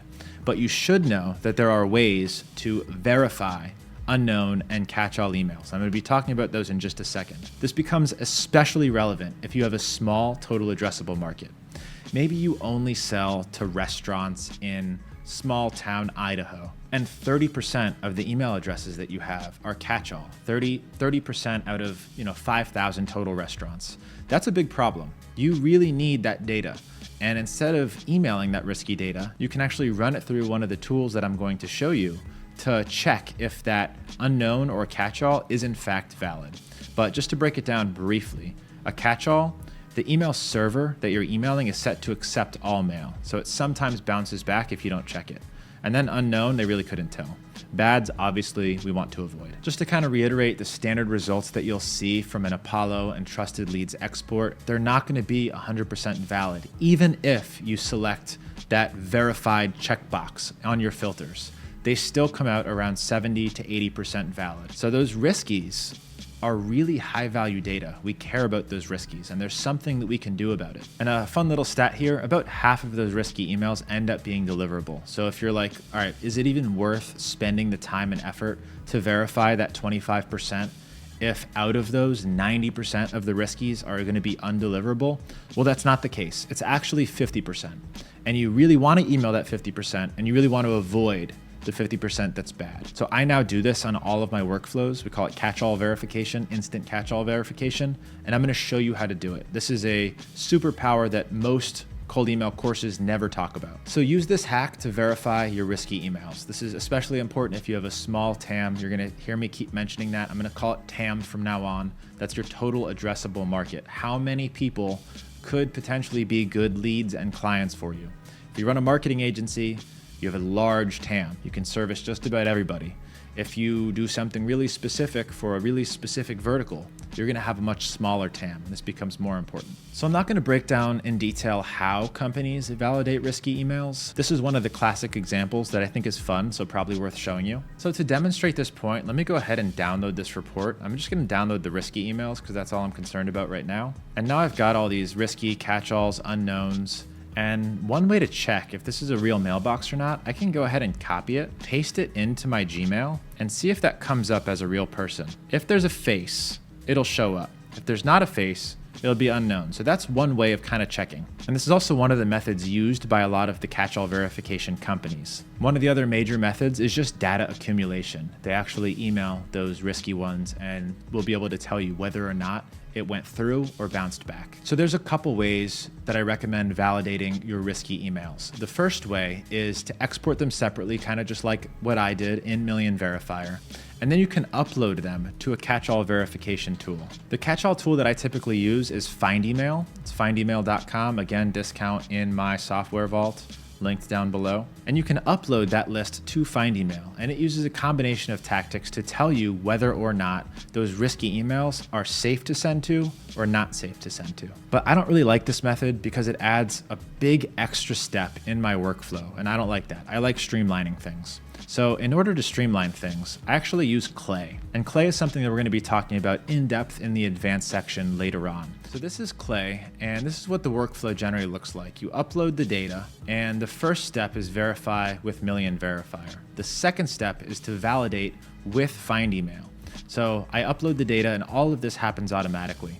This is a more advanced topic that we're going to be diving into later on, but the important thing to note here is that we're really focused on streamlining our workflow. So you don't have to upload lists into multiple places. Here you only have to upload it once and then everything else happens automatically. You should also note that in general, verifying catch-alls is going to be more expensive than standard verification.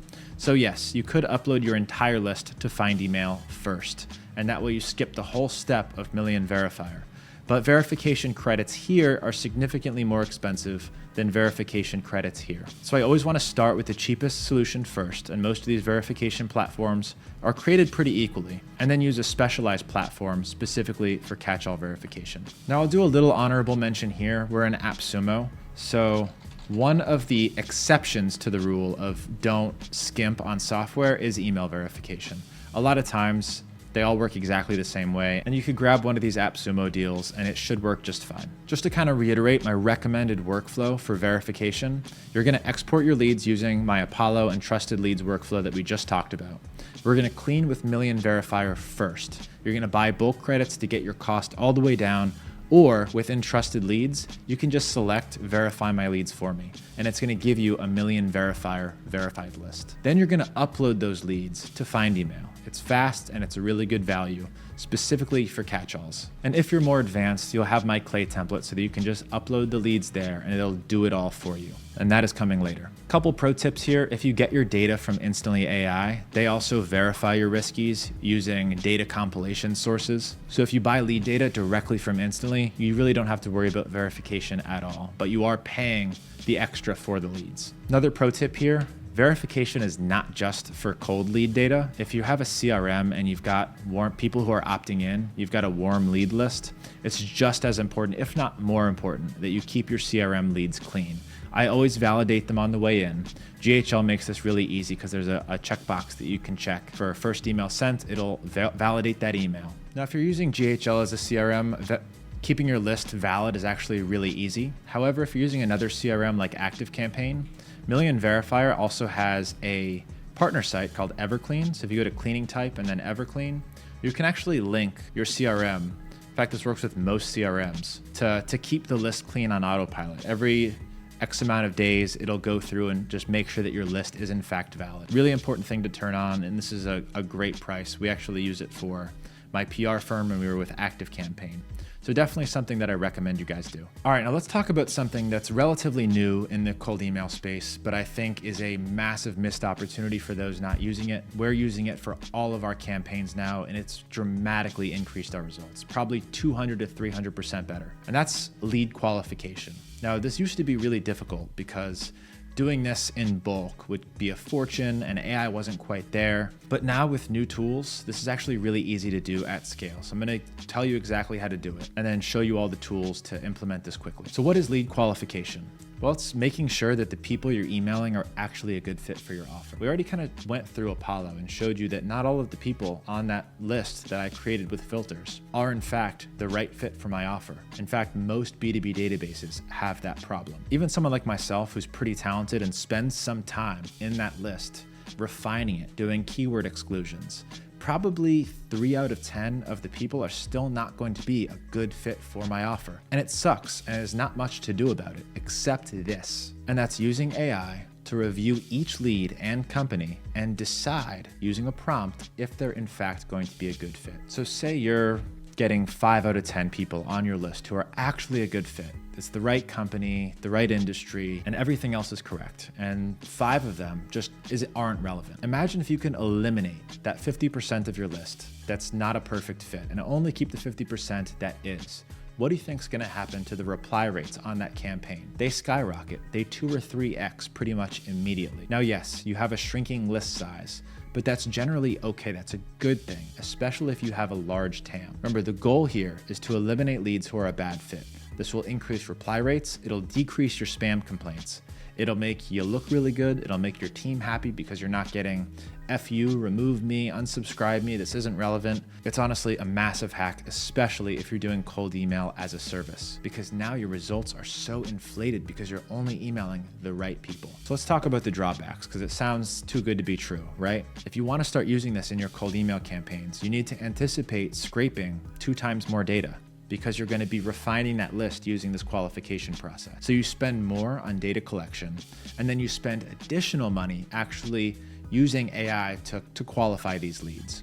You're also likely going to need a subscription to some sort of software like Clay that does this for you. Now, I have a lead qualification prompt here that I use, and I'm going to give this to you. It's going to be in the resources that you can download for free in the free school community, but let me go ahead and read the prompt and then just kind of talk through my reasoning. So here's the prompt. You're an expert sales assistant. Your goal is to review information about the following lead and their company and then decide if they're a good fit for me to sell to. Use your knowledge of their industry and company information to decide if they have use for my offer or if their business model traditionally uses solutions like mine. Here's my offer. I help X with Y. Insert your offer. Here's information about the lead's company, and then insert the information about the lead's company. Now, you should have at least their company description, their industry, their job title, and if you're using something like Clay, I'm going to show you how to do this later on, but you can actually say to go scrape their website and LinkedIn and decide if they're a good fit. Okay, finally, output yes or no. Do not include any explanations or introductions. Only one word in plain text with no additional words or characters. Now this AI agent is going to go through each lead and actually decide if they're a good fit for you or not. Expect this to remove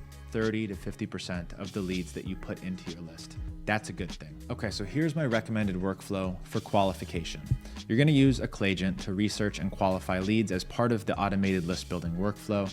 I'm going to be giving you all of that here. This step here is actually the qualification step. So you'll see a bunch that say bad fit. Those do not proceed. We do not email those people. There are other ways to do this using tools like SheetMagic and Google Sheets and just using the company description, but it's much better with Clay because of the ability to go search the internet. You can also use SheetMagic, or Instantly.ai has their own built-in AI service that I alluded to earlier with those templates. And that is a lower cost alternative because you don't have to pay for the Clay fees. You still always have to pay for the OpenAI fees, but those are really very low. The drawback with any of these tools is that they don't have the ability to go do research on the internet, whereas the Clayagent does. The pros of doing this, you increase the positive reply rates literally by like 200 or 300x, 20 to 30%. It decreases the spam complaints.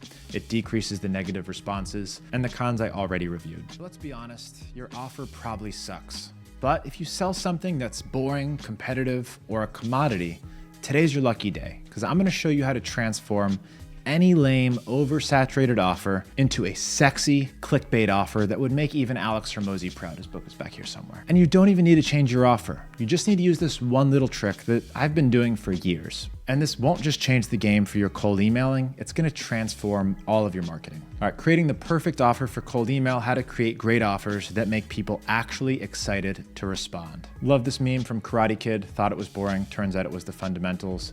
Essentially, the fundamentals always win. Now, this isn't the sexy part. We're gonna get to the sexy part, but you need to know exactly who you serve. You need to understand their actual problems, their wants, their needs. If you don't, there's no way that you're gonna make this work, even with my tricks. Then once you fully understand them, you need to offer something that actually fits those wants and needs. And don't just guess, you have to know. And if you don't know, ask. Finally, you have to make it clear and simple to understand. If it doesn't at least meet those specifications, it solves a problem, and it's clear and simple to understand, then no one can help you. So let's start with understanding your prospect. You need to understand that they're not looking for you. You're cold emailing them.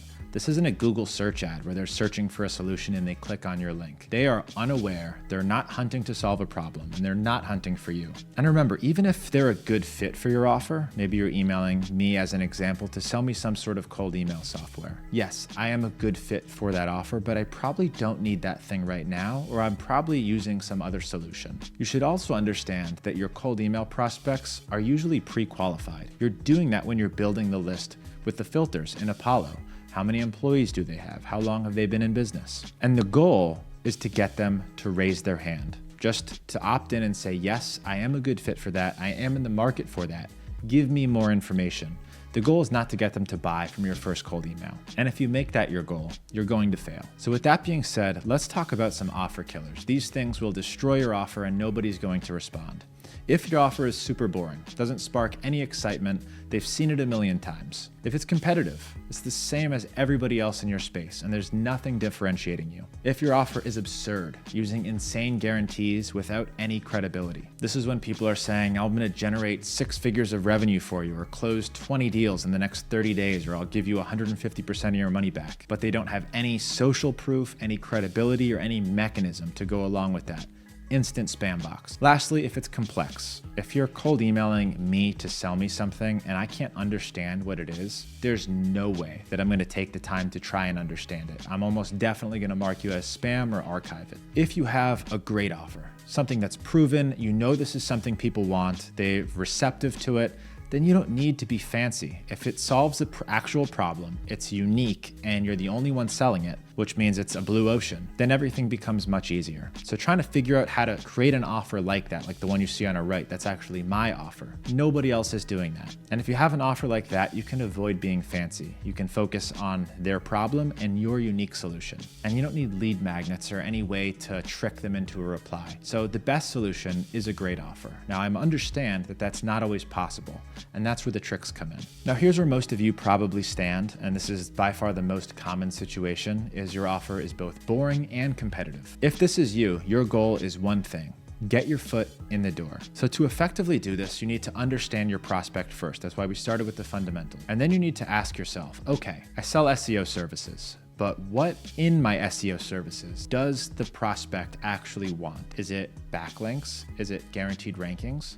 Maybe it's to train AI that they're the #1 in their field. Think about all the things that you do under the umbrella of your service, and then break them down into bullet points and say, okay, which of these is the most desirable that nobody else is really focusing on? So as an example here, say you offer SEO services, super boring, super competitive, and you know that your prospects really want a backlink from Forbes, or at least it's sexy and you think that's gonna get a lot of excitement because people have responded to that really well in the past. So you can offer that as a front-end offer. The front-end offer is your foot in the door. That's the thing that people really want. And a lot of times it's a one-time thing, which obviously isn't the game plan. You don't just want to sell somebody on $1,000 one time, you want them on a retainer. But once you get your foot in the door with that front-end offer, then you can upsell what you really want to sell them, which is your monthly SEO services. So the name of the game is get the door open, you earn their trust, you knock it out of the park for them, and then you sell your core offer. Now here's some specific strategies if you have one of those boring, competitive, tough offers. The first is a loss leader. So this is something that you can sell basically at cost. something they really want, and something that they think is expensive, and you sell it for a shockingly low price. Let's take my $97 done-for-you cold email setup offer as an example. This is something that I use as a front-end offer for ads to get somebody in the door. Now, I don't make pretty much any money on that, but all of the back-end stuff that I get from people who sign up, they join my program, they buy my high ticket, they use my mailbox infrastructure. All of those upsells and cross-sells pay for the cost of running this cheap front-end offer. If we're using the Forbes example from earlier, maybe that costs you $1,000, and maybe they think it's gonna cost $6,000. Well, if you can sell it to them for $1,000, chances are they're gonna buy it. And if they've been in the market and they understand SEO and backlinks, then they're gonna say, holy crap, how can you get that for $1,000? I'll definitely buy that. You don't make any money on that first sale, but it helps you build trust. And then once you knock it out of the park for them, they're almost definitely gonna at least trust you enough to do a sales call and explore retainer SEO services. So that's a loss leader. The second strategy you can use is called a Trojan horse. Now, if you're familiar with a Trojan horse, this is a war technique that was used back in the Troy days. And the soldiers basically gave them a big wooden horse as an offering to the gods. Little did the people of Troy know that all of the soldiers were in the horse. And when they let them inside of the gates, the soldiers came out and took over the city. So essentially what we're doing here, we're getting in the door under questionable pretenses. This is where you're framing the pitch, not as you're trying to sell them something, because trying to sell them something like SEO services is typically not going to work. People aren't receptive to that. People get defense mode immediately. However, if you frame the offer not as a sales pitch, but as something else, maybe it's a partnership, maybe some sort of partnership or referral agreement, anything that's not a sales email is going to increase the reply rates and find somebody who's interested in talking to you. One great example of this is one of our top performing campaigns for our PR agency. Instead of emailing companies as a PR firm saying we're gonna help them get media coverage, we email them under the pretense that we're a journalist and we love to write about their story. Now, they're much more open to speaking to a journalist about covering their story and their success, rather than a PR agency that wants to sell them. So there's a lot of examples of this that you can get creative and think about. The question you need to ask is, how can I get in the door under a questionable pretense where we're not saying that this is a sales pitch right away, and then we have a smooth transition to it being sales. And this works really, really well if you're able to get creative. And finally, the last thing that you can use is lead magnets. And I'm gonna be walking through this in depth in its own module, and we're gonna be covering how to create lead magnets and reverse lead magnets and the new ones that I'm using now that are unbelievably effective. We'll talk more about that later. Just know that that's strategy number 3. Now, if you're new and you don't know what to sell, you don't have an offer yet, then so far this probably hasn't been too helpful for you. So I'm just gonna talk to you for a second. If you're creating an offer for the first time, and a lot of this is easier said than done, just make sure that you're spending a lot of time on this, because the better that your offer is, the easier everything is gonna be for you in business. The easier it's gonna be to get lead generation to work, the easier the sale is gonna be, the easier the delivery is gonna be. It's all gonna be much easier. So spend a lot of time and resources on the offer and figuring this out and doing it right. Don't be lazy here. So some bullet points that I wanna share with you. Sell something unique to customers that other people are ignoring that have money. So you don't just wanna be another SEO service or another PR agency. You wanna find some way to differentiate yourself. And I can't tell you what that is, because if I could, I'd just be an offer spitting machine, and I'm not. And then sell to customers that others are ignoring. Just make sure that they have money.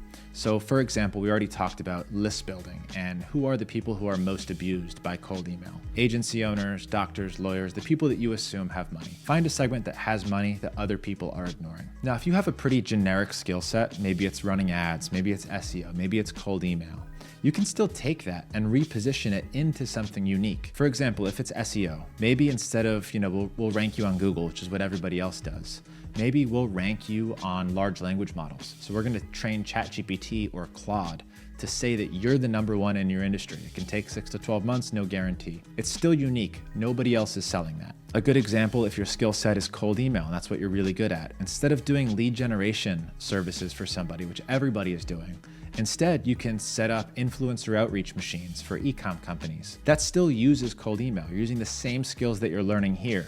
You're just repositioning it in a way that's much more attractive, that companies are gonna be more receptive to. Another link here I'd like to share if you wanna dive a little bit deeper into creating an offer, how to outperform 99% of your competition, my blue ocean strategy.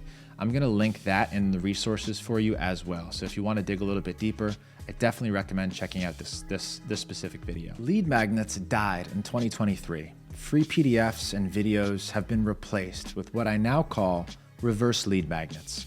And I'm now using RLMs to generate 250 leads every month for the hardest offer to possibly sell by cold email. But I need to warn you, this strategy is not for you if you're either lazy or uncreative. Today, I'm gonna walk you through different types of lead magnets and show you how to use reverse lead magnets to 5x your cold email replies. Lead magnets that actually work, how to use lead magnets the right way to supercharge your campaigns or sell your boring offers. So what is a lead magnet? Lead magnets are gonna be a resource, a mini service, a free trial, something that's related to your core offer. But they don't solve the whole problem. They just solve a part of the problem for your lead. Now, in order to make them work, they should be good enough that somebody would actually pay for it. And as a general rule, this is really important to keep in mind as you're trying to decide why your lead magnet's not working, that the more time the lead thinks you spent on them personally, the more valuable they're gonna perceive that lead magnet is. And the more time that they have to spend implementing the lead magnet, reading a PDF, watching a video, the less valuable that lead magnet becomes. Great lead magnets can unlock 10% reply rates, and bad lead magnets can completely kill your campaign. So let's talk about when to use lead magnets. Not everybody needs them, and especially not in every campaign. You should consider using lead magnets if, one, you have a highly competitive offer or an offer that's a commodity. And by the way, for those that are new to business, a commodity is something where you're really just competing on price and the service itself is relatively the same. Talking about something like SEO or paid ads, these are highly competitive offers. And a commodity offer is more something like health insurance or a real estate broker. Lead magnets also work really well if you're selling more to smaller businesses, as bigger companies don't really want to consume your PDF or watch your video. They just want the problem solved quickly, and your lead magnet will tend to perform worse the higher up market you go. You should consider trying this, especially if you've tried my other copywriting frameworks and it still doesn't seem to work, but you need to use a really high quality lead magnet. And you should really only be using these if you can actually solve a problem for your lead that they actually want with your lead magnet or your mini service. Now, I like to kind of break down lead magnets into tiers of quality. Tier 3 lead magnets you should totally avoid. Tier 2s, maybe. Tier 1s, you should definitely try. And then there's reverse lead magnets, the new way to do this, and I'm gonna be walking you through that. Tier 3 lead magnets are things like generic templates, videos, case studies, white papers. These are unpersonalized resources that can take the lead a lot of time to consume and implement, therefore have low perceived value. There's some exceptions here, like AI prompts can be a really good lead magnet as a template. N8N blueprints, automation blueprints, those can be really good lead magnets, so there's always exceptions. Tier 2 lead magnets are things like mini courses, free trials, and usable data. I would almost consider the aforementioned mentions like the N8N blueprints or the AI prompts as usable data. Some other examples of usable data is lead data. So one of my most powerful lead magnets is I will give you 8 million leads for free. I still use it, still works really well. If you go on my site, you should be able to see it and redeem that. And if not, it's gonna be linked down below as well, just so you can see what a lead magnet looks like. And then tier 1 lead magnets, ones that are actually good, typically giving a full course like free access to my school community where I also have all of my other lead magnets for you. So now I'm lead magnet stacking. You're almost guaranteed to opt in by the end of this video because one, you want all of those resources that I'm putting together for you, the Spark notes to this, all of the different free services and links and resources. It's all in my free course. So I'm stacking lead magnets to get you opted in. Some other examples are a free software license or a sample of your service, actually being able to do something for somebody. And remember, the more time that it requires of the lead, the less valuable it is. And the way to present these old school lead magnets, I'm gonna call these V1 lead magnets, is typically you'll say, want me to send over the PDF? Do you want me to send over the white paper? Want me to send over the data? They'll say yes, you send them the lead magnet. I've actually got a couple really powerful lead magnet videos that I'm gonna be linking for you, but specifically I want you to watch the perceived value magnet video. This is a little bit more advanced, and that's what I'm gonna be talking about here. So I now call them reverse lead magnets, and this really leverages AI automation, some of the more advanced stuff we're gonna be learning later, to deliver custom lead magnets at scale. So remember, version 1 lead magnets are templated. You make them once, and then you can send it to thousands of people. Version 2 lead magnets, reverse lead magnets, they're customized for each person, and you're able to do this at scale using AI automation. Now, the way that I discovered that this works so well, and I think I'm Now, I think I invented this. I don't think anybody else has done this before me. Reverse lead magnets, trademark, lead gen J. But the way that I discovered it was an effective strategy that other people were using. They called it the Loom video strategy. Cool if I record you a Loom and send it over. That was the call to action. It doesn't really work so much anymore. And then they'd say, yes, sure. And then you'd have to actually take the time to make the Loom video and send it to them, which doesn't really scale very well. And if you use AI to make videos for you, it's still not really there. People can tell, then you lose the sale. But I got to thinking, why did that strategy work so well? And it was because the prospect that you're emailing thinks that you're taking the time to make them a one-to-one customized video, which increased the perceived value of that lead magnet. So how could you take that same principle and do it at scale? And this is what I came up with. Instead of saying, cool if I send you this PDF, instead you're going to make them think that you are spending as much time and effort as possible to put this together for them. They think you spent more time, the perceived value goes up. So the way that you present these is,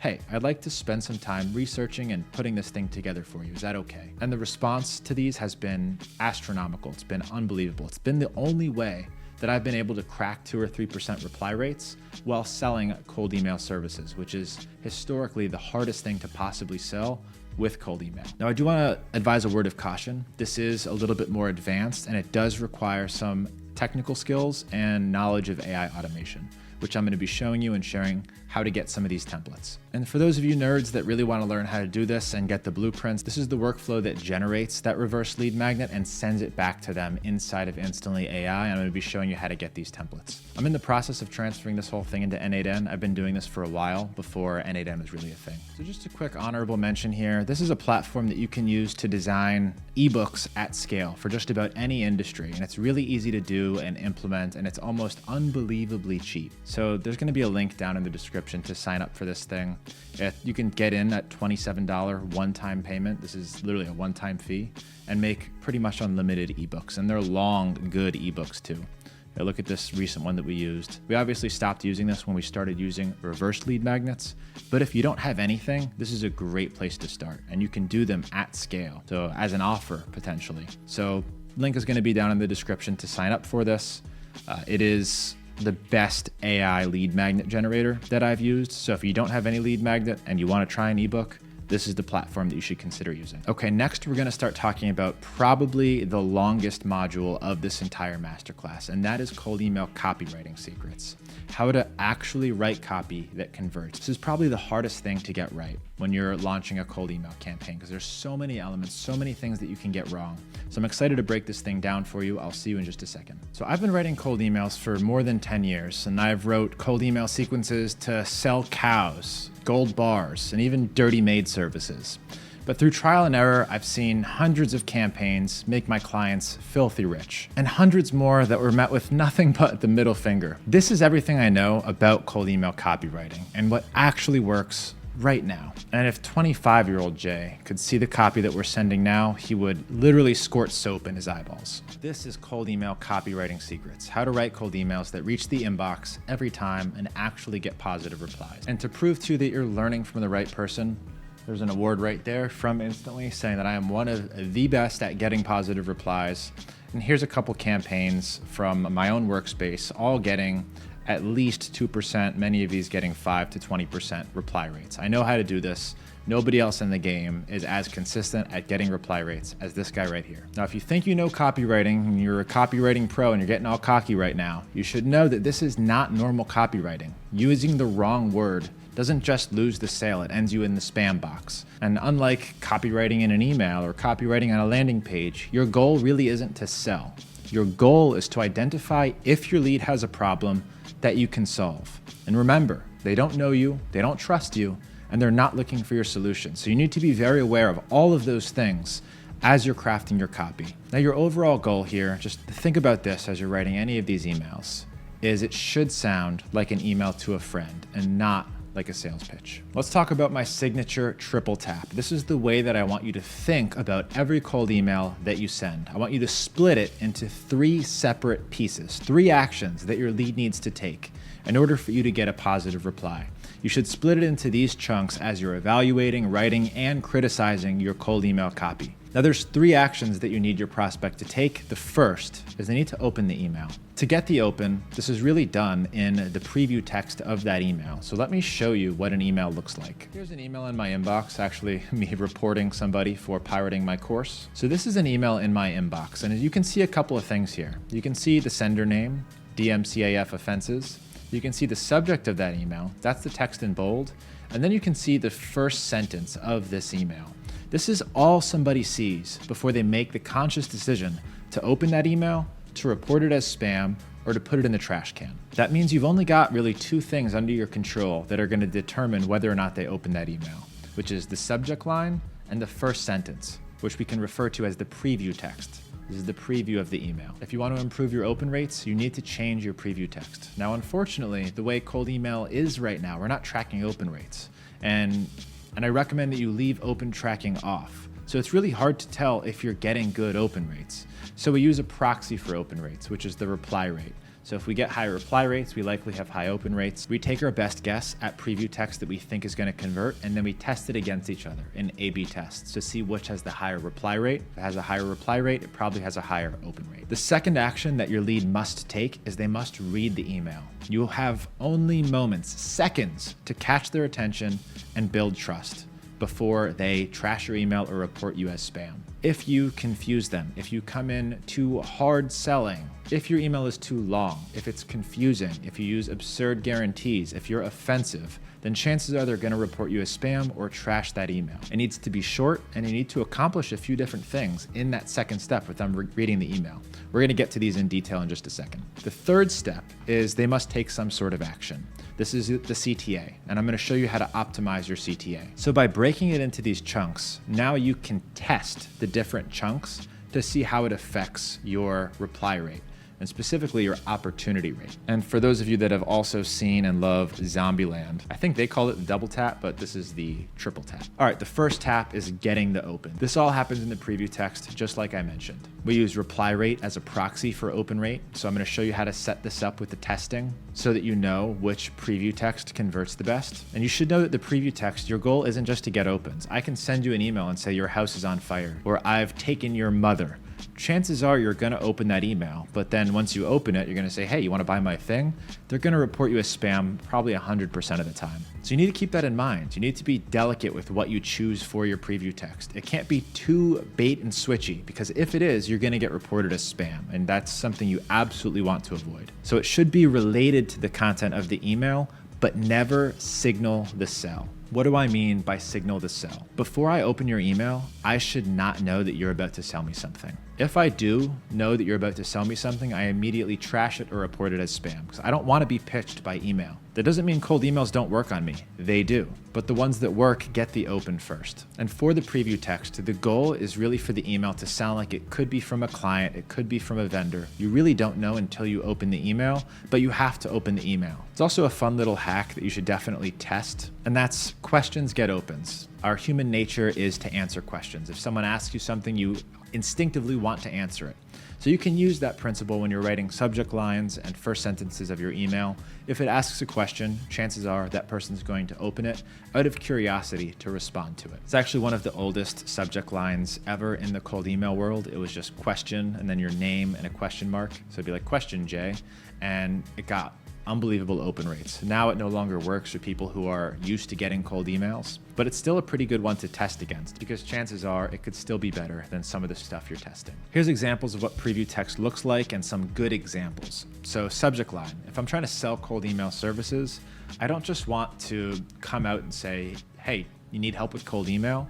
It's a question, but you can immediately tell I'm about to sell you something. So instead, you might want to say sending cold emails, question mark. That makes them think, they could be selling me something. Or maybe someone at our company is sending cold emails that I should be aware of. So that could be coming from a vendor. It could be coming from a partner. And I'd be curious enough to open that email. And then the first sentence could be something like, not sure if you're sending these or not, Jay, mind checking? Again, piquing their curiosity, working with the subject line to make them think, maybe someone at our company, maybe it's me sending cold emails. I got to look into this and see what's happening. Boom, they open it. And now I can try and get them to take the second action, which is to read the email. Another example, is this you on Google? Just came across this on Google. Can you confirm this is you or not? This would be for like an SEO agency. And maybe you pulled their SERP results and have a link to their site. And when they open the email, it's, yeah, I just found you. It looks like you're ranked 8th. Here's your website. Any interest in like moving on up that rank? I can give you some recommendations. That way, we've baited the open. So is this you on Google? Yeah, hell yeah, I want to open that email. Now you've got them reading so that they're able to take action 2 and 3. Remember, they can't read and they can't respond if they never open. So get creative here and make sure that you're not bait and switching completely different things. If you're using something like this to get opens, then just make sure that the content of that email is related to the subject line. So if you're selling cold email services, this is a good one. If you're selling SEO services, this is a good example. Okay, tap number 2 is getting them to actually read the email. This happens in the email body. It's what you're actually saying after that preview text. The goal here, keep it short, keep it punchy, use middle school language, and in the body of the email, you really want to accomplish 2 things. You want to call out their problem and how you solve it, the exact mechanism. And you need to build trust and credibility in an authentic way that's not braggadocious. And you can do this in as little as 2 or 3 sentences. Believe me, there's a lot of really creative ways to do this. But those 2 things are by far the most important. They need to know why you're emailing them, how you can help, and they need to trust you. And I'll show you some examples of how you can do this. But it really comes down to knowing your audience and then personalizing the problem and the social proof. And I'll show you what I mean by that as well. But if you understand your audience, now you understand their pain points, their problems, and you probably understand the solutions that they've tried, that they're fed up with, or maybe the existing solutions that they're using to solve a problem that are now outdated. The better you understand them, the better you can drive the dagger, which means really kind of call out their pain point and make them feel it. So here's some examples of email bodies. I'm actually running the outbound marketing for Lead Gen J. After seeing their pretty crazy success, I was hoping I could do the same for you. Here's an article that USA Today wrote about my methods. So social proof there, a well-known competitor that maybe they're familiar with, some credibility, and you're kind of calling out their problem. You're at least calling out the solution. The problem is obvious, needing more leads. So it doesn't have to be like specific, like, oh, you need more leads, here's how I can help, and here's social proof. You can get creative with how you present this, and that's where the A/B testing really comes into play. Second part, if you already have more qualified calls than you can handle, ignore me. But if you're interested in building an outbound machine, I'd love to show you the strategy. So remember, as you're evaluating the body of your email, does it address their problem and solution? And does it establish some trust and credibility? Now, what do I mean by personalizing the trust and the credibility and the problem solution? Well, the problem solution's pretty obvious. It's what specifically do they deal with in their business that's an issue? And if you understand your audience, you understand what they're going through on a day-to-day basis in their company. I'm emailing cold email agencies, for example. I know them really well. I know the software struggles that they have. I know the infrastructure and deliverability struggles. I know the problems with retaining clients. I understand that demographic really, really well. So I can speak directly to them in a really targeted way. Now, if I'm emailing cold email agencies, as an example, trying to sell them some solution, what kind of social proof do you think is going to resonate with them? It's probably going to be some of the biggest cold email agencies that I've helped and how I've helped them. So I would name drop those cold email agencies and the specific results that I got for them and what they had to say and what that transformation was. And if they know of that competitor or of that big name, then it's going to go a lot further than some random company that I've helped that's in a totally separate industry. Okay, the third tap, getting them to take action. This is your CTA, your call to action. Your goal here is to get them to reply with a single word. Don't send any links, don't try and get them to click, and don't make them have to think. That word that they should reply with is usually just going to be yes or sure or send it. The goal is, can they read it and reply with one hand in under a minute? If they can, it passes the test and it's a good CTA. Quick example, would it be cool if I send over the strategy? Person just says, yes, cool. Now you've got a lead that's raised their hand and said, you know what, I'm receptive, I'm interested. I guess I do have this problem and I'm interested in hearing what your solution is. That's all your goal is with that cold email. Get them to raise their hand. If you can do that, the rest of it is just sales. All right, some golden rules to follow for your copywriting. You want to keep it short, 6 sentences max. You want to keep it to a 6th grade reading level. If you confuse your prospect, you lose your prospect. You can use AI to simplify your language as well. So if you're having a hard time conveying a point, just use Claude. Open up Claude, ask it to simplify it, 6th grade reading level. Let them know that they're writing cold email copy, and it'll actually do a really good job. Now let's talk about tonality. Sometimes humor works really well. Sometimes being really stern and professional works well. Your tone should match the profile of your ICP. So if I'm emailing a cold email agency owner, I know what that person probably looks like. I know their gender, I know their age, I know where they probably live, probably some 20-something living in Miami or 30-something living in Miami. And I know the tone that I should probably take with it. If I'm too bubbly or feminine with my tonality, it's probably not gonna go off so well. I might actually try and use humor with that person. Since they're younger, they're a little bit more carefree, I think it'll work. Versus if I'm emailing like a fashion or a cosmetics owner, that's probably gonna be a more feminine cold email. I wanna be really delicate, I wanna use more feminine language. And then if you're emailing a car dealership owner, like that's a 50s to 60s sales guy. And you don't want to be humorous with him. You want to use sales language. You want to speak so that they can understand you. And if you tell AI to adjust your tonality to fit a profile, it'll be able to help you out really well. Other copywriting do's, low resistance CTA, we just talked about that. You want to establish credibility. Now, you're probably thinking, especially if you're just getting started, man, I don't have any case studies. I don't have any testimonials. I haven't really helped anyone in that industry. There's a lot of other stuff that you can use. You can use your social media following. You can drop a YouTube video to something that you've made. You can use a media coverage that you've received. And by the way, if you want some free media coverage, it's going to be available to you also in those resources if you join the free school. I run a PR company. I'm able to do that for you as a perk of watching this far. So there's lots of ways for you to establish credibility, but the best thing is a case study from someone in your industry, and ideally a name that they recognize. And it might be worth you doing some free services to get that anchor case study. Lastly, make sure that you're specific about the problem and solution. Nothing I hate more than seeing a cold email campaign is, hey, I'll get you 100 leads in the next 30 days, or you get your money back. Well, you're not emailing a dummy. I understand marketing. And maybe you can, but how? It's not even worth my time to respond, because if you were a good marketer, you would tell me your mechanism. So if you're gonna make a claim like that, make sure you have a mechanism, and hopefully it's a unique one. Copywriting don'ts. Avoid doing these things in your cold email copy. Don't overpromise. By overpromising, people see right through you and you immediately go to spam.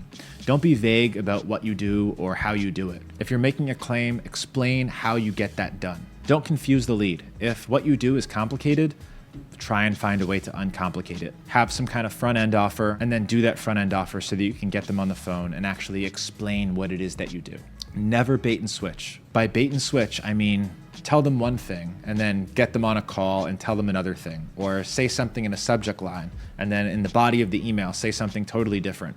This is a recipe to go to spam, and you just don't want to deal with it. And then always avoid promotional and salesy language. All right, let's talk about personalization. This is using variables in your cold email that are personalized to that person, like your first name, using "Hey Jay" in a cold email. That's personalization. My company name, my city, all of those things are personalization. Some of it is good, some of it you should always use, some of it you should never use. And then there's more advanced tactics that we're going to be going over in the advanced section to really take this to the next level. So a couple notes here: more is not always better. In fact, the more personalization that you use, the higher the chances that one of those things is wrong or signals that it's a cold email. A perfect example of that is using the company name, and it's got LLC or Corp at the end of it. It's not a conversational way to talk about that company name. Or maybe it's in all caps for whatever reason. If somebody sees that, it's an immediate signal that they're being cold emailed. Someone did not write this email directly to them, and it will kill your campaign results. Now, the one personalization you should always use is the first name. Tried and true, works like crazy, and the rest of it you can experiment with. Definitely a word of caution against using company names and locations, because these can make it sound like a cold email, and the locations are often wrong, and it doesn't sound normal. People don't usually say the location for the person they're emailing. And be very, very careful. AI personalization can kill your campaigns and make people really mean if you do it wrong, and most people do it wrong. I would say for 95% of the people using AI personalization, it's hurting you rather than helping you. A little bit later on, I'm going to show you the right way to do it. Let's talk about Spintax briefly. This is a formatting that randomly shuffles words and phrases in every email. It is now mandatory. This is not optional. If you're sending cold emails, you must have Spintax. And there's really no excuse not to at this point. Spintax improves deliverability because these email service providers are looking for repeat phrases and repeat emails. And then if it sees them, it knows it's a cold email and it blocks that copy. So the more Spintax you have, the better. And it prevents the ESPs from flagging your copy. So let's actually go into Instantly and show you what Spintax is. And then I'm going to show you how to generate it easily so you don't have to worry or even think about how to do it or programming in this language. Let's go into Instantly AI. I'm going to open up one of my campaigns, sequences. So the Spintax here is what you see here between these brackets. Now this might look complicated, like I don't know what this is or how to do it. Good news is you don't really need to know how to do it. All you need to know is all of the Spintax for a certain variable are between the brackets. This is one word that it's going to randomize. It'll say hi, hello, or hey at random. These lines in between words are the separators between the words you want to shuffle through. So if I wanted to write my own Spintax, I would just do double brackets and I would say random and then vertical line, what's up, vertical line, how you doing, vertical line. Or maybe I just want to shuffle through two. And then I can close that Spintax here. It's really important that you preview this so you see what it looks like. A lot of times you will screw up the formatting of this, or you will use words and phrases that actually don't make sense when they are combined with one another. So you need to make sure to preview this. And this preview shows you that your Spintax is correct because you don't see any brackets here. It actually read the Spintax correctly. Now, what you don't see here is all the variations and possibilities for what could happen. So what I would recommend you do is copy all of your Spintax. And don't worry, in a second, I'm going to show you how to generate this really easily. And then come into an AI platform and say, show me all possible variations of this email. And then just copy in that full email. It understands that it's Spintax and it's going to show me all the possible variations. Can't tell you how many times people will use a lot of Spintax or use AI to generate the Spintax. And one or two of the variations just don't make sense when combined with each other. So this will show you what the variations actually look like, and then you can decide whether or not you want to use it. Let's delete my version here. I'm going to save, come into one of these old ones.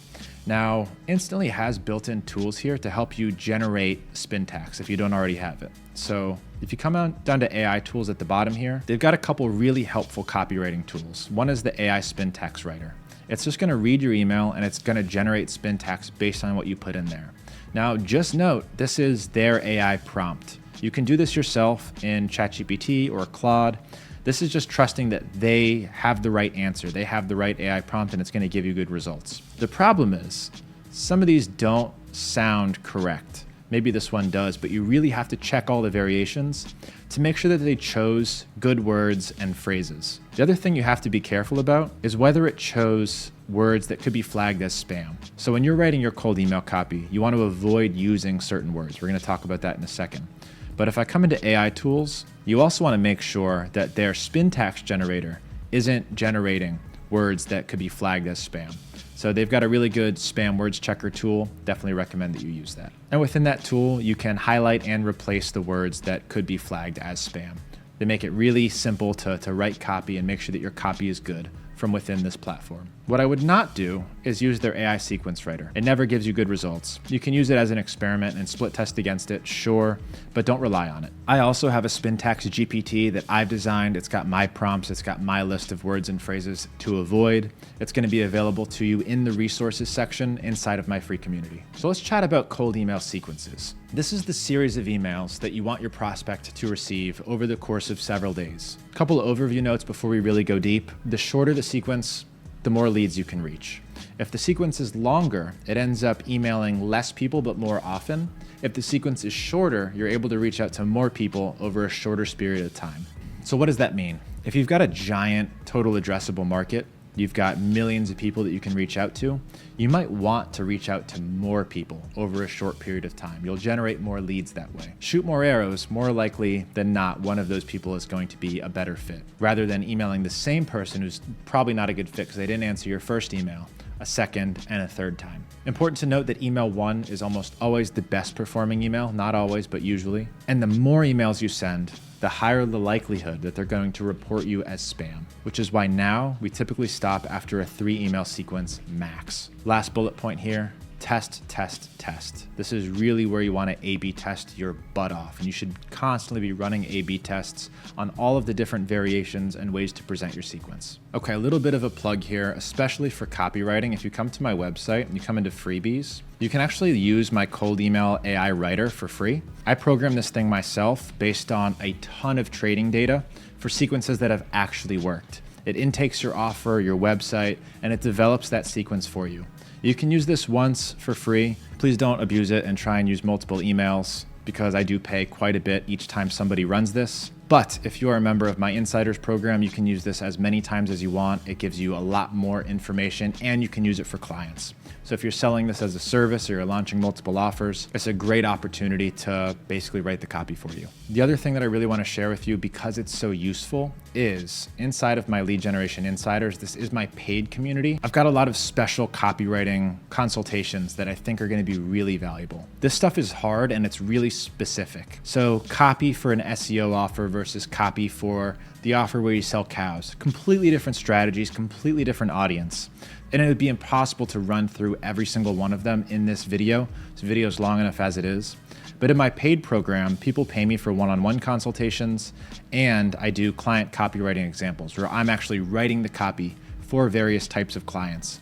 And there's tons of examples in here of various different types of clients and different one-on-ones that I've done. People have paid me thousands of dollars for each of these one-on-ones where we're going through their specific challenges. So just a soft pitch because I think that's something that can really help you. If you're stuck on the copywriting stuff and you really want to get better at it, you need to go through those examples. And if you're doing this for clients, you need access to that cold email writing AI. I've tried every solution and GPT until I finally had to just sit down and train my own AI model, and now it is bomb. It works like crazy. My team starts with it. We use it to set up cold email systems for people. It's awesome. All right, let's get back to cold email sequences. The most common scenario is the 3-email sequence, and this is primarily what we're using nowadays. Email 1, we're using the triple tap. Preview text, body, CTA, and test like crazy. Lots of A/B tests, and I'll show you how to do that once we get there. Email 2 is a simple nudge, and I'm going to show you some examples of that. And you're going to send it in the same thread as email 1. And then email 3, you can either send it in the same thread or a separate thread, but this is really where you want to dump the information on them. First 2 emails, you want to avoid the dumping. Email 3, dump, because they might be skeptical. They might want more information. Now's your chance. If you have a video explaining your service, if you've got special features that you think are valuable, if you've got case study links, now's the time to drop all of them inside of email 3. This is the general structure that I follow. Obviously, what you say in each of those emails, that's the nuance. The nuance is what changes. And then you're going to space them out somewhere between 2 and 5 days per email as a general rule. If you do that, you should be good to go. Everything else is nuance and testing. There's no right answer for how long a sequence should be. I would say max 3 emails. You can do as little as 1. Yeah, you can do as little as 1 email in an entire sequence. That way you can just maximize how many people you're reaching out to. But I would recommend the minimum 2, maximum 3. And here's what one of those email sequences actually looks like. We've got email 1 that's doing exactly what I said. We've got email 2, which is just a bump. This is what it actually looks like. Just touching base, see if you had a chance to review my last email. Let me know, or can I provide some additional information? And then email 3, less of a dump here, but normally I would recommend dumping. All right, so when should you use the short email sequences? This is the 1 to 2 emails. You've got a large TAM, millions of people that could be good fits. You've got access to cheap lead data, and you want to hit as many people as possible, which will give you, honestly, the best shot at booking the most meetings. This is good if you have fewer mailboxes, you're trying to run a lean system, or if you've got tons of lead data and you want to reach more leads faster. Extended sequences. This is the sequences that are 4 to 7 emails. You should only consider using these if you've got a really small TAM. The other scenario where this is kind of okay is if you have a lot of social proof and you've got a lot of lead magnets. So each email they're receiving, they're actually enjoying receiving, and they're different and they're providing some value, and you have a way to opt out. If you're using extended sequences, each email should have some form of new social proof and some new value or lead magnet. And you should be pulling at different pain levers. Different pain levers are, money, speed, prestige, all the different things that could be triggering them to want to buy your thing. You should be testing them and see what resonates. You can also try and employ different sales strategies and different emails. For example, value dropping. Here's why it's so valuable, and stacking the benefits. You can try and resonate with the person you're emailing. Tell your story, how you came up with it. Maybe they'll find some common ground with you. You could try scarcity. I wouldn't, but you could say, I'm only taking a few more clients. Let me know by tomorrow if you want to get on board. It could work depending on who you're emailing. Just make sure if you're using an extended sequence that you're offering new value with every email. And make sure to stop the extended sequences if you see spam go up and reply rates go down. And remember, you'll monitor that in your deliverability testing automation. All right, now let's talk about one of my favorite things, which is split testing, also known as A/B testing. Some important differentiators. There's a lot of things that you can test. You can test copy, you can test offers, you can test targeting. And if you test it all at once, it can get really confusing and hard to get accurate results. And the purpose of your A/B testing is to get an answer to a question. Is subject line A better than subject line B? Is this industry better than that industry? And once you start overlapping too many tests, it's hard to get concrete answers because you get confounders, which are variables that you introduce that skew the results. So some simple rules to follow to do it correctly. Use campaigns to split test different audiences. This is like industries and company sizes. You'll have those in different campaigns. So each of these would essentially be a different industry or a different company size, all using the same copy, just a different audience segment. That way, if one performs better than the other using the same copy, now you know, oh, that industry performs better than that industry. And then you'll use the A/B variations to test offers and copy. That's when you actually come into the sequence and you add variants. This is where you test different subject lines, different bodies, different CTAs, or even entire offers completely, because it's all working off that same lead list. So if you're doing A/B testing here, it's all using the same lead list, which are pulled from essentially the same filters and variables. So you get a pretty good idea of which of these is the most powerful offer or copy variation. Now, if you're just getting started and you're launching cold email for your first time and you're like, I've got a few different ideas for offers that I could use, I've got a few different lead magnets, which one do I pick? Use cold email to figure it out. So the first thing that you should split test is the offers and the lead magnets. Each of these variations can be an entirely different offer and lead magnet, and you'll get dramatic results. So right now, you can see that I'm only testing like a subject line, a word here or there. So we're getting really minuscule differences. But if you test entirely different offers against one another at the same time, you're gonna get big differences in results. Now, my recommendation is do it with the same subject line, and then the body of the email would be the entirely different offer or lead magnet. Just a note, cold email is a great way to test new offers and discover who your customer avatar is. Maybe you don't know the industry that's going to be most receptive to your offer. Well, clone your campaign 10 times and upload different industries to each campaign, and let's see who bites. Here's how to split test the right way. You want to break your cold email up into those three parts, the triple tap. These are the three components that you're going to be testing against one another. And then you're going to test each of those chunks individually. You only change that one part. And when you're initially launching that test, say you want to test 3 variations of your subject line, 3 variations of the body of your email, and 3 variations of your CTA. Well, if you want to test 3 variations of each, then you need to test 9 emails. So when I'm split testing just my subject line here, I'm going to go into a dead campaign so I can not ruin what my team is doing. Perfect. So here is the email copy itself. Now, if I want to split test the subject line of this email, I'm going to copy the body, I'm going to add variant, paste the body here, and then the subject line here is company name on USA Today. I actually hate that they used company name there, but hopefully they're normalizing it using Clay. I want to try a question like that. Now this is 3 different subject lines that I'm testing against each other. The only thing I've changed is the subject line. So once I launch this and I start to see that, oh, the one with variation C is getting a much higher reply rate, I can infer that it's because it's getting a bigger open rate. Because remember, the preview text determines open rate. So the only thing I'm changing here is the preview text. So if the reply rates are higher, it probably means that more people are reading it. So let's say I learned that this is my best performing subject line, and now I want to test the body of my email or the offer itself. Let's go ahead and copy this and do some additional variants. The only difference is now the preview text, the subject line, and the first sentence are staying the same.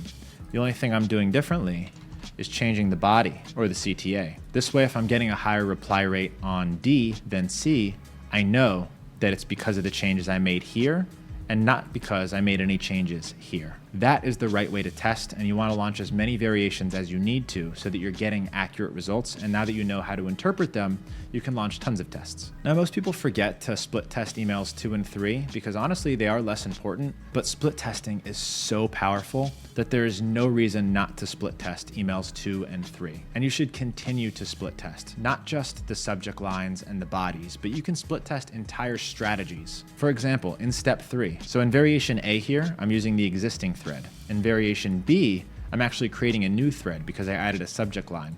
Really simple test that you can launch that most people don't think to launch. There isn't an answer that one works better than the other. It really depends on the offer and who you're targeting. So the only answer is test it and find out. Now, if you don't know how to interpret the results, then there is something that you can do that I kind of mentioned earlier here, and you can come into options and actually give Instantly the ability to set a winning metric, and you would set that as the reply rate. Now, this isn't the optimal thing to do, and I'm going to show you why in just a second, but it is better than not testing at all or not knowing the right decision to make. The way that you should choose split test winners is you should come and look at the specific analytics and not just look at the reply rate. This is the reply rate here. It might be 2% across the board, but if you come over to opportunities, it might be completely different. Now, usually reply rate and opportunity rate will be in line with one another, but not always. That's why it's worth doing this manually. So I've included a prompt here that you can also use to have AI write your split tests for you. But by the time this video is released, you can come into freebies and use my AI split test generator, kind of just like the cold email writer, but trained on all of my prompts for generating the best possible split tests. It'll be much better than just using the prompt. But here's the prompt if you do feel like using it.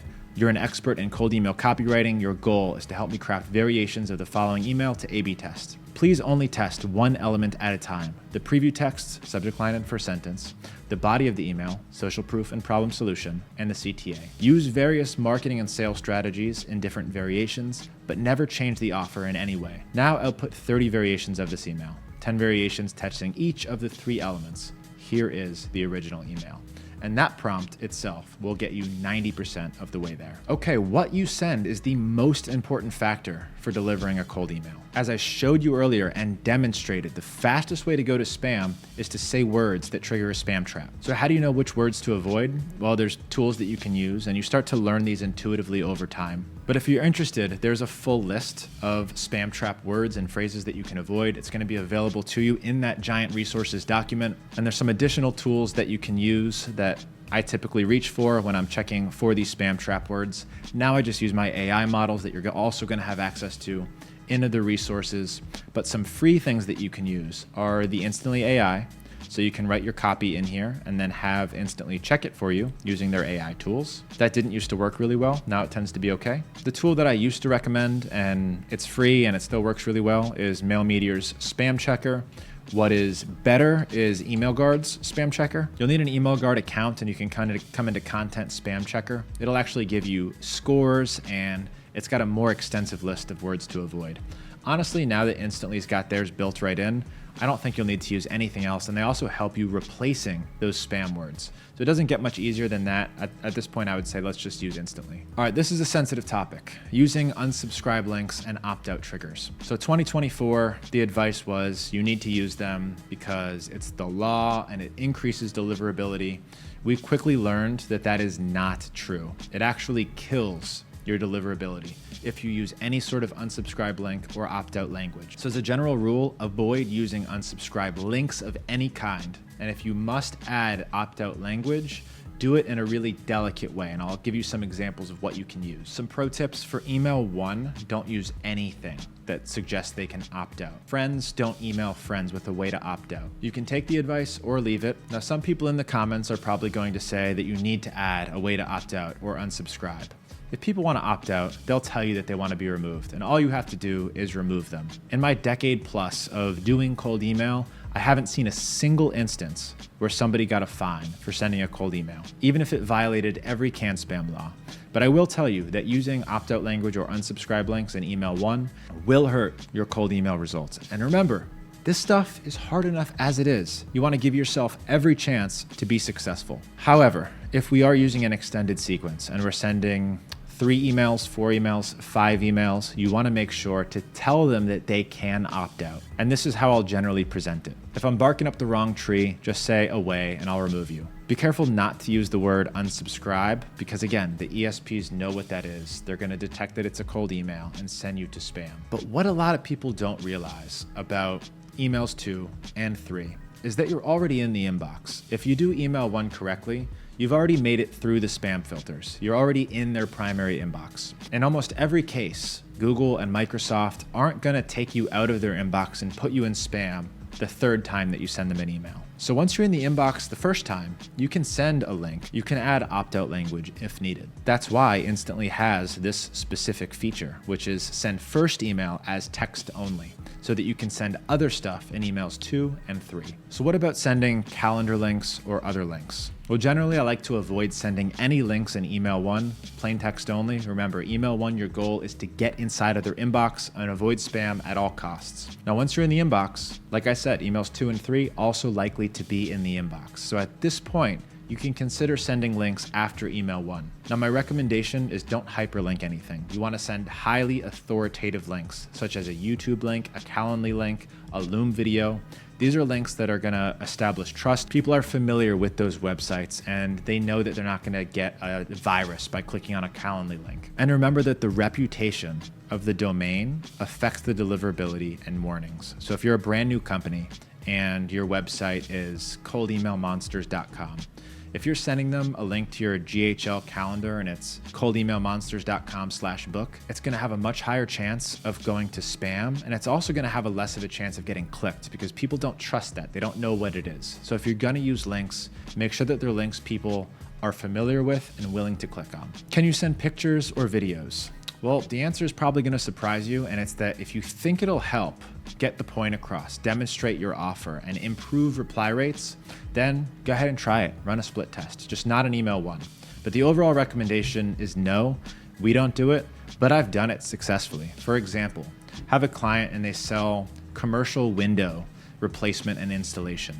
Now, they identified a problem that these commercial companies are having with their existing windows, and it's really hard to explain with words, really easy to explain with a picture. So we used it in email 2, and it worked like crazy. We got a ton of replies from that. Not all pictures, not all videos are bad. Just make sure that you're testing them and make sure that you're not using them in email 1. And if you want to send a video, make sure that it's a Vimeo or a Loom or a YouTube. And a really good way to approach the video situation, if you want to do it in email 1, is ask them if it's okay to send them a video. That's a really good CTA because all they have to say is yes, and then you can send them that video. Another really important deliverability point, once they reply, it's no longer a cold email. You now have an open dialogue with that person. The ESP sees that. You can send them whatever you want. It's now an ongoing conversation. This is the same reason you want to respond from the Instantly Unibox and not do mail forwarding to a different mailbox and then respond from that other mailbox, because it's now no longer a dialogue and it's the first time you're sending an email from that mailbox to that lead. That probably made more sense on the whiteboard earlier. All right, so what about canned spam laws? The Canned Spam Act is basically a consumer protection act, and it dictates how you can send cold emails. It's basically saying cold email is legal as long as you do it this way. Some basic requirements that are relevant to you, and feel free to go watch my video on canned spam breaking it down in detail, but I don't think you need to. All you need to know is they need a way to opt out. You need a mailing address.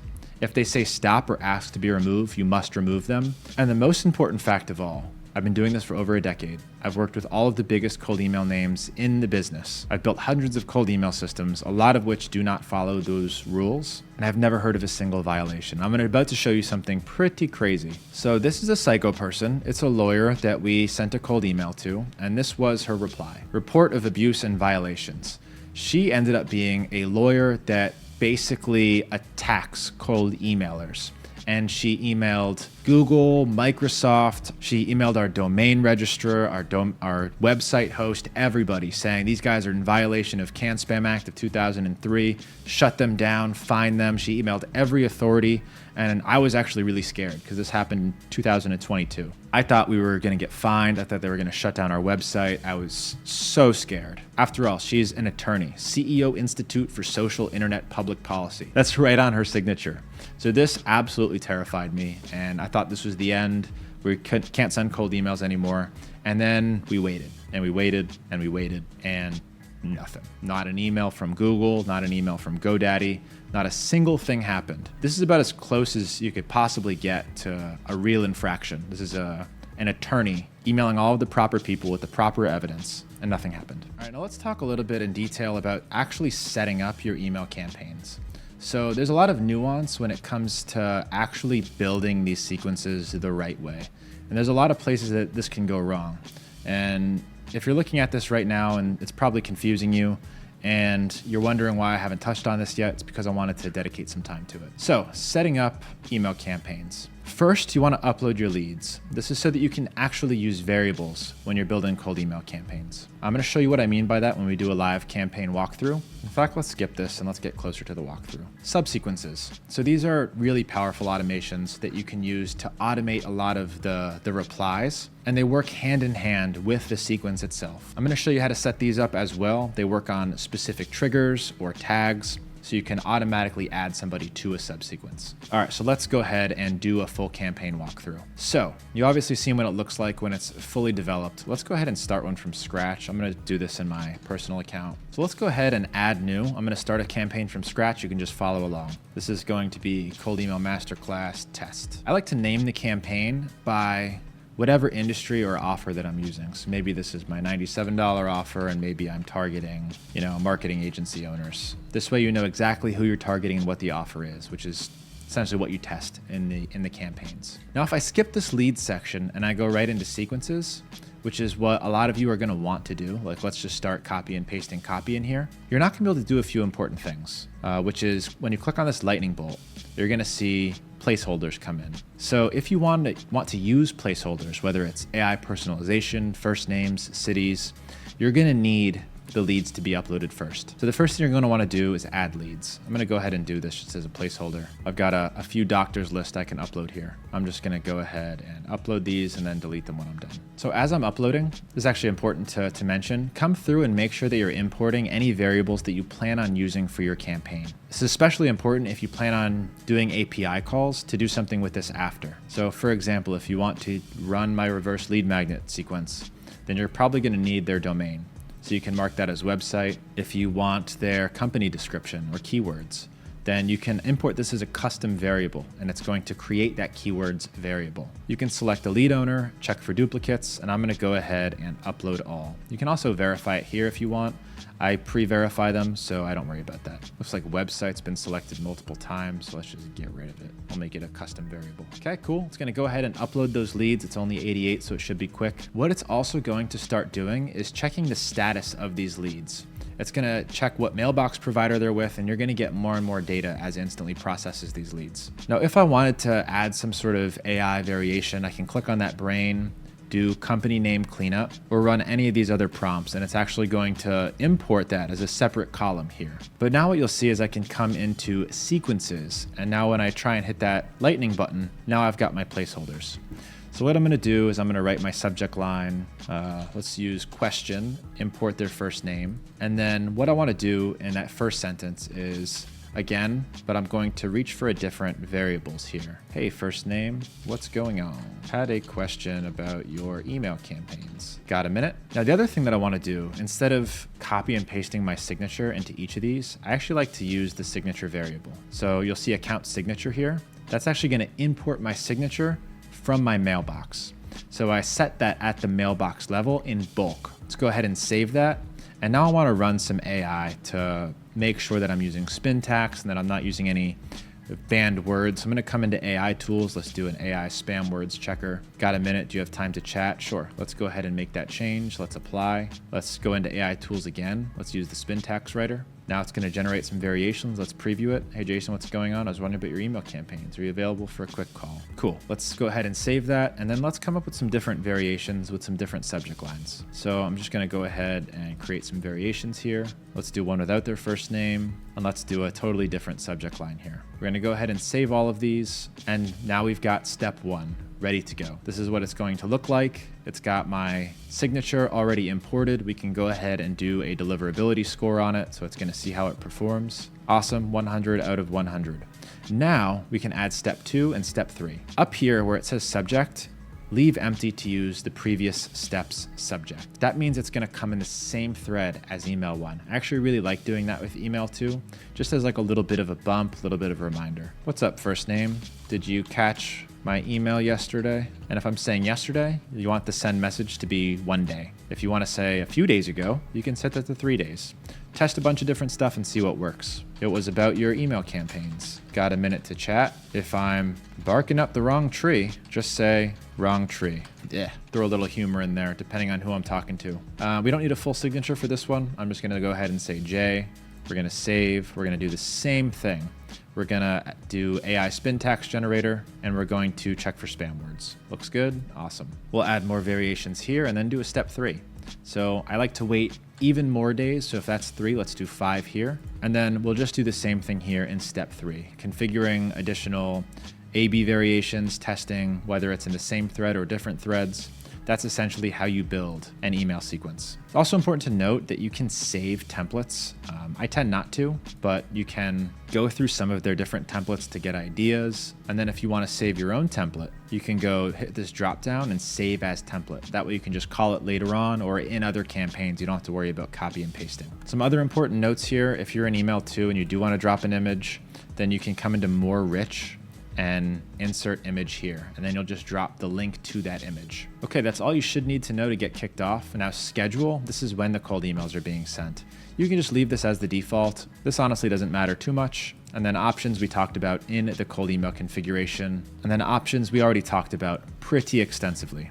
So that is sequences. And then once you've launched it, so let's go ahead and I'm gonna click resume campaign. And once I do, you'll see that subsequences just popped up. Now I have the availability to add some of these subsequences.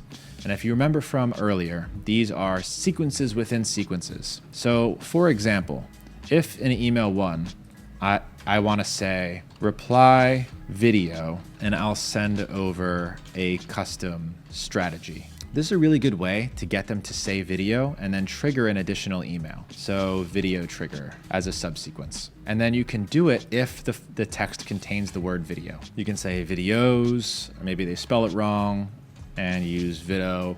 You just want it to catch all of that stuff. You can also just do this generally if somebody's interested, and then it'll add them to that subsequence automatically. And this works exactly like you think it would. It can wait usually 0 days because you want to respond as quickly as possible.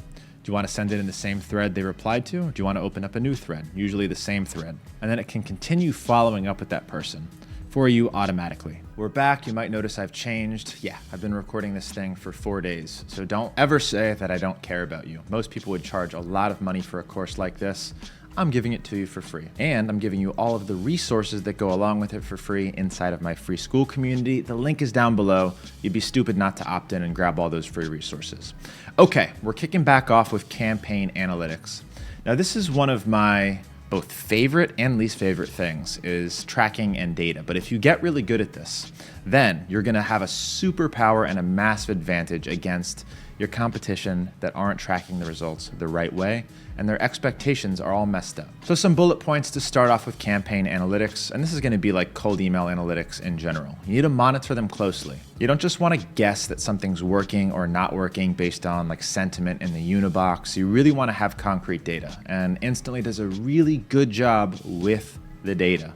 But you need to know how to use it, and you need to know what to look for. So that's what we're gonna be talking about today. Specifically, what's a high-performing campaign? When is a campaign solid and good enough to scale? What's a bad result? How to dig into those A/B test variations? What are some realistic expectations for you or for your clients, depending on what kind of campaign that they're running? All of that we're about to chat about. And then what do you do if you see a sudden drop in results? What are some of those alarm bell signs that a campaign has died and you need to go and resuscitate it right away? All right, let's talk about these high-performing campaigns. Now, I've showed you some already that are getting absurd reply rates, some in the 20 percentiles. Is that realistic? Is that something that you can expect when you launch your cold email campaigns? Absolutely not. And anyone who shows you what I call instantly porn, which are campaign analytics where you're getting 10 to 20% reply rates, you need to know that it usually fits into one of two buckets. It's usually a really targeted signal campaign, such as the one that I shared with you earlier, where I'm monitoring my spam box and sending them a cold email if they land in spam. That's a really high-performing campaign. The problem with campaigns like that is they're super limited on data. I can't scale that indefinitely. I can't upload 10,000 people that have emailed my spam box and expect it to perform at that same rate. The other type of campaigns that can reach reply rates greater than 5, 10, 15, 20% are typically really targeted lists. So one example I already shared with you was our Inc. 5000 campaign. After we won the Inc. 5000 award for Otter PR, we scraped the list of other winners, there's 5,000 of them, and then we reached out saying, hey, congratulations on your recent win. We were just at the conference in California. Sorry we couldn't connect with you. We won as well. Would it be okay if we jumped on a call and I helped you with this thing? That campaign was a high-performing campaign. Again, the problem with it, it's a targeted, segmented list. So one thing you should think about is how can I build as many of these high-performing campaigns as possible by latching on to as many of these high-performing signals and maybe targeted lists that exist. And we're going to talk about doing all of that towards the advanced section, but you should know as you're getting started, you shouldn't worry about these. You should totally ignore the instantly porn, because that's not going to be a likely result for you if you're scraping data from Apollo and pitching them with your generic offer. Even with lead magnets, there's almost no way to hit these types of reply rates. Now, some of the metrics that you see on this slide, open rate greater than 70%. I only know that because we used to track open rates and that's around what we were getting, some of them as high as 90%. Reply rates greater than 5%. Obviously, I've tracked up to 22% reply rates and I can show you a current campaign that's getting that. I think my spam campaign is getting around 22% reply rates. But anything over 5 should be considered a high-performing campaign. If you see a campaign getting over 5%, you should immediately flag that and say, what is working here? What am I doing and how can I do more of it? Now, if you're getting a 5% reply rate, but only a couple opportunities and most people are saying, go F yourself, then it's not a high-performing campaign. So I had to put opportunity rate in there as well. A lot of these do need to be positive opportunities. All right, so what is considered a good performing campaign? What should you shoot for if you're using generic Apollo data, you're using filters, you're doing it properly, you're cleaning your data, you're using a good offer, potentially with a good lead magnet? What can you possibly expect? Well, typically those will get around a 60% open rate. Again, we're not tracking open rate. This is from historical experience. And you should shoot for a reply rate of around 2%. And honestly, anywhere from 1 to 2% is considered a good performing campaign, something that you can scale. And again, you need to have opportunities in there. It can't just all be, wrong person, wrong contact that person. Those should not be counted towards your reply rate. Those are opportunity rates. So you do need to have around a 1% opportunity rate to want to scale that campaign. What would I consider a low performing campaign? Well, typically if an open rate is under 50%, usually in like that 40 to 60% open rate range, that typically means that we're inboxing, but people just don't want to open it. Again, historical experience, we don't track open rates. A reply rate of less than 1% and an opportunity rate in less than 0.5%.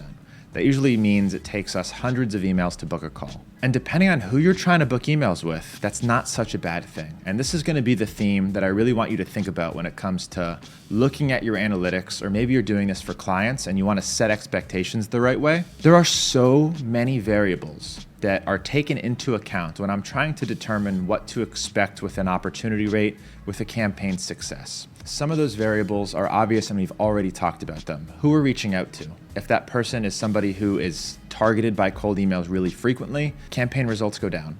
If they're giant companies, campaign results go down. If you don't have a unique and competitive offer, campaign results go down. If you don't have a good lead magnet or you're asking too much in your CTA, campaign results go down.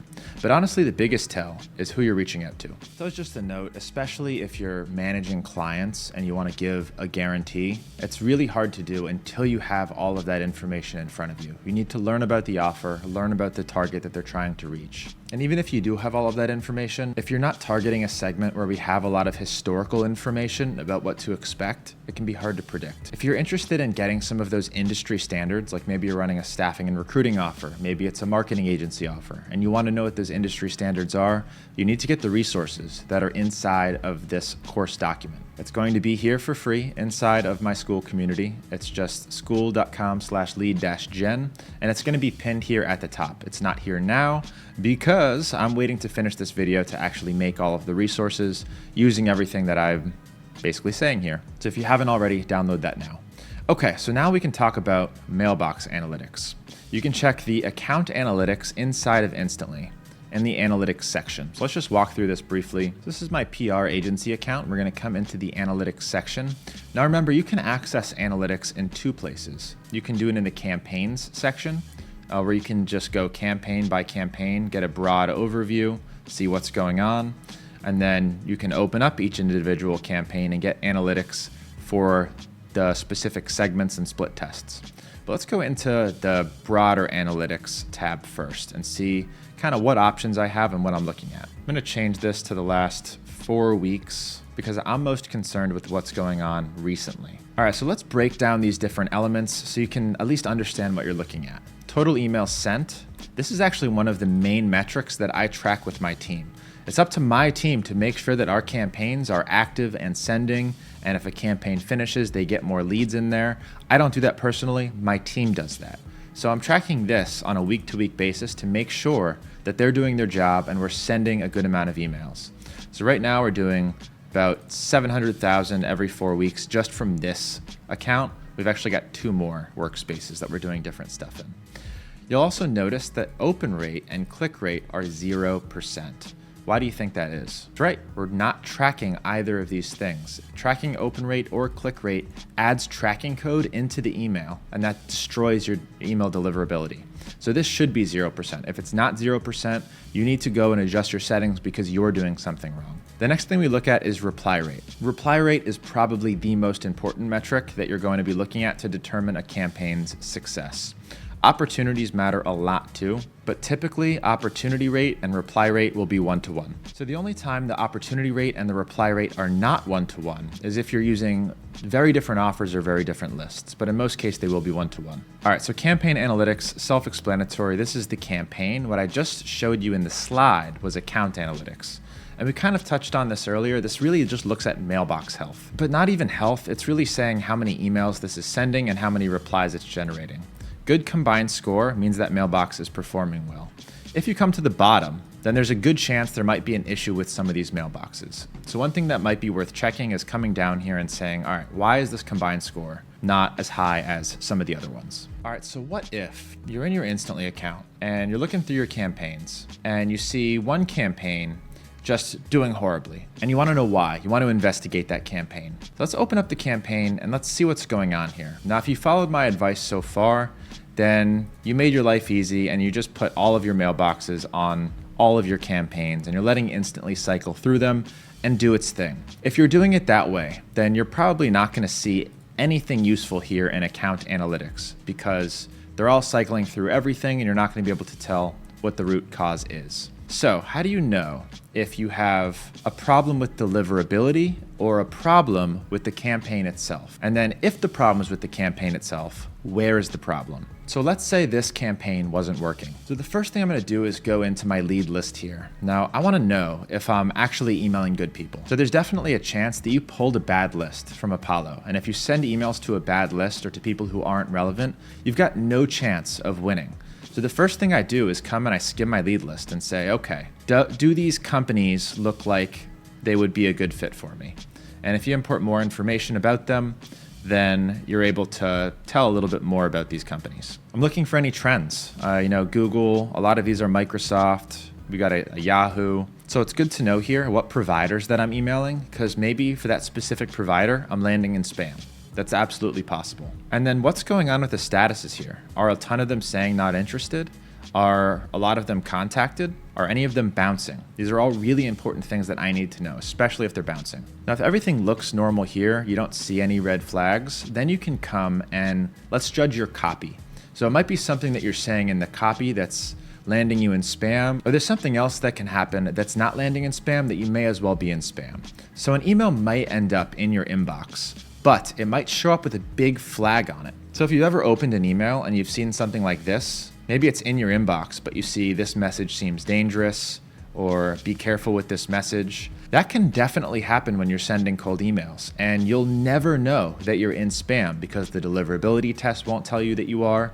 And this is like a death warrant for a cold email. If you see this, you're basically screwed. So what you want to do is do a deliverability test with your specific copy from one of the mailboxes in the campaign. So you can start with the top level test if you want, just come into preview and then check the deliverability score. But honestly, that's really not going to tell you the information that you need to know. What you're going to want to do is log in to one of these mailboxes and then copy this copy here and put it into GlockApps and then do an actual test with this copy from that mailbox and see what happens. And a little added bonus for that test, also send that email to yourself at various other business emails and personal emails and see how it shows up. If it shows up normally, you're in the clear.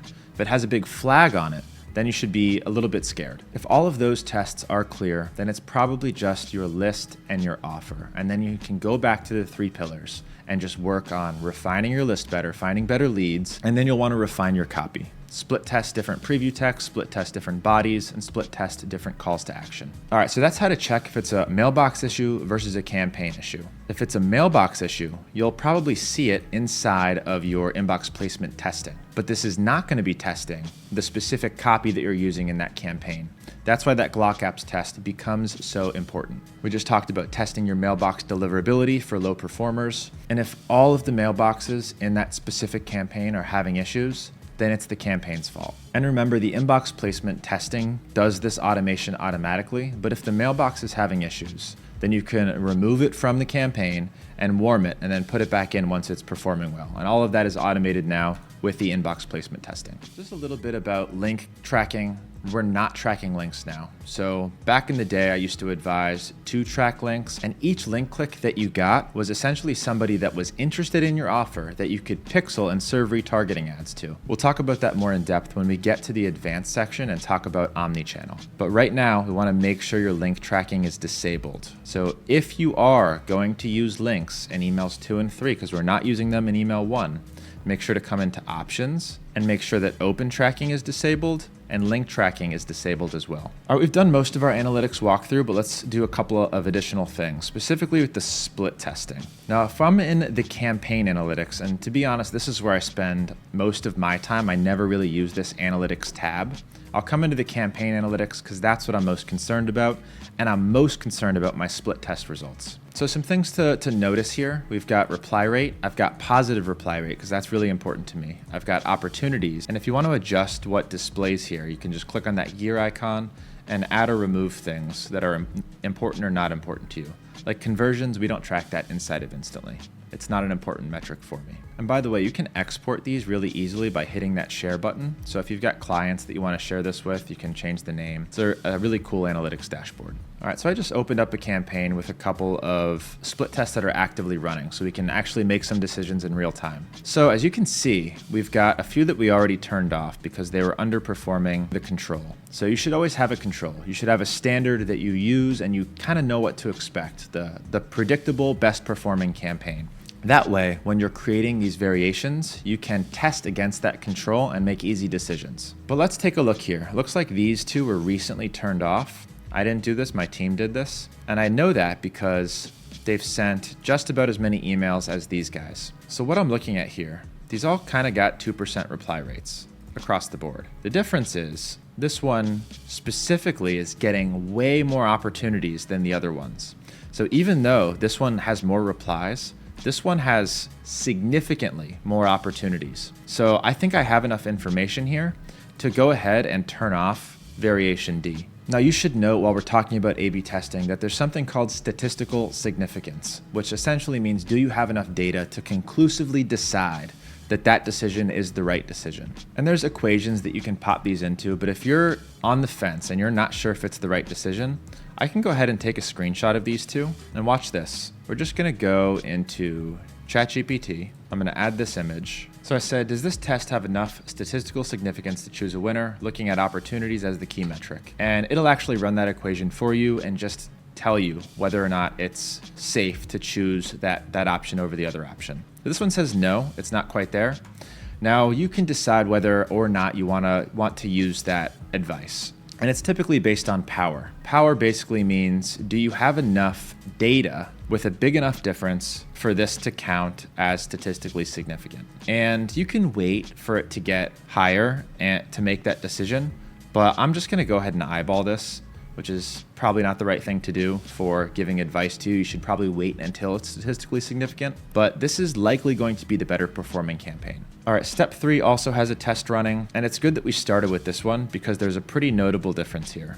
Now let's look at step 3. They have essentially the same reply rate and essentially the same opportunity rate. So at some point, you probably have to say, this has sent a lot of emails. There's probably not going to be a difference between A and B. They're not different enough. You need to add a bigger variable that's going to make a bigger difference in that specific split test. So what I'm going to do here is turn off variation B, and honestly, it doesn't matter which one. I don't think there's going to be a difference when it comes to the results between A and B. And now, as a new test, I'm just going to go ahead and copy this copy, put it here, and I'm going to try and do it in a different thread versus the same thread. That's a really good test that you can run on email 3. So I'm just going to add a quick subject line, yes or no. That's a good one to test. And then we'll let that collect more and more data. Now, important to note while we're in analytics, I kind of mentioned this earlier, but if you come into preferences and scroll all the way down, make sure use version 2 analytics is turned on. I don't know why they don't do that by default, but it does give you more accurate reporting. All right, next I want to talk about something really important that's often overlooked, which is actually managing your cold email system. How we make sure that our system stays oiled and well maintained. So yes, cold email has literally automated our entire marketing strategy, but I'd be lying if I told you that it was just a set it and forget it thing. It's not. It's a well-oiled machine that requires maintenance and care, some tender love and care. And I'm now going to show you exactly how we run our cold email systems that send over 1 million emails every month. And I'll show you how to automate as much of it as possible. All right, so managing your cold email system. We're at a point now where we have our team that's in there responding to leads, making sure that it's well maintained. So there's an SOP that we give to our team, and here's essentially what it entails. We have one person who's basically in charge of responding to interested leads. I'll show you how to automate as much of that as possible.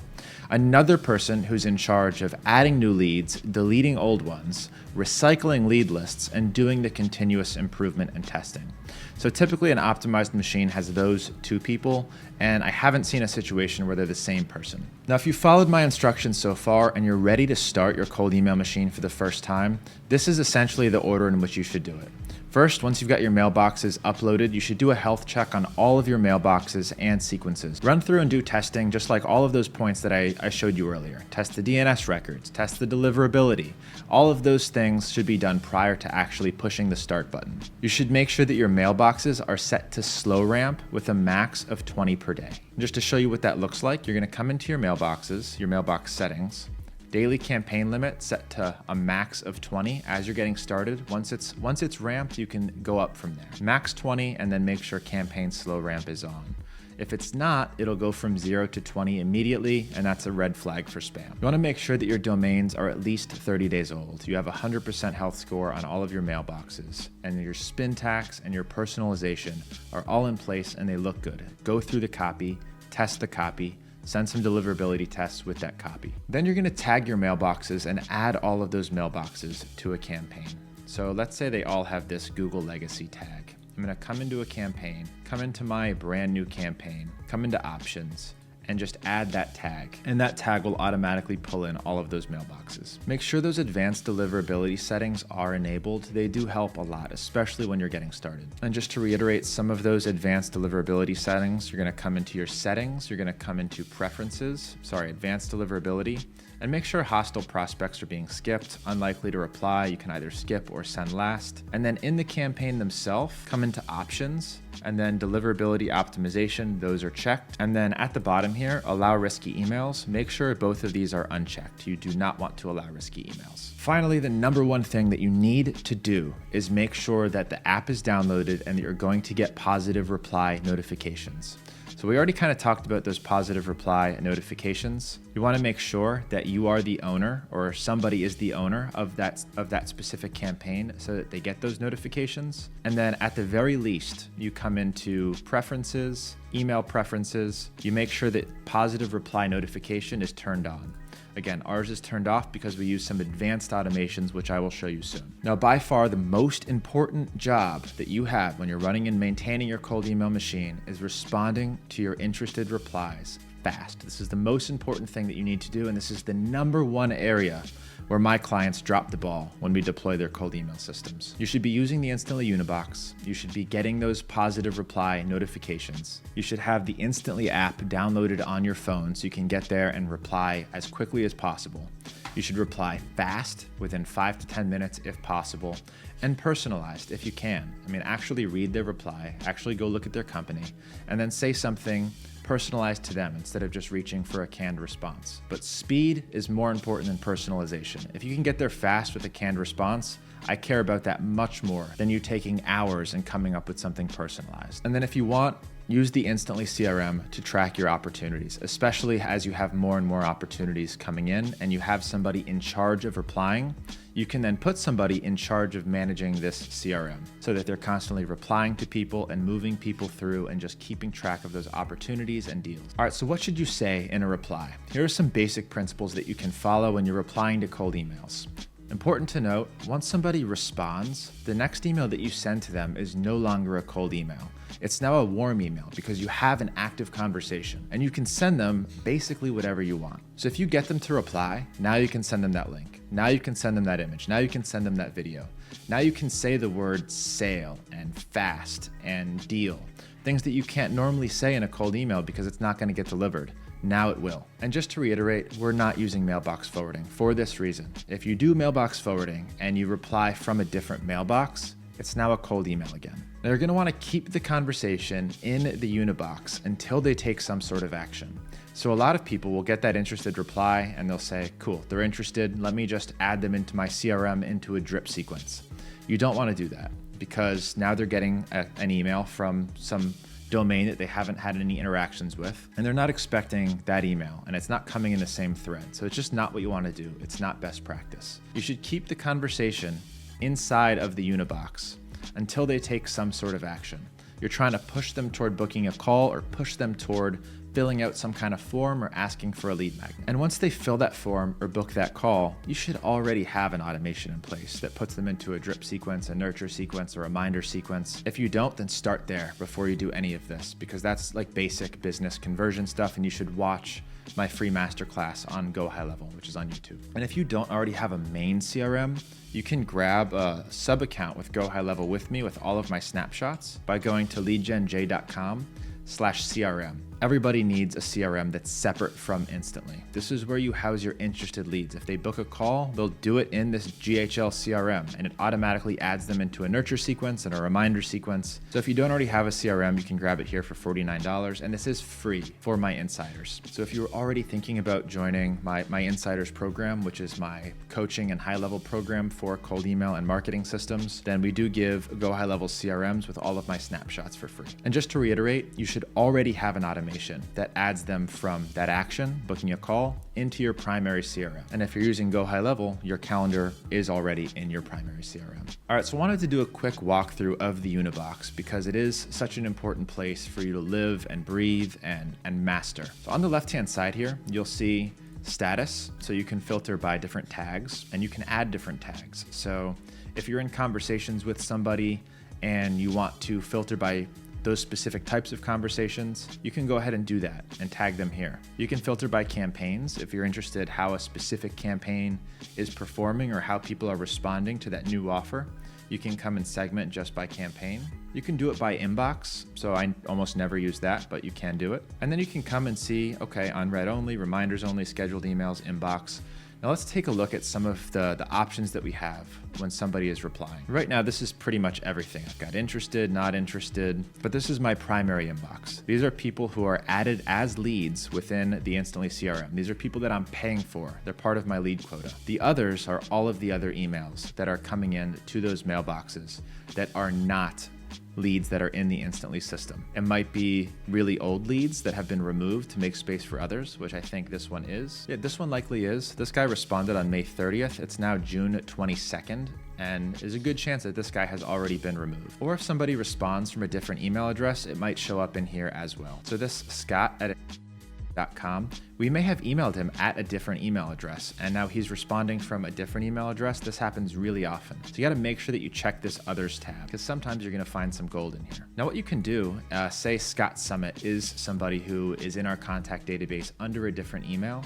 You can click on these three dots and attach lead. So actually, let's see if we have a different Scott Summit. So you would just find the lead that it matches to, and that'll bring it to your primary mailbox and basically merge those contacts. That's an important one you should know about. You can also do some basic stuff here like set reminders, delete, mark as unread. This is all from the others box. I just want to make sure that you're checking it, because especially if you're deleting leads from your system, people might end up responding late. So this one, for example, just seeing this, you can go ahead and send your calendar if it's not too late. This happens all the time, so make sure that you're checking your others box and responding to these others emails. Let's go to your primary box. This is where you'll spend most of your time. This is where the leads are, everybody's tagged. So let's open up one of these. This guy just said, I don't know why it marked him as interested. Their AI is not perfect. So from here, you've got a few options with what to do with this guy. I already mentioned that you can move them into a campaign or a subsequence. So if somebody's like, follow up in 30 days or follow up in Q2. You might want to make a subsequence or a campaign for that, just a follow-up sequence that waits 30 days and then hits them. Or if they ask for pricing, maybe you have a campaign for pricing. Just really fast ways to respond and add them into another sequence. You can add notes for you or for your team. We don't really use this too much. This is new. So if someone's a really good lead, they're highly qualified, they're perfectly relevant, you can try their AI to find similar leads. We already talked about delete lead, add to block list. This is one that you might want to think about using more often than not. If somebody is rude or they're retired, you might want to add them to that block list. So let's talk about options for replying. We've got reply, reply all, that's all normal. I'm gonna go ahead and reply. Now, Instantly is a little bit laggy, but normally it'll start recommending a reply here because my OpenAI is integrated and it'll start showing it in like a faded black text. But what that recommended reply is their best guess at the canned response that I would use. So these reply macros are unbelievably useful, especially in your mobile app. So hit that pound button and then that opens up your macros. Now you can choose kind of pre-templated responses that you can import here or create brand new ones. So I can go ahead and hit pound and say create and then start making a reply macro here that I can call at a later time. You should start building a whole database of these and then start using them when you're replying. And Instantly's got AI that's watching. They're learning what they said, what reply macro that you used, and they're learning from all of that data so that they can recommend the best reply macros for you and then potentially even turn on full AI inbox management. Another thing I want to point out here, now that I've got these replies open, I can set additional reminders. If no reply in 1 week, then remind me to follow up. This is really useful because every person that replies to you is an interested lead, and you worked really hard to get that person to reply. You went through all of that, and now you've got somebody qualified who wants to hear more. Just because you send them information doesn't mean you're going to hit them at the right time, doesn't mean all their questions are going to be answered. So if you're new at this and you have limited lead flow coming in, definitely recommend using this. If no reply, then remind me to follow up. Sometimes it takes 2, 3, 4 replies for you to actually get that person at the right time to a call. So what you should do when you come into your Unibox for the first time every day, come into lead and then go through all of the ones in your primary mailbox. And don't just skip over the not interesteds. Some of these not interesteds are actually interested. These are not, but this one is an open opportunity. We're not interested in paid placement, thanks. I could easily say, cool, that's not what we focus on. We do earned media. Does that change anything? So just because they mark them as not interested does not necessarily mean that they're not interested. And another thing you can think about with what I call soft no's, this is a soft no. This is somebody who took the time to actually reply to me. They didn't say anything rude. They didn't say opt me out, never contact me. They said we're not interested right now, thanks. For cases like this, you might want to consider sending them a reply anyways. And a reply might look something like this. Thanks for responding. I understand you're not interested in paid placements. If you are ever interested in a really reputable PR firm, here's some of our case studies. Link to your case studies page. I hope you have an awesome day. I really appreciate you taking the time to respond. Now they have a link to your case studies page that they can click on. And there's no way that they're going to report you as spam after that because they already took the time to respond. They were courteous. You were courteous back. And now you've left them with some case studies and an additional option instead of just leaving them on read. And you can come up with a really simple soft no reply macro for that. That way, anytime you get a soft no, you can just call that reply macro. And now you've significantly interested the responses that you're sending out. Okay, let's talk about fastest ways to blow it with your leads. There's a couple obvious ones. It's like taking too long to respond. If they go days without hearing from you, then they already forgot that they answered your cold email. And you should still reply, but you may as well not, because it's probably not going to work. If somebody asks you a specific question as their reply, how much does it cost? And you send them a canned response that doesn't address their question, it's a really fast way to get marked as spam and definitely not replied to. So if somebody asks you a specific question, address their question first. Thanks for asking about pricing. It ranges from this to this. I'd love to, hear about what your needs are, and that way I can give you a more accurate quote, and then insert your spiel or calendar link. You also don't want to info dump on them. So right now we're in the discovery phase. You've baited them. They're interested in what you have to say. They're interested in your offer, and they've replied that they want more information. But your goal isn't just to give them all the information. No, your goal is to get them onto a call. That way you can start the sales process. So if they ask, how much does it cost? And you just tell them, it's $5,000. Here's all the benefits. Here's what it comes with. And you just info dump on them. Now they've got no reason to get on a call with you. You really want to get them onto that call, and you want to leave some room for discovery, some curiosity gap, so that they can figure out, okay, maybe I need to figure out if this is the right fit for me. I want to hear how they do it. And you need to be able to sell to them in a call format. So don't info dump. It's a really fast way to get ghosted. If you want to blow it with your leads, don't give them a clear next step. So when you're sending a reply to your leads, you need to have a very specific call to action in all of your emails. It's not just, here's the pricing.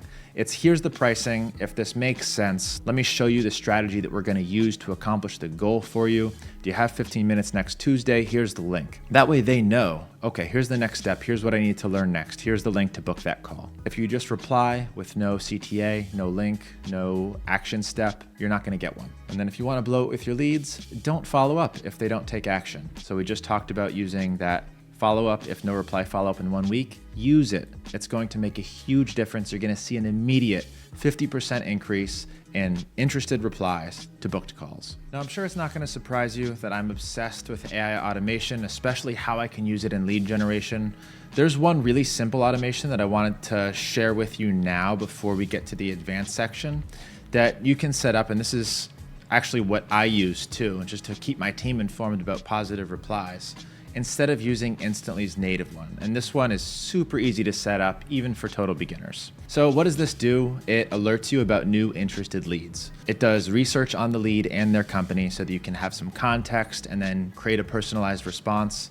And it adds it into a reporting dashboard so you can actually see what's working. You can also have it draft a reply, and then I'm going to show you in the advanced section how to use knowledge basing to create really good replies. So there's a video that I made kind of detailing how to implement this.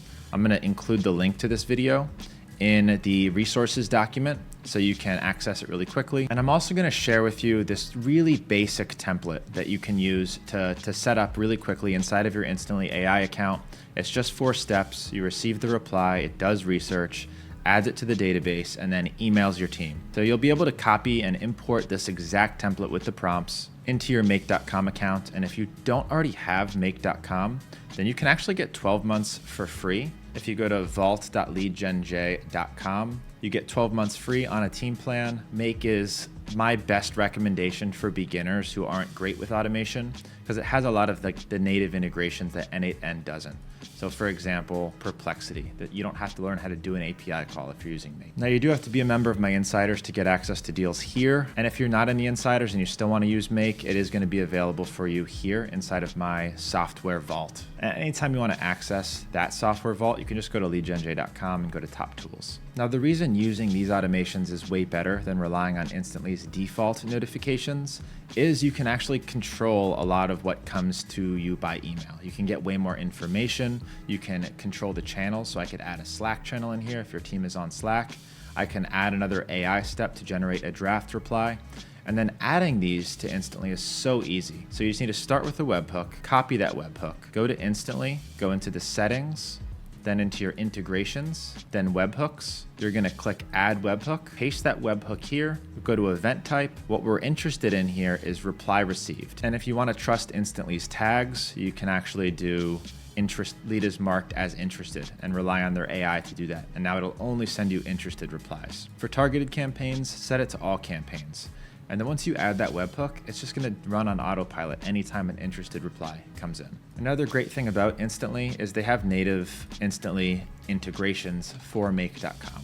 So you can do specific things in your Make account just natively within Make. So lots of customization here, and it makes it really easy to implement this, even for beginners. Finally, just circling back on the Instantly CRM, we didn't spend too much time here, but for those of you that are new to CRMs, it's essentially how it works is this. Let's go to this opportunities pipeline. Most CRMs look like this. Leads flow from left to right based on what status that they're in.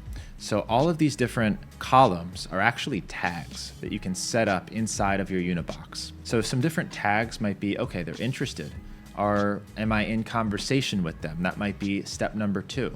Or did they book a meeting? That might be step number 2. Did that meeting get complete? Step number 3.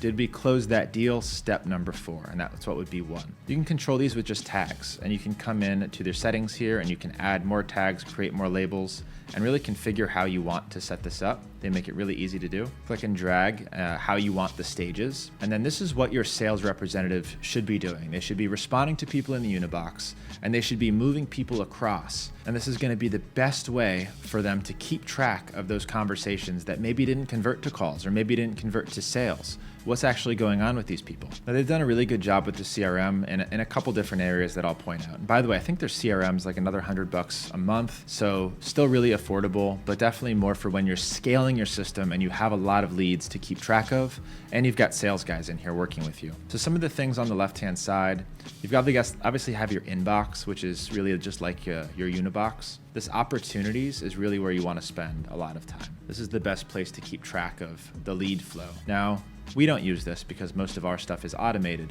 but I definitely recommend that you take a look at using this. Next thing I want to show you is sales flows. This is actually a really cool new thing that they've added, which is basically automations for these opportunities. So let's do a stale automation. Campaign leads, if lead status is not meeting booked in the past 30 days, and lead status is interested, now we know, okay, they're an interested lead, and they never booked a call, and it's been 30 days, so they're probably not going to book a call. This is essentially building lists within my tag statuses so that I can come through and try and follow up and get people to take some sort of action. If you've got a big team as well, you can assign leads to certain users. So a user can come in and just toggle and only look at their opportunities. So definitely recommend you using the CRM, especially if you have a high lead flow and you're worried about conversion of everybody from interested reply to booked call. This is how you do it. This is how you keep track of everything. And if you care about reporting on sales and lead data, this is a great place to do it as well. Because it's not just about how many interested opportunities you generate, it's about how many of those convert to calls and how many of those convert to sales. And this is a good, easy way for beginners to start tracking that stuff. Just to reiterate some bullet points there, treat each lead like a sale that you're trying to close. Anyone who replies is pre-qualified, they're now interested, and you should be giving them the time of day more than just a canned reply. You should be following up with them. You should be answering their questions. You should be doing omni-channel. All of this stuff converts them to call to sale. Move them through the pipeline based on status. A lot of that should happen manually, but I'll show you how to automate some of it too. And the goal is to get them to take action. Get them out of your Instantly CRM and into your main CRM by taking some sort of action like booking a call. This is always a fun question to ask is how valuable are your qualified leads, the people who you can get onto a call? And it's actually pretty easy to find out once you know your average customer value and your average close rate. You can pretty quickly figure out how much a qualified call is worth to you. And once you get that number, it's actually really easy to justify, spending the additional manpower and resources, adding people to the CRM, paying for the CRM. All of those costs are usually negligible when it comes to the value of a qualified call. So when you think about that, expend the effort and resources on following up. You can call them when you get an interested reply. You can text them. You can add them on LinkedIn. Don't just send the same template responses to everyone. And just to reiterate that cold to warm transition, when should you move them from the Instantly Unibox to your main CRM? And the answer again, not until they take some sort of action. If they opt in on a form, they should automatically go into that main CRM. If they book a call, they should go to that main CRM. Do not just throw every interested lead that responds to your cold email into your main CRM. It's easy to do. I could do it in 2 seconds. This webhook is already capturing all of the interested leads. All I would have to do here is add a module for Lead Connector and just add a contact here. And now I'd be putting everybody into my CRM, but I don't want to do that because they haven't really proven that they want to receive emails from me yet. And once they prove that by booking a call or opting in, only then does it count. Some tips for dealing with angry leads. You're going to want to turn on the Instantly AI setting to avoid hostile prospects. I showed you that a little bit ago. It's in advanced deliverability under settings. When you get a hostile prospect saying, go F yourself, never contact me again, click that button to delete lead and add to block list. That's accessible in the Unibox. We just talked about that. And dude, brush it off. It happens. This is part of the game of cold outreach. People who are doing door knocking or cold calling, how do you think they feel when they show up at someone's door and get cussed out or get cussed out over the phone?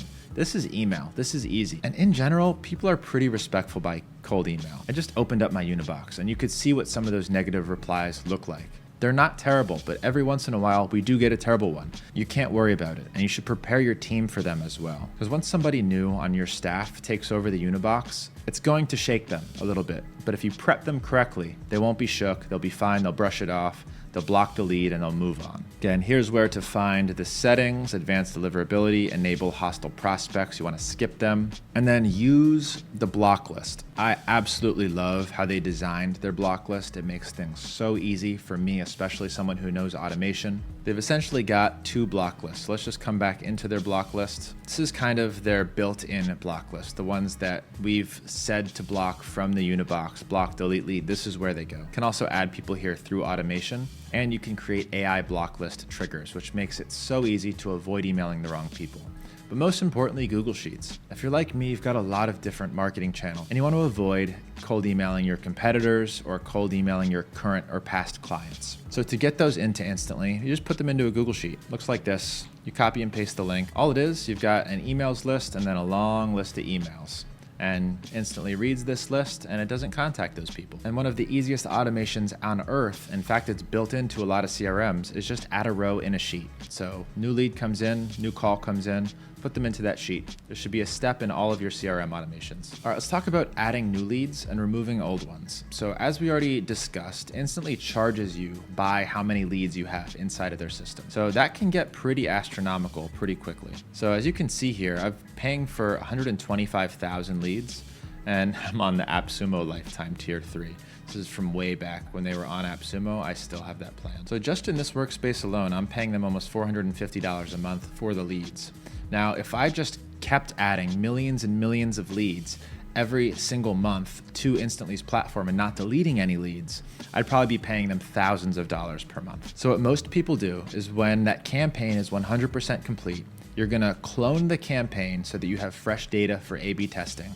That's why I have all of those off and paused campaigns. And you're going to download the contacted leads and then delete them. So let's actually walk you through the process of doing that. So let's go into my Instantly campaigns, and we'll see some of these are 100% complete. And as you can see, they don't have contacts in them anymore for the most part. They've already been cleared out. But this one, for example, is recently finished and has been cleaned out. All right, here we go. This one's still got leads in it. Now, I think this one is currently active. Now, when you're removing leads from a system, and this process is going to be really similar if you want to reuse lists as well, you can use these filters to make sure that it's actually complete. So you don't want any not yet contacteds. You don't want to remove these guys. The campaign's still working on them. It means the campaign's not finished. But assuming this campaign was done, and say it's been done for a couple of weeks, you can select all. So now I've got all 33,000 leads, and I want to download them first. And when you download them, you also want to put them into some sort of database like a Google Sheet. That way you can keep records of not just the leads that you've contacted, but what was the status of those leads. So just to show you what that looks like, I'm only going to select this page and do a download. I'm going to download these 50 leads and open up that file. So now we know not just that we emailed them, but we have their email provider and we've got their lead status. We know if they were interested, if it bounced, if they were not interested, reply received. So all of these are really important things that we can use if we're ever reusing a lead list. So what I'll typically do is I'll download these and then I'll put them all into a Google Sheet. It is a giant Google Sheet full of our used leads. And then once they're downloaded, you can always put them back. So they're safe to take out. So you're gonna select all and go ahead and delete all the leads in the selected campaign. And that's how you make space for the leads. And then once they're deleted, you've still got a lot of this data that's sitting here, and you don't want this data anymore. You want to start from scratch. So what you're typically going to do is clone the campaign, duplicate campaign, and add the new leads to that newly duplicated campaign. And then you can add new A/B tests inside of that new campaign. Now, technically you could do it inside of the same campaign and then reset the data in your Instantly settings, but I actually like starting from scratch with new campaigns. And remember that the Unibox still captures email responses even if you've deleted that lead, but it's gonna be not in your primary, but your other tab. So make sure that you're checking that other tab, or else you're definitely gonna miss important messages. But deleting leads will remove them from your CRM. So you're gonna have to make that decision. Are you going to live and die by that CRM, or are you going to make space so you can reach out to more people, or just eat the cost and pay for the leads? All right, recycling lead lists, especially important if you have a small TAM. Say you only have 10,000 people in the whole country that could potentially be leads for your business that would actually need your really specific offer. Well, now you've got a problem because you're already sending 5,000 emails a month. So you're gonna run through that list in 2 months. What the hell are you gonna do? The answer is you need to recycle that lead list. So there's a couple strategies here that you should employ immediately. This is less relevant if you've got a giant TAM of millions of people like we do. This is the first time I'm seeing some of these memes that my team made. I love this one. Wants to be environmentally friendly. Does his part by recycling old leads. Well done, team. So what people don't realize is you can email the same person every 3 to 6 months and they're gonna have no idea that you've reached out to them in the past. And there's a couple of ways to do this, especially if you have the small TAM, maybe under 50,000, under 100,000 people. You can keep them in Instantly.ai and then just use filters and move to a new campaign, or you can download and upload them at a later date. I would say not to recycle any sooner than 3 months. 3 months is a pretty good time frame where you'll definitely forget that I cold emailed you 3 months from now. I guarantee it. You'll have no idea who I am or what I said. Now, with that being said, there's a reason that I probably didn't answer your cold email the first time. And there's 2 potential reasons for that. 1, it wasn't a good fit and still isn't a good fit. I don't actually need that thing and I was just ignoring you. 2, trust. I lied. There's more than 2 things. Trust, I don't trust you. Therefore, I didn't reply to your cold email. So maybe your social proof wasn't strong enough. Your case studies weren't strong enough. 3, I wasn't having the problem or pain you're trying to solve when you cold emailed me. And that's the beautiful thing about this marketing channel, is I might not need your thing now, but 3 months from now, I might be experiencing that specific pain and difficulty. So what I recommend doing is in that 3 to 6 months when you add them to a new campaign, it can still be the same offer, but you should reposition it. You should use different pain points. You should use different problems. You should use different case studies. That way you're gonna have the best chance of that person resonating with the new cold email. Because they didn't resonate with the first one. You wanna change some of the way you're approaching them the second time around. And by the way, you can start people in both of them. And then after 3 months, just switch. If you're recycling lead lists, you need to skip leads that took specific action or were not interested the first time. So this is where those filter tags become so important. Say I want to recycle this lead list and I have people that reply received, not interested. I don't want to put those not interesteds into my new campaign.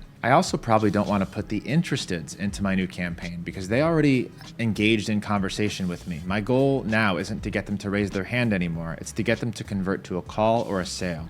So as you're doing this, you're going to select all. So when you're building this list to transfer to another campaign, you're going to run some filters, conditions, and in those filters, you can say lead status. You want to avoid the interested and the not interested. So what I'm looking for in the filters is lead status completed, no reply.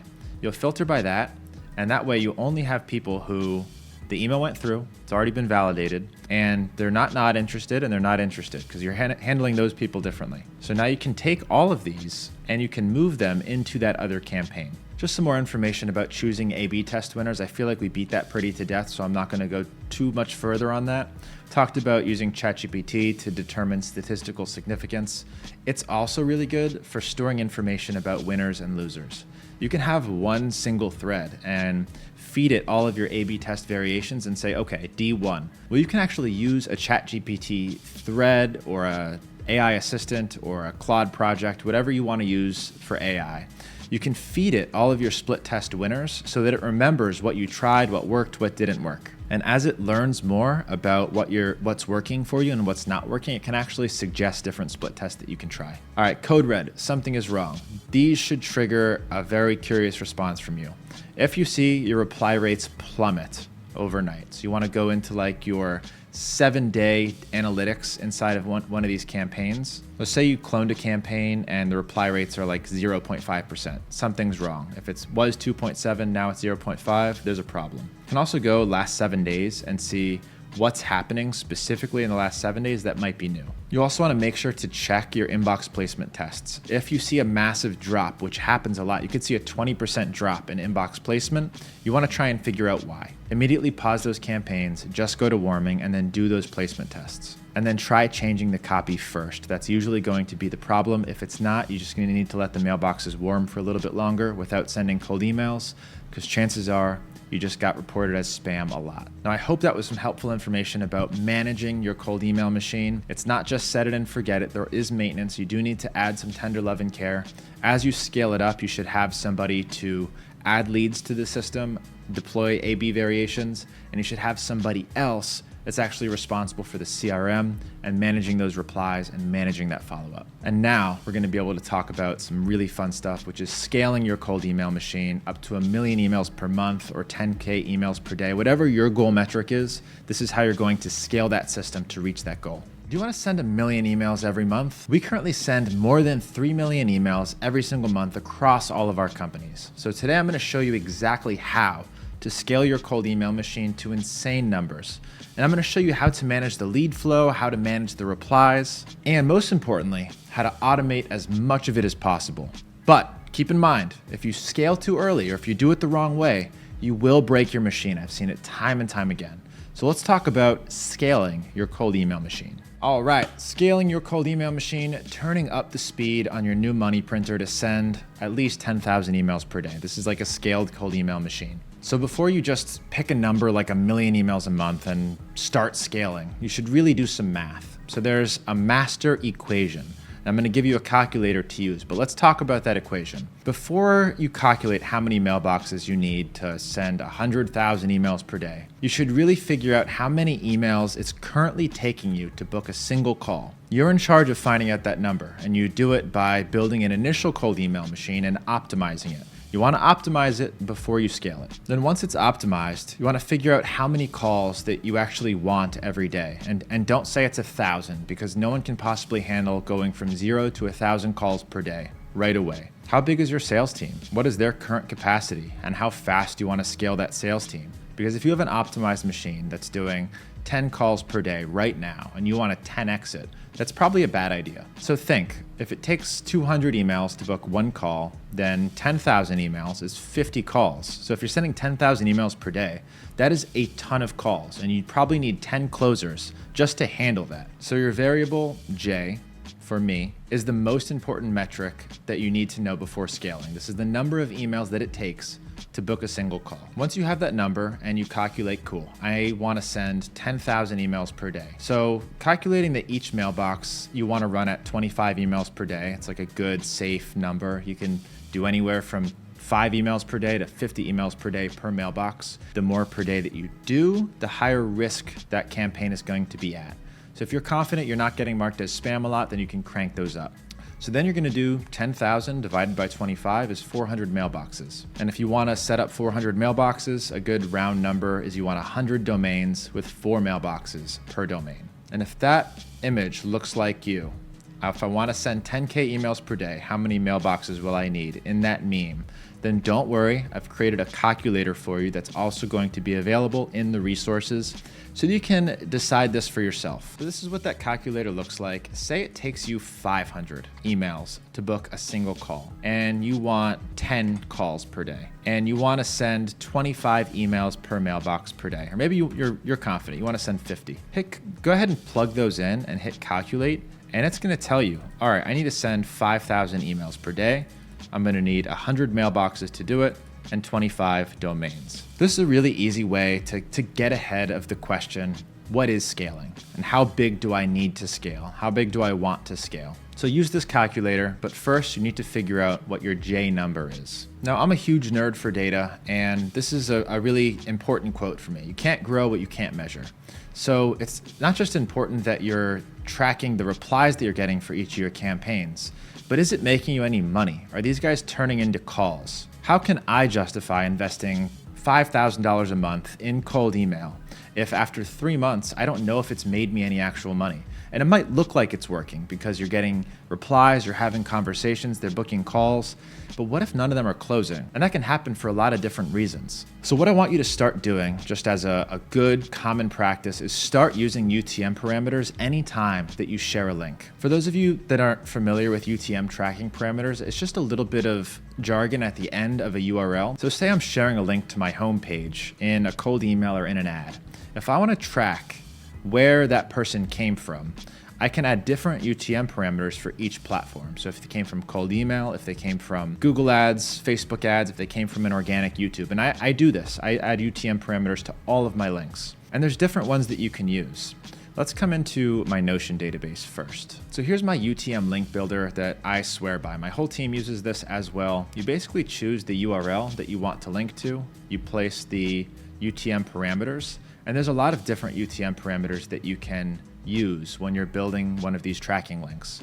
Medium, source, campaign, term. And there's a couple that I even left out from this tracking parameter form because we don't use them. The more you use, the more refined that tracking gets. So maybe I care that they came from YouTube, but do I want to know what video in YouTube? I would do source, YouTube, and I would do campaign, reverse lead magnet. So now I know that they came from a YouTube video, and I know that they came from that reverse lead magnet video. Now I'm not going to go too in depth in UTM tracking in this video. I do have a separate video about UTM tracking that I'm going to link for you in the resources, and you're also going to be able to copy my UTM link builder template as part of the package of resources for this masterclass. So what I recommend that you do when you're sending cold emails is, say they replied, they're interested, and you're sending them a calendar link, throw this at the end of the calendar link. So say this is actually where I send people to book calls with me. So feel free to visit it. It's leadgenj.com/consult. So say this is the calendar link. You're just gonna add UTM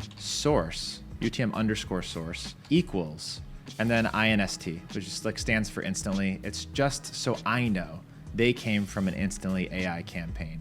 And I only use a 1-parameter source tracking. I don't need to get too granular. And for tracking leads from cold emails, all I need is their source. I need to know that they came from cold email, and that's it. So UTM source equals INST. And then later on, you can report on that information. Go high level, I can create reports really easily about where my lead sources are coming from. Your CRM probably does it too. And if not, you can push them all into a Google Sheet and report on it later.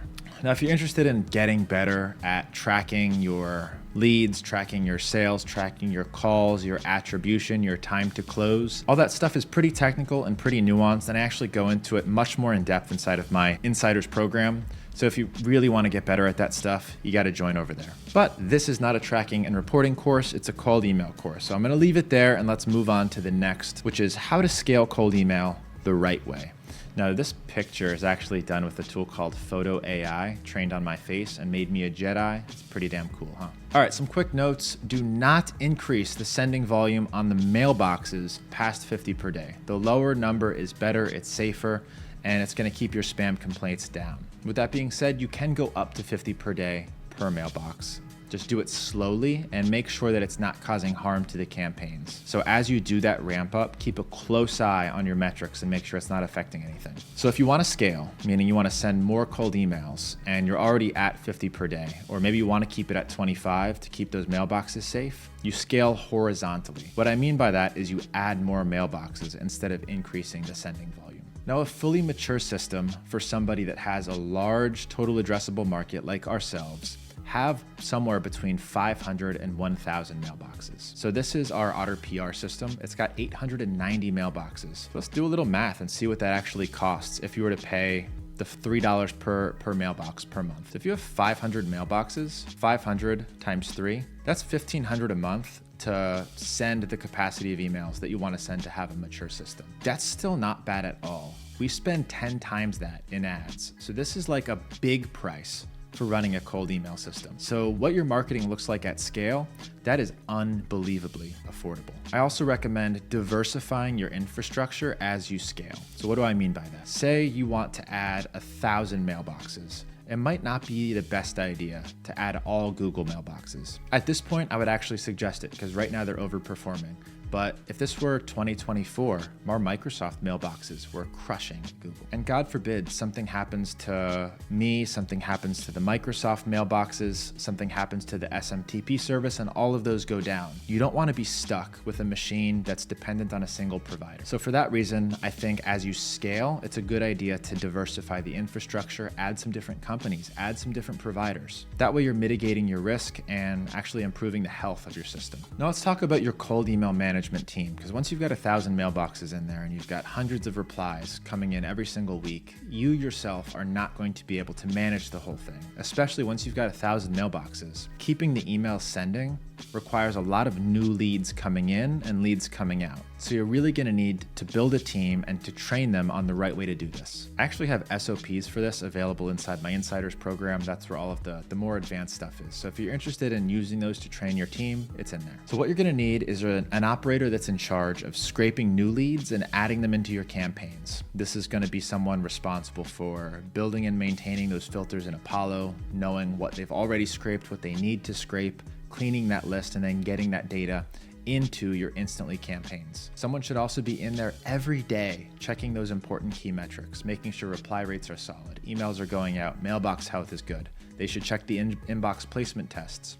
There's a list of things that they should run through and check to make sure that everything is in good working order. And then finally, you should have somebody from your sales team in charge of managing the Unibox. People need to get replied to quickly. It should be somebody that speaks the language natively, that is available in the same time zone. And that person's going to be in charge of converting interested leads into calls. Now you can put somebody in charge of split testing, but honestly, if you're the one watching this video, it's going to be you that's in charge of split testing, coming up with new offers, coming up with new ideas, coming up with new copy variations. You should be in there deciding the winners and figuring out why it won and then what you want to test next. This is actually a good meme too, because it really personifies diffusion of responsibility, which is what happens when you tell 3 people on your team to manage the Unibox. What ends up happening is they all think the other one's going to do it and ends up nobody does it. So one person should be in charge of it, and you can use lead assignments and automations to have people in there, but make sure one person is managing and making sure that everybody is getting replied. A worthwhile warning here, you should scale slow and carefully. If you try and scale too fast before you're ready, before your team is ready, you're gonna end up running into massive problems. You should especially be careful with who's in charge of managing the flow of leads into the system. Because if you lose track of how they're managing that process, you don't know how they're deciding what's already been scraped, where they're keeping that information, what list needs to get scraped next, and that person leaves or you have to let go of that person, you're gonna have a hard time figuring out what leads have already been reached out to and what leads haven't. And make sure that when you scale, you do have good people on board to help you, especially with the lead flow. Because if you have too many mailboxes, you try and get to too much volume, but you don't realize how much it's going to cost to scrape and process those leads into the system, and you don't have somebody dedicated to do that for you, the system's just gonna stop sending, and you're gonna be sitting there holding the bag, paying for all of these mailboxes. So make sure that you scale slowly and that your team is really ready for everything that's involved, managing all of the replies and processing all of that new lead data. It's a ton of lead data. Some common issues to look out for: reply buildup. If this happens, stop scaling. It means your team's not replying fast enough and it's not converting to calls. Lead mismanagement, people are getting lost, people are getting not replied to. Super common issues. Lists running out is one of the most common issues. Make sure your team's ready to get those lists and keep them full. And then the more emails that you send with the same copy, the more likely it is that that copy gets burned out or flagged. So make sure that you're using lots of Spintax and actually using variations of the entire offer, an entire copy. As Steve Carell from The Office says, mo inboxes, mo problems. All right, I want to give you a huge shout out for making it through the fundamentals portion of this masterclass. Now, for those of you who are advanced and you sat through all of that, thank you. I hope you learned some stuff. And in fact, I'm sure you learned some stuff. But now we get to get into some of the sex, some of the AI, some of the automation, some of the really interesting stuff that we're doing in our business that makes me feel like I'm living in 2030. It's all gonna start, we're gonna talk about some of the new tools, including Clay AI and AI personalization at scale. And if you're serious about B2B, you're serious about building cold email systems, this advanced stuff is really gonna get you to that next level. And if you love the advanced stuff, you wanna do more of it, join the Insiders program, because all of this stuff requires a lot of coaching, a lot of templates, a lot of fine tuning, all of the stuff that happens inside of that program. And you'll see what I mean as we go through some of this stuff. This stuff is not easy, but it's worth learning, and I'm excited to share it with you. For over a decade, the gold standard in cold email was a team of BDRs that actually did research on a prospect and then wrote them one-to-one personalized messages. Now, the reason this works so well is because a human was able to decide if that lead was actually a good fit and then write that person in an email that could only be meant for that person, true personalization. But now that's all changed. Clay has enabled us to do AI qualification and AI personalization at scale. And if you can master it, no human BDR would stand a chance. Now, I'm excited. I can't wait to show you some of the insane workflows that we're building and using right now in Clay. And before we kick off, now that we're into the advanced section, I'm gonna go ahead and put on my Lead Gen J Ninja headband. So if you already have one, go ahead and put it on with me. And if you want one, join the Insiders program. And now we're ready to do some ninja cheese using Clay AI and personalization. And if you're serious about B2B lead gen, you're using Clay. Now, unfortunately, these buttholes don't give commission, so they're not going to be listed in my tools sheet. So I don't have an affiliate link, but you'll be able to just go and get signed up on your own. So why all this Clay hype? I'm sure it's not the first time you've heard of this tool, and if it is, here's why. Clay allows you to build complex workflows without really any technical skills. All the stuff that I'm building in N8N and Make, that requires a lot of expertise and training and connecting different stuff. Well, in Clay, they really intended it just for B2B lead generation. So you can connect all your different lead gen tools with all your own APIs, all under one roof. And by patching all these different tools together, you can do just about anything you can imagine. The third reason Clay is a total game changer is they've basically hacked the AI models, and they built something called Clayagents. These are AIs that actually go out onto the internet and do research for you and actually follow your instructions. They come back with information and help you personalize at scale using the information that they just went out and collected. And I'll show you why that's so powerful. And the last thing, and maybe the most important, is they give you a lot of free signal data to work off of. So part of your subscription to Clay is you get access to this signal data. They're collecting this on an ongoing basis, job changes, new hires, and I'll show you some of the signals that you have to work with. So if you're interested in building signal campaigns, which are massive for 2025, this is one of the easiest ways to do it. Now, one of the primary use cases for Clay is AI personalization at scale. So let's talk about what that is for a second. AI personalization is essentially using information about a person or a company to write a personalized sentence or email. And since AI really hit the scene, people have been trying to crack this. And I used a lot of the early on tools, line.ai, and they were total trash. But what it did is it allowed you to personalize at scale. Before AI, we were actually using humans overseas to go through line by line and write personalized sentences. Then we moved to these AI tools, and now we've got a solution that's even better than humans. Using this new AI personalization, you can get detailed information about a business and even get like really granular about their problems. And you can even incorporate other tools to gather information about a business and then leverage that in the personalization. I'm going to show you some of these really advanced workflows where we're getting unbelievably personalized data, such as their SERP ranking or even issues with their websites that you can call out through these personalized tools. So what's the end goal with AI personalization? Why even spend the time doing this? Well, if somebody thinks that that email was written specifically for them or that you actually did research into them before sending the email, then your reply rates automatically go up. And here's how to do AI personalization the right way. You want to not write the whole email with AI because it's too crazy, there's too much variation. What you want to do instead is create one sentence based on internet research that's not readily available on LinkedIn. You don't want to use like a company description or a LinkedIn description. Then you want to use AI to write only 2 to 8 words, not the entire email. And you're going to use that research that the AI did to find something like their clients, their partners, their employees, case studies, recent news, or more. And if you do this right, this can massively boost your reply rates by up to 200%. I've seen it myself. So some examples of good AI personalization. Saw you just partnered with Olay on a recent campaign. I really loved their creative angle. So the only way for you to know that a company recently partnered with Ole is that they looked through your social media or looked through your website and found that specific partnership. That's not something that would be readily available on a company description. Or I just picked up the latest issue of Entrepreneur Magazine and I saw you're in it, loved the article about XYZ. Another one, looks like you have a security problem with your GitHub integration. Now you might be thinking, how would you know that based on internet research? Well, there's a lot of tools that you can plug in to Clay. Tools that can scan your website for vulnerabilities, tools that can see what your SERP, your search engine ranking placement is on Google, and then say what that is.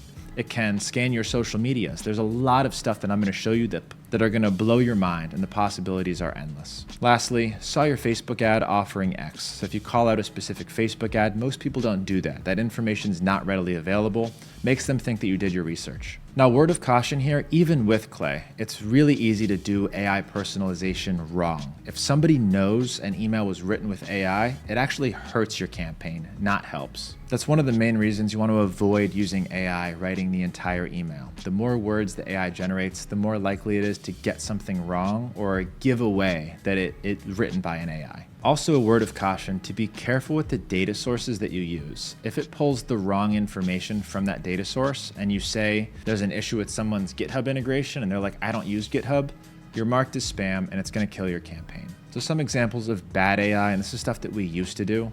Go Gators. Like obviously you can see where I went to undergrad on LinkedIn. If it's readily available, it's not good. I admire your company's ability too. That's clearly something written by AI. So the copy itself matters a lot as well. And the ease of accessibility of the information matters a lot too. So if you read that second one, I admire your company's ability to generate leads for other businesses as an example. Like, you can find that out with basic business description. So it's more likely that that's written by AI than the examples from the last slide. Now, I'm very passionate about this. Do you need AI personalization? The answer is absolutely hell no. Some of my best campaigns don't have any AI personalization at all, but we still use Clay for them. I'm going to show you exactly how in just a little bit. If you use AI wrong, it can hurt more than help.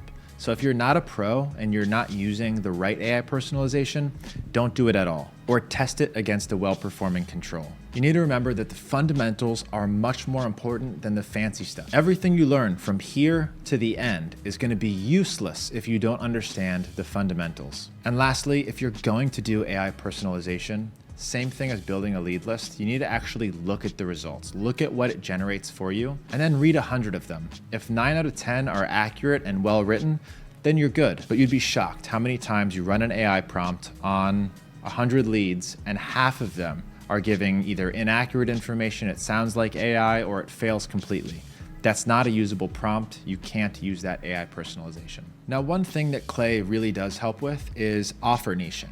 So what do I mean by offer niching? Yes, I do B2B lead generation, but wouldn't it be really cool if I specialized in B2B lead generation for staffing and recruiting companies? And I also specialized in it for cybersecurity companies. And I also specialized in it for marketing agencies. And to be frank, I kind of do. But talking to each of those different segments, you want to use different case studies, you want to use different examples, you want to use different pain points and problems. And there's probably 20 other segments that are really important to me where I have good case studies and good results for. So instead of creating 20 different campaigns, all with different copy and then scraping different lists and putting them into those 20 campaigns, with Clay, I can just dump data into a single table and then it does all of the matching for me. And we use the same strategy for Otter PR, but a little bit different. One of our best performing campaigns for Otter PR actually offers a specific publication. Now, when I'm reaching out to tech companies, what do you think works better? Forbes or TechCrunch? That might be not the best example because everybody wants Forbes, but if I reach out with a tech-specific outlet, it's probably going to convert better.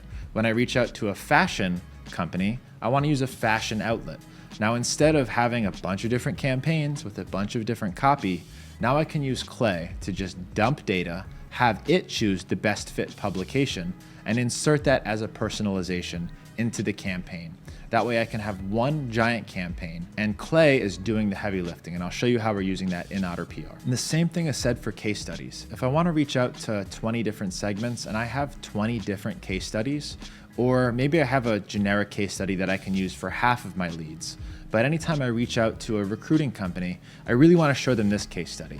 Well, it'll do that for you. It'll find the right case study for the lead you're reaching out to, and you can insert it as a personalization. So Clay allows you to do this at scale, and it really streamlines your workflow a lot. Do you need Clay? Big question, because it's not a cheap tool. We'll talk about cost in just a second. The answer is no. If you do want to do these advanced automations, you can do the same stuff with Zapier, N8N, or Make. And as you just learned, Make essentially is free. N8N essentially is free if you use the community version. So you can accomplish a lot of the same stuff. Clay just makes it easier to put it all into one place, and you get to leverage a lot of their data. Now, even if you want to do the AI personalization with the web research, the qualification, the catch-all verification, you can do all of that in Make or N8N. Clay just makes it so much easier. Now let's talk about pricing for just a second. If you want to use Clay for a scaled cold email system, then you're going to need to be on at least their $300 per month plan. Let me talk to you about the pricing just really quickly, but if you're interested in learning a lot more about Clay and how it all works, I've got a full masterclass with templates inside of the Insiders program. You should know what you're getting yourself into. So they've got a bunch of different tiers. The only one that really makes sense, and they did this really strategically, is their Explorer plan, which is $350 a month if you pay month to month. That's not super cheap. And they give you credits with that. Those credits are essentially to use Clay's data. If you pay this $350 a month, you get one feature unlocked that's unbelievably important, which is integrating with your own APIs and webhooks. By integrating your own APIs, now you can run basically unlimited AI prompts inside of Clay without using their credits. So you don't even need their credits in most of these cases. Even though it gives you 10K per month, you can essentially get away with not using any of them at all. So if you're not super tech savvy and you want to launch signal automations, you want to do this stuff, I definitely do recommend using Clay. So here's how a standard Clay workflow typically goes. You'll grab the lead list from Apollo Trusted Leads. You'll have 10 to 100,000 leads. Push them into a Clay table. And a Clay table, just think about it like a Google Sheet. You're pushing leads into that sheet, and each column is essentially a different automation or equation. And it helps you manipulate that data and run automations on that data. I'm going to show you how it all works in just a second. You use Clayagents to qualify the list. This is one of the first things that we do. So going through each lead and deciding whether or not that person is a good fit to continue through the rest of the automation and continue into my campaign. You want to use Million Verifier or whatever verification tool you want first to make sure that it's a valid email address. If it's a catch-all or unknown, you can then do catch-all verification with Find Email or any other catch-all verification tool that you want to use. And then after that, you can do more advanced stuff like AI personalization. You can pull other tools into the mix. Let me walk you through a standard Clay table for Lead Gen J and for AutoPO. All right, so my goal for you with this Clay workflow is really just to show you what's possible, and I'm gonna give you a standard template to use if you do wanna use Clay. This is kind of my go-to template that doesn't have any of the fancy stuff, because it can apply to just about everybody. Everybody will be able to use this template and build on it. So the template has a couple of things. You want a qualification step. So this is what it looks like when you import data. We imported about 20,000 records, and it looks kind of like a Google Sheet, right? We got names, titles,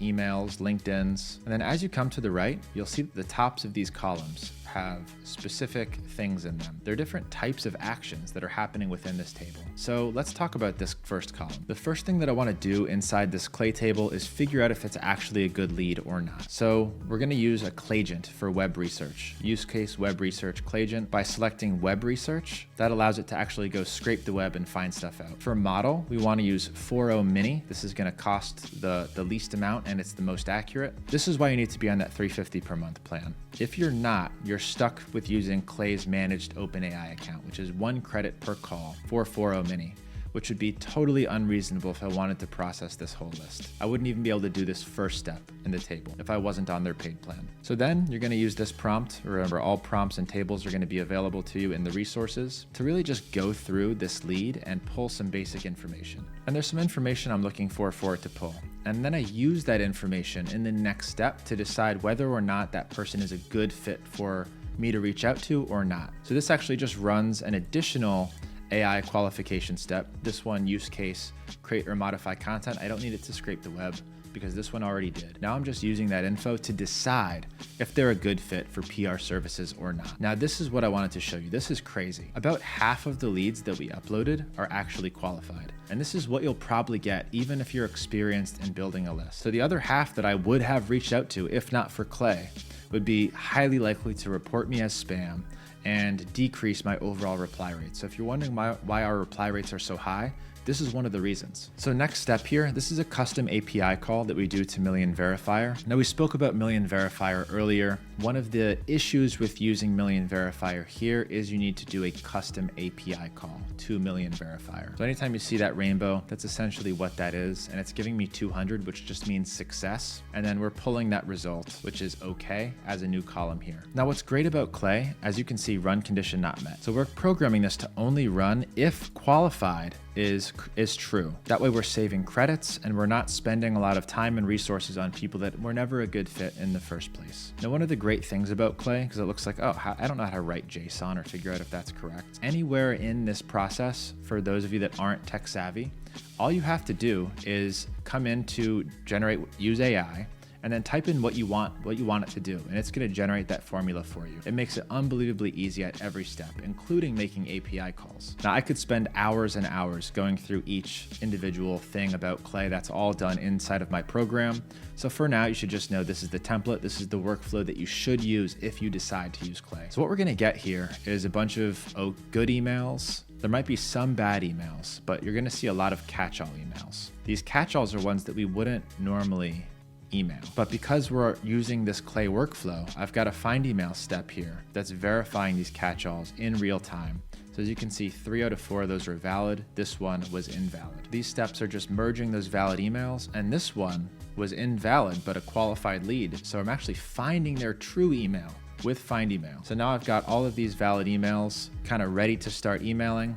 Now I can start what I was talking about earlier, which is finding the best PR outlet to send them in the cold email campaign. So that's essentially what this is doing. This prompt has a list of outlets that we typically use, and then it goes through their company information and matches it with the best fit outlet. And here are a list of those outlets that it's using. And then this step is actually writing a PR article title for them based on another prompt. So this is one of the AI personalizations that we're using, and I recommend that you get really creative with the ones that you use. So when we're reaching out and we say, hey, I want to write an article for you in VentureBeat, here's the title I'm thinking, what do you think? That's a really good personalized email because it incorporates their company in a way that they wouldn't normally expect. It's a cold email that they've probably never received before. And it feels like somebody took the time to actually put together a title for them and genuinely wants to write that article. Finally, the last step is to add them directly into an Instantly campaign. And now we don't have to have a ton of different campaigns with different outlets for different industries. It can all go into the exact same campaign. That table does everything we need it to. It qualifies them to make sure they're actually a good lead. That'll reduce your list size by about 50%. Adds AI personalization in a really creative and unique way. Does research into their company and then runs our prompt that comes up with AI personalization we know that works. Verifies the catch-all emails so we can maximize the number of good leads we're reaching out to. And then it adds them directly into an Instantly campaign. So we don't have to do anything except push the lead list into Clay and let it do its thing. Now, I told you I wasn't going to do a full Clay walkthrough, and I'm not. I just wanted to show you some of the stuff that they give you in terms of signals. So let's come into signals and see what are some of the stuff that's offered. Up here at top, if you want to do job changes, new hires, job postings, promotions, news and fundraising, and then custom signals. These are all really easy ways to latch on to these signals without you having to build separate automations to find them. And then you can run workflows based on this data. And Clay does a really good job at keeping this populated with new data. So if you don't want to do like Appify to N8N to monitor for new hires or new job postings, you can use the Clay native data, and it's going to be much better than the Apollo data. So let's go ahead and see what kind of templates are available to us. And this is going to be a good tell for like what's possible with Clay. So some of the advanced stuff that Clay makes it really easy to do. Search with Google Maps. So instead of building a Google Maps scraper, you can do it right here. Find key decision makers at target companies. So if you're looking to reach out to Fortune 500 companies, this is something that you can use. Discovering open roles, uncover job openings from company websites. Recently hired decision makers. This is actually one that we kind of just talked about. You know, if you're selling a marketing offer to big companies, it's much easier to sell it to newly hired CMOs. Transforming personal emails to work emails, so it's really good at data enrichment. Just a lot of great stuff that helps you automate a lot of things that would normally be really hard. I'm gonna go ahead and click new, and I'm gonna do a new workbook. And within a workbook, you can have different tables. It's like having subsheets in a Google spreadsheet. So I'm gonna go ahead and click add, and then there's different ways to populate a table with data. Now, normally you'll just be importing it from CSV from your Apollo, but there's a lot of other stuff that you can do here, like pulling it in from a webhook. So maybe you are running an automation and you wanna shoot people into your Clay table for processing. I actually do this quite a bit and it works well. But if you scroll down, you can look at all of these different ways that you can pull in data. Find lookalike companies with Ocean.io. They've got a native Clay integration. So you don't have to sign up for the platform. You can just do it automatically here. So it's really good for finding ideas too. If you don't know how to find your lead list, pull leads in from Phantom Buster, you can pull them directly from Appify, you can pull them from social media. So there's just a lot of cool stuff that you can do within Clay. And if you want the template for that standard workflow, it's gonna be inside of the resources. But if you want templates for a lot of the more advanced workflows that we're doing within Clay, those are a lot more specialized. They're gonna be inside of the Insiders program. Each of those templates requires instructions, and you need to know why I'm doing certain things, using certain prompts, and how to customize it for yourself. All right, now I just wanted to show you something really cool that's possible with Clay. Now, we talked about really custom enrichments, finding website vulnerabilities, SERP rankings, scraping social media posts, and really just using data about a company that's not generally accessible. And if you can find something specific to use and then write the personalization based on what you learn in that specialized data, then you're gonna have a really easy time getting people to reply because they're gonna think you did research on them and then wrote the personalization. So here's a good example. This is a platform called Televi that we're using to go through somebody's website and identify all of the vulnerabilities. So we're starting the scan, getting the scan results, and then feeding the scan results to ChatGPT to actually write a personalization based on the vulnerability scan. Now, we use this same strategy for all of our cybersecurity clients, and it works unbelievably well. So if you can find a strategy like this, so for example, say you're an SEO company, and instead of scanning vulnerabilities, maybe you're scanning their current search rankings, and you give them that in the cold email, then there's a really good chance that they think you took the time to do the research and then write the cold email. So no matter who you're reaching out to or what your offer is, chances are there's something like this that you can come up with to really stand out in your industry and make your prospect think that you took the time, spent the money, took the resources to give them something valuable inside of that cold email. So that's the real power of Clay. It makes it unbelievably useful, especially if you know what other tools that you can add to really get the most bang for your buck. The single biggest shift in cold email strategy in 2025 is the use of signals. Using modern lead gen tools, we can now solve one of the oldest problems in cold email. That problem is that you have no reason to email somebody other than to sell something, and they know it. But now, by using a signal, you have something to say other than, can I tell you about my thing? And instead of just hoping that a prospect is a good fit, if you use a signal, you make damn sure that they are. This is how to use signal workflows and build automations that add leads into your campaign on autopilot, utilizing various different signals. So there are some different requirements to run signal workflows. This is not for the faint of heart. First, you're gonna need a source of the signal that has accurate and recent data. It needs to be correct and it needs to be timely. The second thing you need is a way to push that data into your cold email system. If you're gonna use signals, then you need to automate them. And I'm gonna show you how to do that really easily. You need an automation to validate, clean, and qualify the leads just like you would pulling data from Apollo. And we're gonna talk about some of the common tools used to run these signal workflows like Make.com, Clay, N8N, Appify, and Trigify. Benefits of using signals. Well, they're much more relevant emails. They actually do need your thing. They're doing something in the world that causes this signal to trigger that makes you think that they're a good fit. You'll get a much higher reply rate. This is how you activate that 5 to 20% reply rate range. You get much better personalization. If you're using a signal, you actually have something to say other than buy my thing, and you can use the information from that signal to write an AI personalization that actually converts. And then if you know what you're doing, and you will by the end of this module, you'll be able to automate the lead flow from that signal all the way into your Instantly campaign. What about the downsides of using signals? Well, they can be somewhat complex to set up. They can require costly software. In fact, usually they do. And you might go through all the effort and stress of setting one of these signal workflows up, and you've probably got a 50% chance that it still doesn't work as well as your control campaign, where you're just pulling Apollo data, cleaning it, and putting it inside of Instantly. So my recommendation, especially if you're a beginner, is not to try and do this first. You should validate your offer first using the fundamentals, and then once you've mastered that and you have a good performing control campaign, then you can try and use some of these signals. All right, so now I want to walk through some of the most common signal workflows that you can use, and I'll tell you a little bit about how you can start building them. The first, and this is a really popular one, is the job listing signal workflow. So why is this workflow so powerful? Say your company has a job listing open for business development representatives, and that job description is they want that person to do cold prospecting and outreach.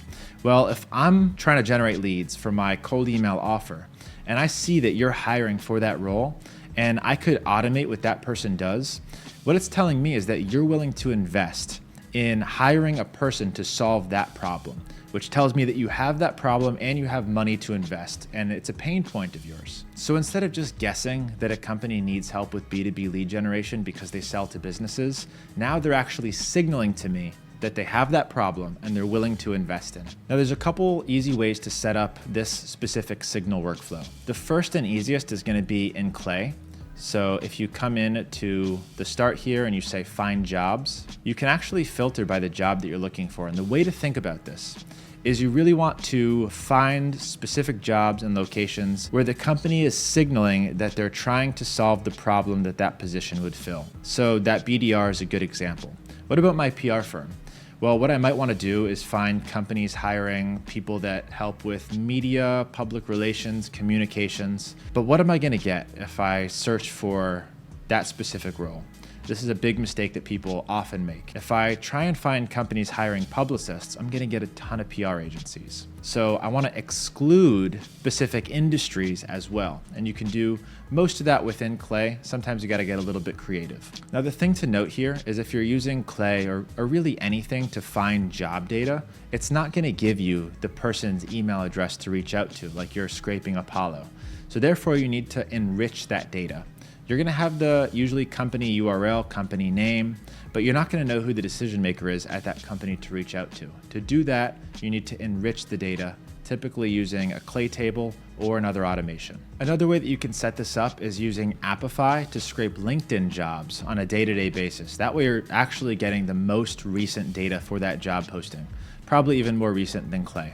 Almost definitely more recent than Clay. And you're also not going to need Clay if you do it that way. Now, I'm not going to walk you through exactly how to build each of these signal automations because each of them is really in-depth, probably takes an hour. I do have that training available to you inside of my Insiders program if you do want to take advantage of that. My goal here is just to make you aware of these and kind of point you in the right direction if it's something that you want to do. So some more information about this one, you're going to need to find the decision maker at that company, and you're going to need to get their email address, verify it, and then you'll use the job description to write a personalized email or first line and then add that into your Instantly campaign. But the most important thing is that you're getting an up-to-date list of the job listings. Recency is really important here. Apollo is too late, Clay is okay, Appify is better. Make sure that you're excluding your competitors. So in my PR agency example, I want to exclude other PR agencies. All right, so that's the job listing signal workflow. Works really well, and it's a good first one for you to set up if you're interested in signals, because Clay makes it really easy to just go ahead and get started. Let's talk about one of my personal favorites, and that's the social signal workflow. So 2025, this has blown up for me. It's been unbelievably powerful. What a social signal workflow is when somebody comments or likes on a LinkedIn post about a specific subject or maybe by a specific creator, what they're doing is signaling to me that they're interested in that topic, they're interested in that subject, or maybe they're interested in that creator.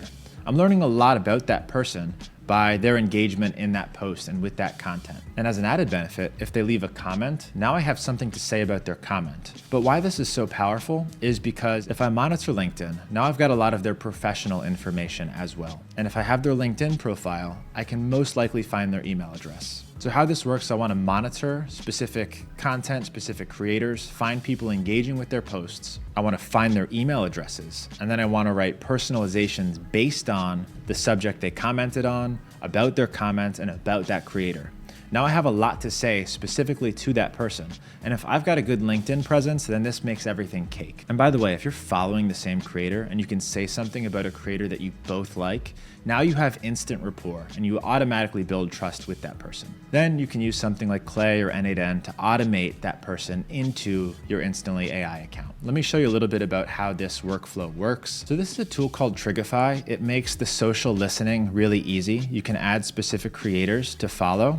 And then anytime someone engages with that creator's post, Trigify is scraping those LinkedIn posts and bringing those profiles into this table. Now I can really quickly, as you can see, that's already got the Clay next to it.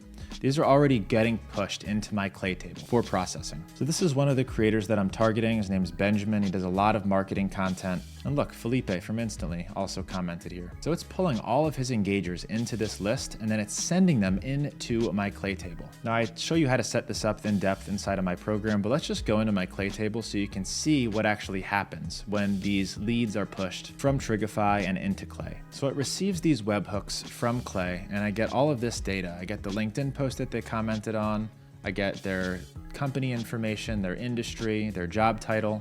And then the first thing that I want to do once I'm done processing their data, this is the end of the data I receive, is qualify them. Are they a good fit for my offer or not? And that prompt is going to change based on who you sell to and what you sell. So I'm not going to go through the prompt too much. All I really want is a yes or a no. If it's a yes, as you can see, it's like maybe 30% yeses, maybe 20%. Then I want to find the LinkedIn author. Then I want to find their email address. I'm using ICPs to do that. Then I want to validate their email address. Oops, it was a catch-all. Find Email did it and got their correct email address. It looks like ICPs was right both times on both of these. Then you want to write your personalization and add directly to Instantly. Now this runs pretty much on autopilot. So it's looking at these signals, pushing people into my campaign. And I know that all of the people who are leaving those comments or liking those posts are in fact interested in the content and the topic and lead generation. And we have instant rapport because we're following the same LinkedIn creators. It's also great for driving people to my LinkedIn profile because I usually just drop my LinkedIn at the end of that email. It builds trust. Now they go and follow me on LinkedIn as well. Now you can set up that same signal workflow using Appify and N8N so you don't have to pay for Trigify. I think Trigify, I pay about $150 a month for this specific use case, but I could automate that with Appify as well. All right, let's talk about company signals. So we kind of touched on this earlier when we were talking about list building. You know, recently funded, company growing, IPO likely. These are all really good signals to use if the data is accurate and especially if it's timely. So if you're too late on a recent funding, you may as well not use it at all. So what if you do want to use these signals? What if you think it's a really good idea, you want to target people with recent funding? You need to make sure that you're first to the data. And one of the best ways to do that is use the source that most of these other data aggregators like Clay or Apollo are using. You want to use Crunchbase and you want to scrape it every day. All right, so let's go to Crunchbase and see what we have to work with. We're in Crunchbase. This is the source of the data. Crunchbase is the one collecting it. So now we're going to come into signals under companies and see what we actually have to work with. We've got heat scores, growth events, growth predictions, funding predictions. These are companies that they think are going to get funding. IPO predictions, news insights, meaning this company was recently in the news. Acquisition prediction, no layoffs reported, leadership hire. These are really good signals that we can use and they're at the source. So this is where the source comes from. So what if I wanted to automate this? I wanted to scrape new signals that are funding prediction very likely. And I want to put this into a Clay table or into an N8N automation. Well, this is where you really want to reach for something like Appify. And I use this for everything. I'm on their like $500 per month plan. I use this like crazy, but there's almost nothing that you can't scrape here. So if I go to the Appify store and I type in Crunchbase, this will let me automatically pull data from Crunchbase and put it basically wherever I want using webhooks and API calls. So a couple questions to ask yourself. What is the source of the data? And then how do I scrape the data and get it into my campaign? So there's specific workflows that I use. I really just copy and paste them now because they're all relatively the same. This is how those workflows typically run. Every day at a certain time frame, it'll run the actor and start the scraping. It'll wait, see if it's done, and then get the data from that scrape. You can filter by time frame so you're only getting the most recent data. And then you're databasing. So you're checking whether or not you've used that company yet. If not, you're gonna go ahead and run an AI prompt to qualify that lead, make sure they're a good fit. If they are a good fit, they proceed. If they're not, they add them to the database so you don't use it again. And if it proceeds, now you can go ahead and do research, write copy, and then add it to a sheet or add it to your Instantly AI account. Now, if you're interested in learning how to do this and getting templates for this, again, get into that Insiders program. That's where all of that detailed step-by-step workflows are going to live. Now, one of the things that you're going to have to master if you want to use signals is enrichment. So a lot of these signals don't give you the decision maker's email. You need to figure out who that decision maker is, and then you need to figure out how you're going to get their email address. So with this Crunchbase example, you're not typically going to get their CEO's name and their email address. You're just going to have the organization name. So using that, you're going to have to find the decision maker. And you can use tools like Find Email or even Apollo's API to do that. Or if you want, you can always use your Clay credits. I just want to reiterate, once you understand this basic idea of signals and how it works, the sky's the limit. There's almost nothing that you can't create. You're monitoring the internet for some sort of event. You can get lots of ideas just by going in Clay and playing around, or by watching my videos. And then once you understand how to build these workflows, you can latch on to just about any signal you can imagine. So my spam inbox signal that I've talked about extensively is one perfect example of that. A PR award workflow. So I run a PR agency.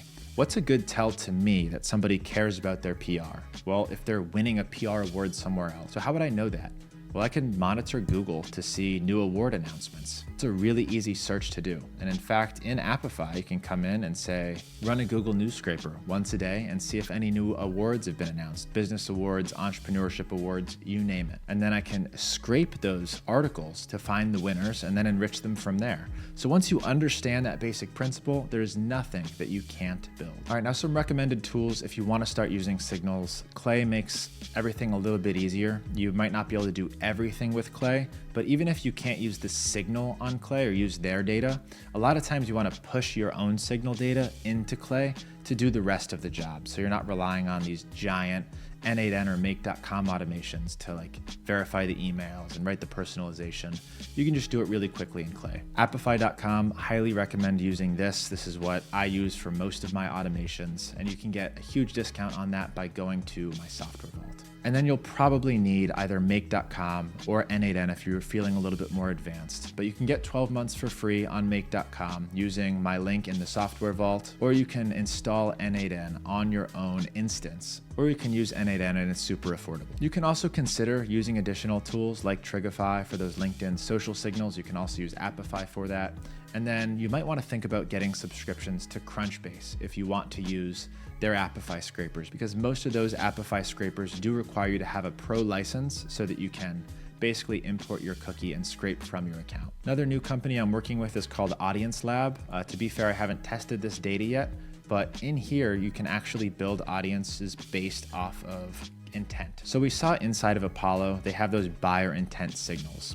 Well, inside of Audience Lab, you can actually get much more granular with them. So I'm going to come into intent, I'm going to come into pre-made B2B, and I want to find companies who are interested in lead generation. So let's just say lead management. And there's lots of different intent filters that you can use. Then you can hyper segment by specific job titles and a lot of other factors, and it will generate an audience for you based on those intent signals. And then you can push them into your Clay table or your automation using webhooks. This is the most promising solution that I've found for buyer intent data, and I'll get back to you on whether or not this is effective or not, but will tell you that the Apollo buyer intent data is not effective. All right, this is just a note that if you're interested in implementing a lot of those more advanced signal workflows that I just mentioned, all of those things are available in my Insiders program. That's where we can really get into the weeds, give you templates that you agree not to share and distribute, and I can walk you through step-by-step how to actually implement them. So if you're interested in joining the Insiders program, it's just leadgenj.com/insiders. And it's not just for advanced stuff. It takes you all the way from beginner to advanced. We do free mailbox setup. You get free unlimited use of all of our copywriting tools. There's a lot of modules and lessons in there that I do not teach on YouTube that are still too sensitive for YouTube. So definitely consider joining. The price goes up every quarter. And make sure that you check the free school community join that first, inside this resources document, you're gonna find a discount code for the insiders. Make sure that you join that to get that discount code if you do wanna join. And I never do discount codes. Okay, now next, I wanna talk to you about something really advanced and really fun, which I'm really excited about in 2025. I'm using this like crazy, and a lot of people are paying me a lot of money to install this for them, and that is reply automations. We're gonna be walking through some different levels of this. Even if you're not that advanced, I'm gonna give you some workarounds to build some of these reply automations. And if you're interested in learning how we're doing what I call the reply JI, can't wait to show you how it works. Let's dig in. One of my greatest contributions to the cold email world has been in AI reply automations. See, in 2024, I designed version 1 of a system that could reply to every cold email on autopilot. And the replies were instant. They were personalized, and they converted 3 times better than our team of BDRs. And since then, more than 150 cold email agencies and high volume cold emailers have installed this same system and watched their own booked calls skyrocket. In this module, I'm gonna show you how it's built and where to get the blueprint to install this yourself. But I want you to remember, getting replies is only half the battle. Converting replies is what this is all about. This is reply automations, how to use AI automation to manage your cold email replies. So a quick overview first, just to kind of set the pace. Reply automation is triggering an action when a reply is received inside of Instantly. And as you already know, the sooner that you reply to that lead, the higher the chance of success. In fact, if you reply within 30 minutes, you actually have a 60% higher chance of converting that lead into a call. And automations can help assist you in getting 2 replies fast, doing the research, and even sending the replies automatically. So there's 3 levels of reply automation that I'm gonna be going through, ending with my reply JI system. But you don't have to get super advanced to utilize AI in your replies. As I showed you earlier, Instantly actually has a built-in feature to help automate replies using AI. You can get app notifications, and then if you trust it, you can enable AI Inbox Manager directly in Instantly to start handling those conversations for you. And you can do all of that without needing N8N or Make or understanding how to build AI models or write prompts. All of that can happen automatically inside of Instantly. And just to kind of reiterate, let's go back into the Instantly dashboard and show you where all this stuff lives. So coming into Instantly, let's go into settings. We want to make sure your preferences are set up to enable some of these features. So we're going to go to preferences, we're going to go to AI automations, and make sure that all of these are on except AI Inbox Manager. You want to automatically suggest replies with OpenAI. You ought to enable these positive reply notifications. And then you really want to start saving all of those snippets inside of the Unibox and then using the snippets when you're interacting. You also want to make sure that you have your OpenAI connected. So if you come to integrations and apps, connect your OpenAI here. You're going to want to add your API key, and if you don't already have one, you're going to need to know how to make one for this and for lots of other stuff. All right, so that's the beginner level. Nobody should have an excuse not to be able to at least use those features. Now let's talk about the middle level. If you're intermediate, this is something that would be really useful, and I kind of touched on this earlier, but you can build your own reply automations inside of Zapier or Make or N8N. Now, if you're a beginner, I recommend using Make.com, and you can get that 12 months for free as part of my Insiders program. I want you to take a look at the automation to your right. That's going to be available to you to copy inside of the resources. But what does this automation do?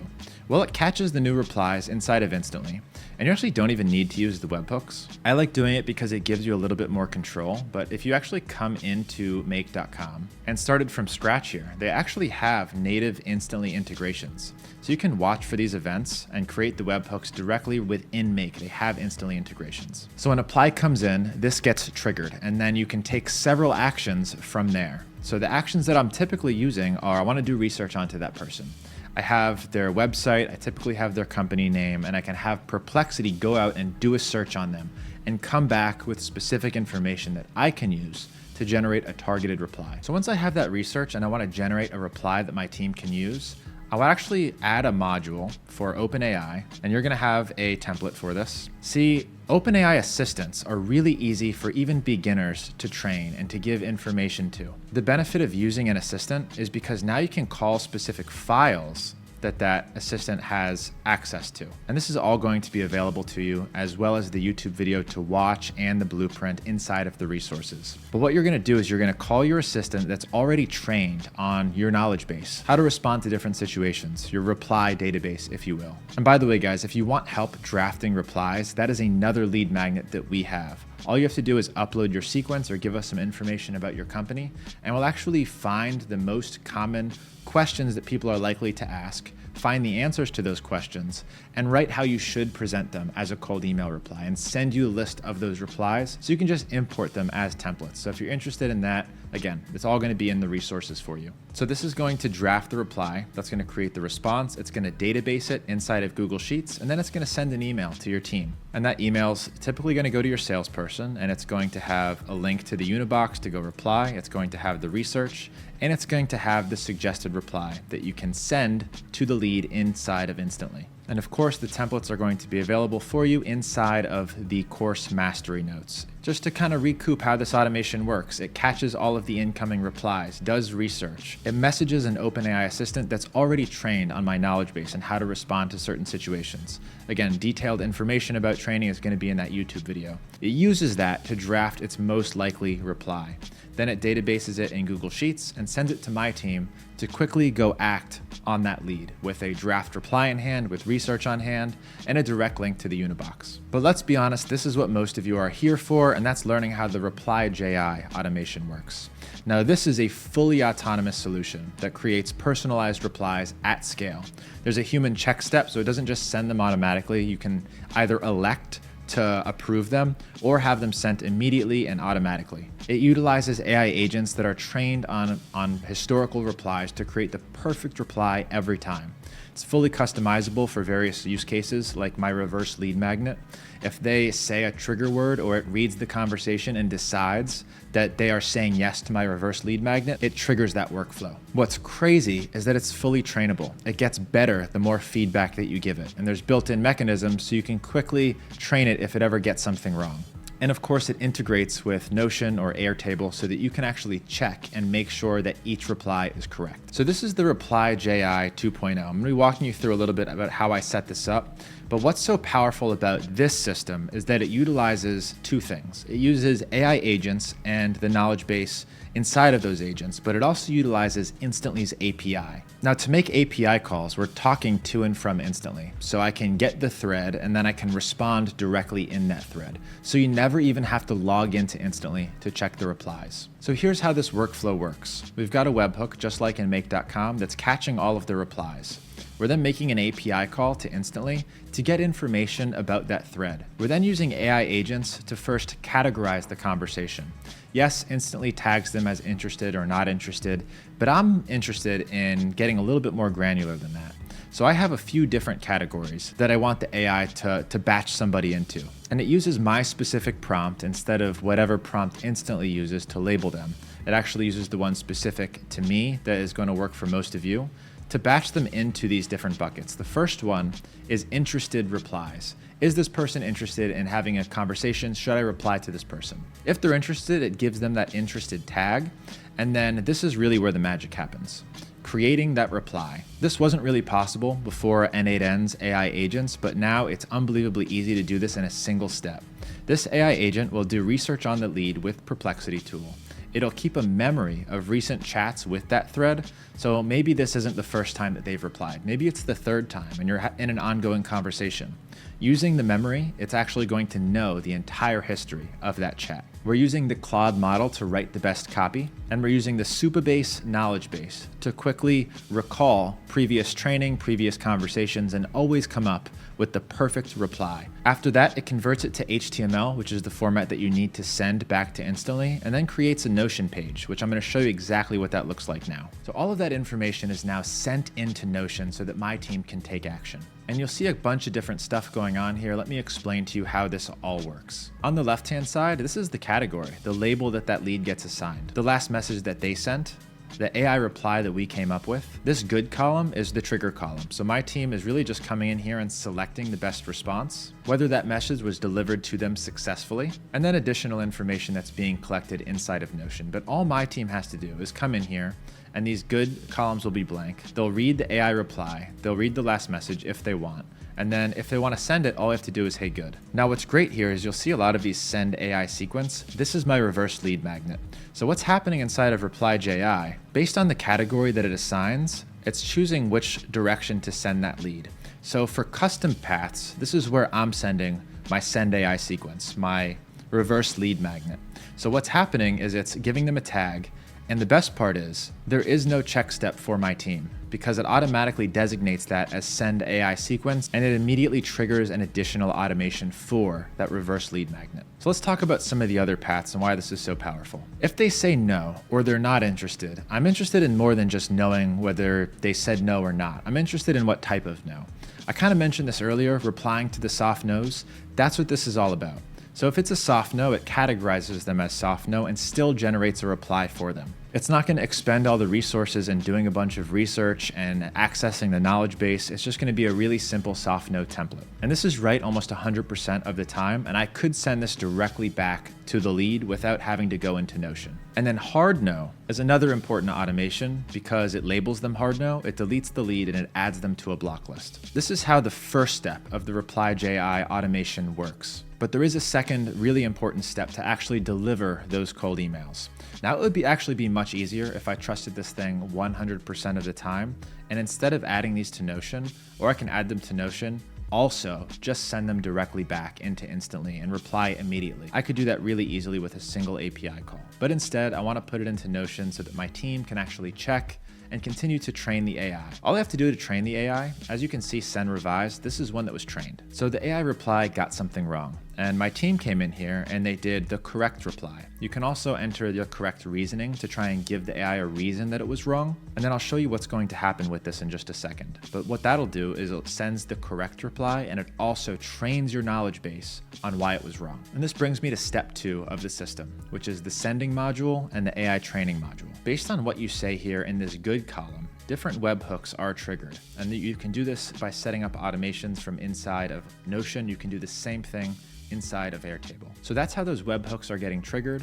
And then based on which webhook, it sets the reply, and then it sends as an API call inside of Instantly. If it's successful, you get a send success. If it's send fail, you get a send fail in Notion. So the sending module is pretty simple. The AI training module is a little bit more detailed. This is actually what powers this whole thing. And especially when you just install this, you're gonna have to be doing a lot of training, which is why I needed to make the training process as easy as possible. Supabase is actually a free tool that you can use for databasing and knowledge basing. So when that train AI is triggered, this AI agent goes through the revised copy, it goes through the reasoning, it goes through what it said, and it figures out what to add to the knowledge base so that it doesn't mess up the next time, and then it uses the correct information. And just like that, once you install this thing and train it for about a week, now you can manage your replies at scale. Now, this does obviously require a little bit of technical knowledge. You need to understand automations, prompting, and you can't just copy and paste my exact system into yours, because chances are your knowledge base is going to be different. You need to set up your own Supabase accounts and AI profiles. So there's a lot of nuance that goes into this. So if you're interested in learning exactly how to set this up with all of the blueprints and the walkthroughs, make sure to join the Insiders program, and that's going to be available for you in there. This is only for Insiders members. All right, so here's some of my recommendations for handling replies.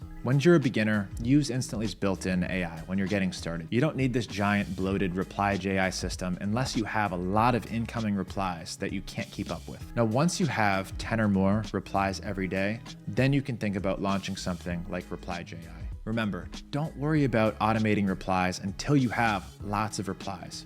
Don't try and solve problems that you don't have yet. First, solve the problem of getting a lot of interested replies coming in. Once it becomes more than you can manage, that's a good problem to have. Then you can install Reply.ai. Now that you've watched this video, you will not be able to escape me. Google knows that you watched, and now I'm gonna be following you all around YouTube and their entire display network. I'm gonna show you ads until finally you give in and you click. And then I've got you. You're pixeled. You're gonna start getting ads on Reddit, LinkedIn, Facebook, and Instagram. And then finally, you're gonna opt in. And once you do, I'm gonna be contacting you by email, by iMessage, by voicemail, and even direct mail in some cases. You're gonna think I'm everywhere or omnipresent. And this is the power of omni-channel marketing, making your leads think that they know you because now they're seeing you everywhere. This makes them trust you, and eventually they're not going to be able to help but buy from you. But you don't need a YouTube channel to take advantage of omni-channel. This is only one form of top of funnel traffic, people who don't know who I am and are discovering me, just like you probably are now. No, the greatest top of funnel source of all time is cold email, and I'm going to show you how to leverage the same omni-channel principle on cold email. This is Omnichannel Outreach. making your prospects think that you're everywhere, like it was their idea. And see that meme? That's gonna be you. I'm gonna be following you everywhere. You're gonna really fall in love with this pretty face and all of my fun ads. So what is omnichannel? Well, it's essentially what it sounds like, utilizing different platforms to make your prospects think you're omnipresent, like God. You may also have heard this called multi-channel or cross-platform. It's all the same thing. And some common channels that we use to do omnichannel are paid ads, SMS, we use voicemail drops, direct mail, and LinkedIn. And I want you to think that the more channels you're able to hit somebody on, the higher chance that you're going to get them to respond. You need to make the prospect think that they know you better. So if you're showing up on a platform where they spend the most time, they're gonna see you a lot more often, and they're gonna be more likely to click and eventually to buy. So all those platforms that I just mentioned, one of them may have struck a chord. You're like, you know what? I freaking love Reddit. I spend so much time on Reddit. Or you might be thinking, I love Facebook, or I love Instagram, or I listen to all my voicemails. You might hit a dud on 4 out of 5 channels. But by adding more and more channels, you're increasing your shots at getting through to that lead and getting them to take action. Now, with that being said, I want to issue a quick warning. Don't try to do it all at once. You really need to understand the limits and the costs before just implementing all of the things that I just mentioned. And remember this fact. Cold email leads, your cold email list, they don't know who you are yet. Even when you email them, they still don't know who you are, which means they're not valuable to you yet. They're not a retargeting audience yet. Another important thing to note, you can scale cold email. You can send 1 million emails a month. But other channels like LinkedIn Outreach are much harder to scale. Lastly, the data matters a lot. I'm talking about phone numbers and addresses. So if you want to add other channels, you need to make sure that you have the right information. Okay, we're going to break down each of these channels, and I'm going to be giving you some little workarounds and hacks to implement these solutions.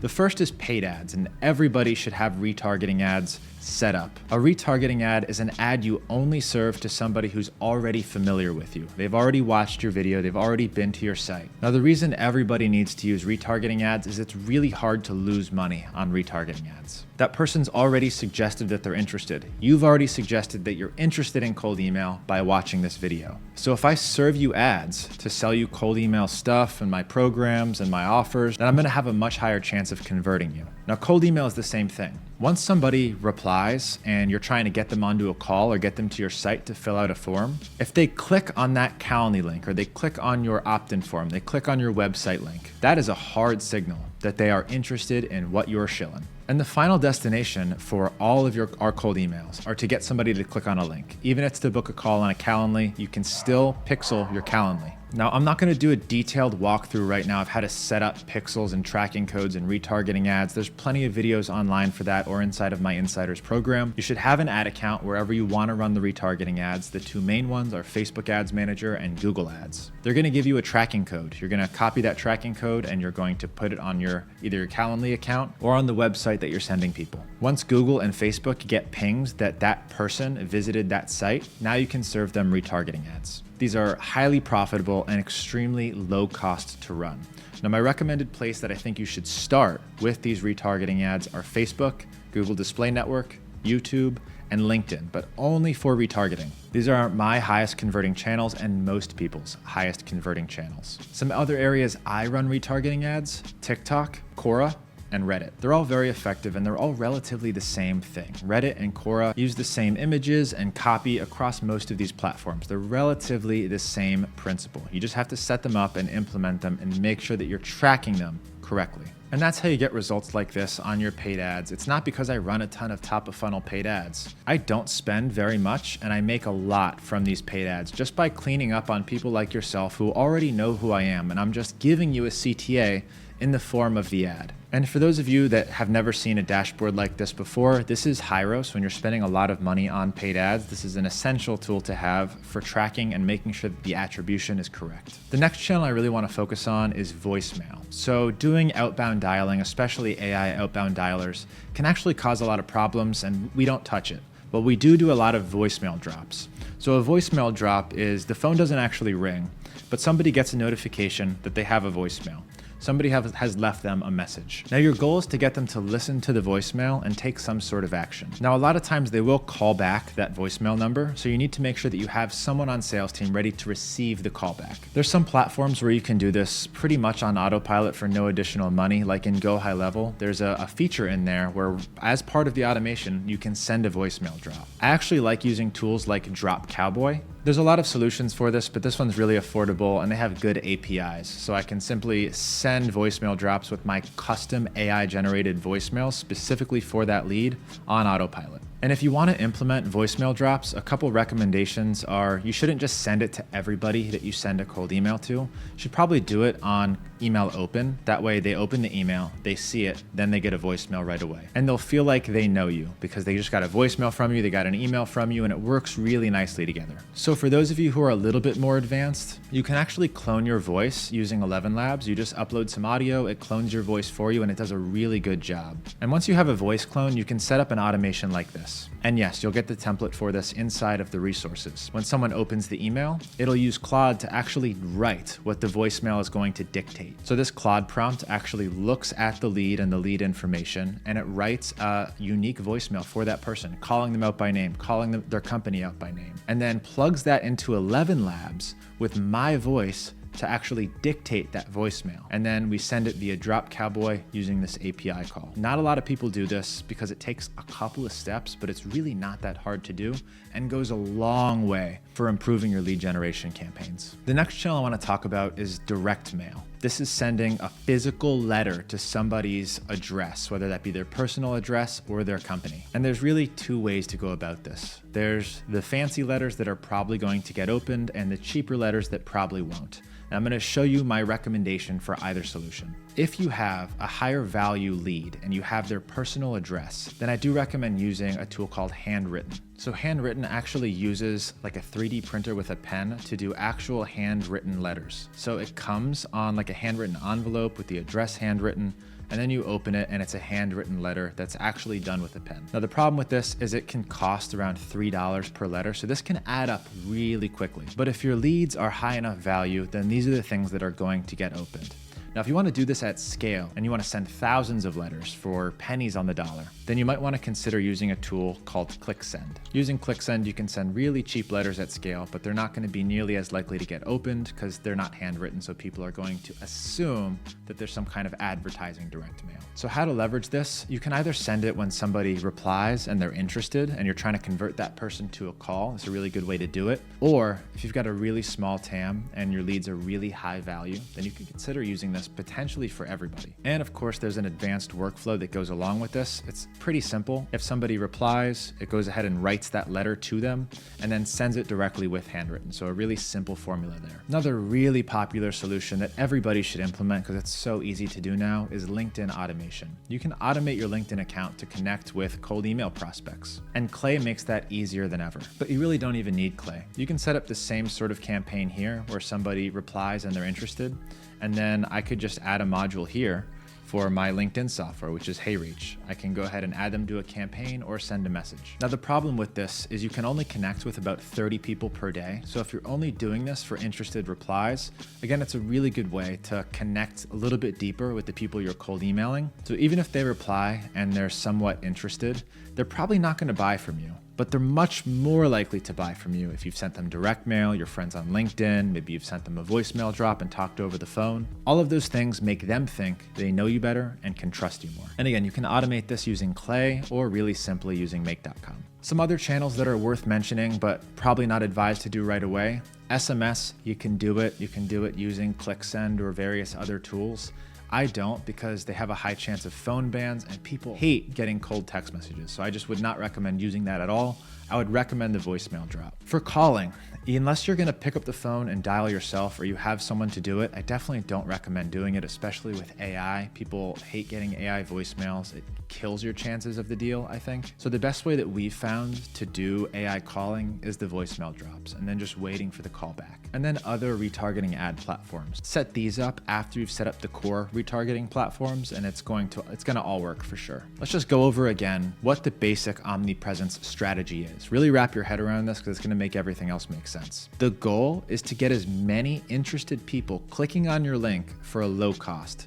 This is the top of the funnel. As you can see here in the picture, prospects come in the top. Top of funnel marketing is usually the most expensive. Getting people who don't know who you are to know who you are and click is always the most expensive part of making the sale. Cold email makes it really cheap. You can get a lot of people to click for pennies on the dollar. Then once they click, you can follow them around with retargeting ads on all of the major platforms. Do this for at least 30 days and up to 90 days, but focus a lot of your budget at first. They're more likely to convert the sooner they are to that initial action. If it's been 90 days, they've probably forgotten who you are by then. Remember, top of funnel marketing is the most expensive because they're not searching for you and they don't know who you are. And you're competing with a lot of other companies for that attention. But once you get the attention, keeping it is much easier. And retargeting has a really high ROAS, or return on ad spend, because one, you already know they're interested, and two, they already know who you are. Now, I'm not going to do a full detailed course on setting up your retargeting ads, but I did want to leave you with some nuggets. This is your chance to counter all of the implicit objections. Now, implicit objections are a really important concept. What is holding them back from buying that maybe they're not saying out loud or saying to you? For example, if I'm selling CRM services, I know that their implicit objection is they probably already have a CRM and don't want to change and don't want to force that on their team. So if you already know that they're thinking that, you can get ahead of it. And you can serve them retargeting ads that counters that objection and answers that objection. And by the way, you can use that same principle for cold email as well. So if you know there's a main objection that everybody's going to have, get out in front of it and say it in the copy. The next thing that you can do in your retargeting ads is show them case studies and testimonials. If you can show them other people having success with your thing, they're gonna get FOMO and they're gonna want it too, especially if that person looks like them. So you can get really targeted. You can serve all of the men in your retargeting pool male case studies and male testimonials, and all the women female case studies and female testimonials. You can also highlight specific key features that you think are major selling points for your offer. For example, in my Insiders program, I know I've got like 5 types of buyers. If you are new to cold email and you want to launch your own system, we'll actually give you CRMs, we'll give you all of the templates, we'll set up your mailboxes, write your copy. All of that stuff is great for beginners. But I also have a lot of cold email agencies that join, or people that offer this as a service. And instead of framing it as we're going to write your cold email copy, it's we'll write it for all of your clients and do the setup for all of your clients. So you can highlight these different key features that are really attractive to the different groups that are interested in buying your thing. And most importantly here, make sure your tracking is set up properly. You can go on Fiverr and hire someone for $20 to come in and set up conversion tracking, set up your Google Analytics. Don't worry about learning this on your own. Just have someone do it once and then you're done. Now, I always hear people saying cold email is dead or the future is not going to be cold email. I've been doing cold email for over 10 years and it's been a cornerstone of my marketing for that entire span of business. It's been the single skill that's made me the most money, and every couple years, there's a big scare and everybody thinks cold email is dead. So right now I kind of want to spend a few minutes talking about the future of cold email. Because if you're investing a lot of time and energy and resources into learning this skill and building these systems, you want to make sure that it's not going to go away next year, like a lot of marketing platforms do. So with that being said, let's talk about the future of cold email. Where is this going to be in 1, 5, 10 years from now? So taking a quick walk back with memory lane, I do have a lot of people in my communities that have been doing this even longer than me, but it's been a freaking whirlwind. 10 years ago, I was just getting started with cold email and deliverability was a breeze. There was no spam filters. You could just send an email to tens of thousands of people and end up in the inbox. In fact, we were using that same tool that I showed you earlier, ClickSend. We could send 10,000 emails in a single send from the same IP address, ClickSend's IP address, and they would all end up in the inbox and we would just get flooded with responses and book calls because we were sending a link in that email. It was just the Wild West. It was crazy. At one point, we were sending 10,000 emails a day from that same platform, that same IP address. It would cost us like $50 to send those emails, and we would get like 100 book calls from that send. It was absolutely ridiculous. But back then, there was less competition, so the leads were less defensive, and there was way less protocols in place to defend against spam and defend against cold email. Now, obviously, that's changed. Tools like Instantly have made it really easy for people to start sending cold emails. But listen, email is still the primary mode of business communication. It was back then, it is today, and I predict that it will be 10 years from now. So the lay of the land of cold email today. The email service providers are monitoring domains, IPs, and they're monitoring the mailboxes. They're looking at the copy and they're looking for spam. They're looking at the reputations of all of these different elements. They're reading the emails and they're categorizing them automatically into the promotions tab or the socials tab. And they're using AI to detect sending patterns, repeat, copy, and phrases. And they're getting really good at filtering out spam and salesy and promotional emails. So you can't just send whatever you want anymore. And obviously, cold email has become a lot more popular. So there's a lot more competition and there's more of a need for Google and Microsoft to play defense. I should just mention, I'm sorry if you've been cold emailing for a while. Some of that is probably my fault in popularizing it and teaching people how to send cold emails really easily. But it's transformed my life and I know it's going to transform a lot of your lives who are watching this today. So is cold email dying, like people may have told you or may be saying? The answer is hell no. Email is still, by far, the main method of B2B communication. All of us who are in business check our email every single day. And you can't say that about any other platform. I mean, Google search, we're using way less. I'm typically asking AI half the time when I have a question. I'm not scrolling through Facebook anymore. On Instagram, I'm not scrolling as much. Now you're going through TikTok or you're watching YouTube shorts. Attention always deviates from the ad platforms that people are using, but not from email. People are still using email every single day. And the second point, AI is being used to prevent cold email. Yes, it's being used by the service providers to play defense, but it's also being used by people like me to play offense and to get around all of those curveballs and make people think that it's not a cold email. It's just a regular email and increase the reply rates to levels that we didn't see even 10 years ago. It's also important to note that Google and Microsoft aren't dumb. They know that this is happening. This is one of Google and Microsoft's main revenue sources. They're aware that people are sending cold emails. They just want to filter out the bad ones. And there is no way in hell they're going to give up cold email because they're going to lose such a huge revenue source. So is cold email dead? Yeah, it's dead if you're a spammer and you don't adapt and you don't learn the right way to do things. Now I want to share some really exciting technologies that I'm currently experimenting with, have experimented with, and where I see the future of cold email tech going. This really cool stuff. The first is autonomous BDRs. So we're already really close to writing cold emails using entirely AI, to replying to cold emails using entirely AI, but there's still a lot of human components needed to actually do a good job. You need to go add the filters, export the list, clean the list, write all the prompts. There's still a lot of steps that are involved in launching a successful cold email campaign. Autonomous BDRs basically take that all away. You upload your website, answer a few questions, it builds the list, it builds the mailboxes, the LinkedIn profiles, it reaches out to people for you, does the full communication with that lead for you until they're finally booked onto a call. And so far, I've experimented with 2 of these autonomous BDRs that are not ready for the public yet, and to be honest, they're not ready for production yet. The results have been absolutely terrible, and the AI just isn't there yet. I think there's too many moving pieces. It's too nuanced to get right. I mean, this stuff is hard to get right, but eventually somebody's going to crack it and it's going to work. On that bullet, I wrote that I've been a beta tester for 3. I guess technically it's been 3. The third one doesn't even count because it didn't even work. So they've all failed. It's not there yet, but it's coming. I'm also really excited about the future of data. Better AI means better signals, which means more relevant cold emails, which means hopefully one day we're living in a world where every cold email you get is hyper-targeted, hyper-relevant, just like how advertising has gotten better. I enjoy getting ads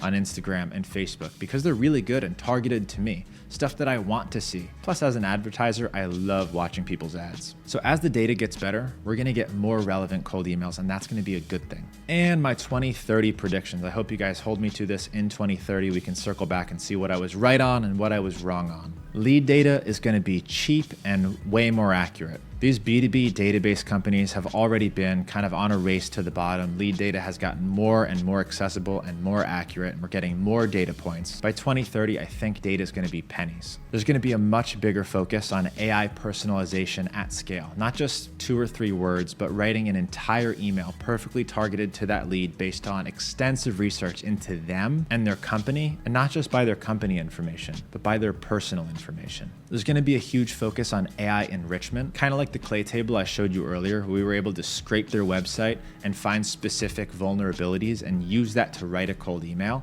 I think that's going to be commonplace, where you're actually being proactive to solve the problem before you send the cold email. Because normally with cold email, you're trying to get them to be reactive. Hey, are you having this problem? Cool, let's see if we can solve it. But what if you solved their problem or identified their problem before ever sending them a cold email?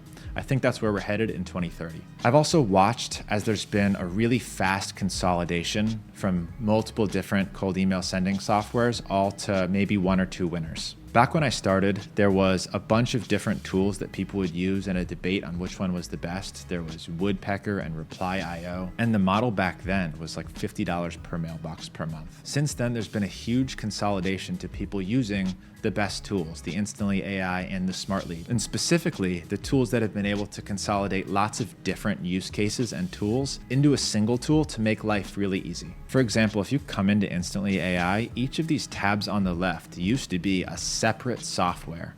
And now they've got it all integrated so you can use all of this data across the entire platform. And with that being said, I think that's going to mean goodbye for Clay, because I think that's going to be the next thing that Instantly.ai builds into their system, which again, just streamlines the workflow and makes everybody's life so much easier. I think there's going to be a move toward more signal-based email marketing, kind of like I said earlier. When we have more information about somebody and what problems they're facing, we're able to send more targeted cold emails, and that's a good thing. Now, there's a lot of fears about what if Google and Microsoft do decide to pull the plug on cold email, just like Instagram did years ago with Instagram automation. It's now nearly impossible. There's an absolute chance that Google and Microsoft decide to do that as well. And there's a lot of different ways that they could really easily tell if you're using cold email. And I'm not talking about warming. I'm actually talking about how we connect our emails to Instantly in the first place. So there's lots of bypasses that companies are already working on and getting ahead of. But at the worst case scenario, if we have to, we can go to Gmail browser automation to send cold emails, which is actually still the best way to get perfect deliverability. I've actually got an automation computer running in the other room, and it's running browser automation for platforms that don't like to be automated, like Instagram and Reddit. And if we have to, that means competition's going to be much lower, deliverability is going to be much higher, and reply rates are going to be much higher, which is what's happening for me right now with Instagram and Reddit. Nobody else is doing this. I'm probably the only one doing it because it's hard to do. And because of that, results are unbelievable. And I want you to remember to head into my free school community. There's going to be a link down below in the description, but you're going to want to join this community. This is where all of the resources are going to be. So if you haven't done it already, get in here. It's going to be pinned up top so you can download all of the Spark notes, all of the links, all of the templates that I've talked about throughout this entire video. And guys, please do me a huge favor. I spent weeks putting this together. I spent almost a week recording it. It has taken so much power out of my brain that if you've made it this far and you're not already subscribed to the channel, it means a lot for you to do that. Leave a comment. Let me know what you thought about this entire masterclass. I love to hear your feedback. Nothing made me happier than reading all of the amazing comments I got from the one I did in 2024. So let me know your thoughts. Please like, please subscribe, and please opt in. I'd love to have you inside of my community so I can keep talking to you, keep teaching you, and watch you grow your business over the next year. That lights me up, and I know that you can do it, and I'm here for your journey. Much love. Your support means the world to me. See you later.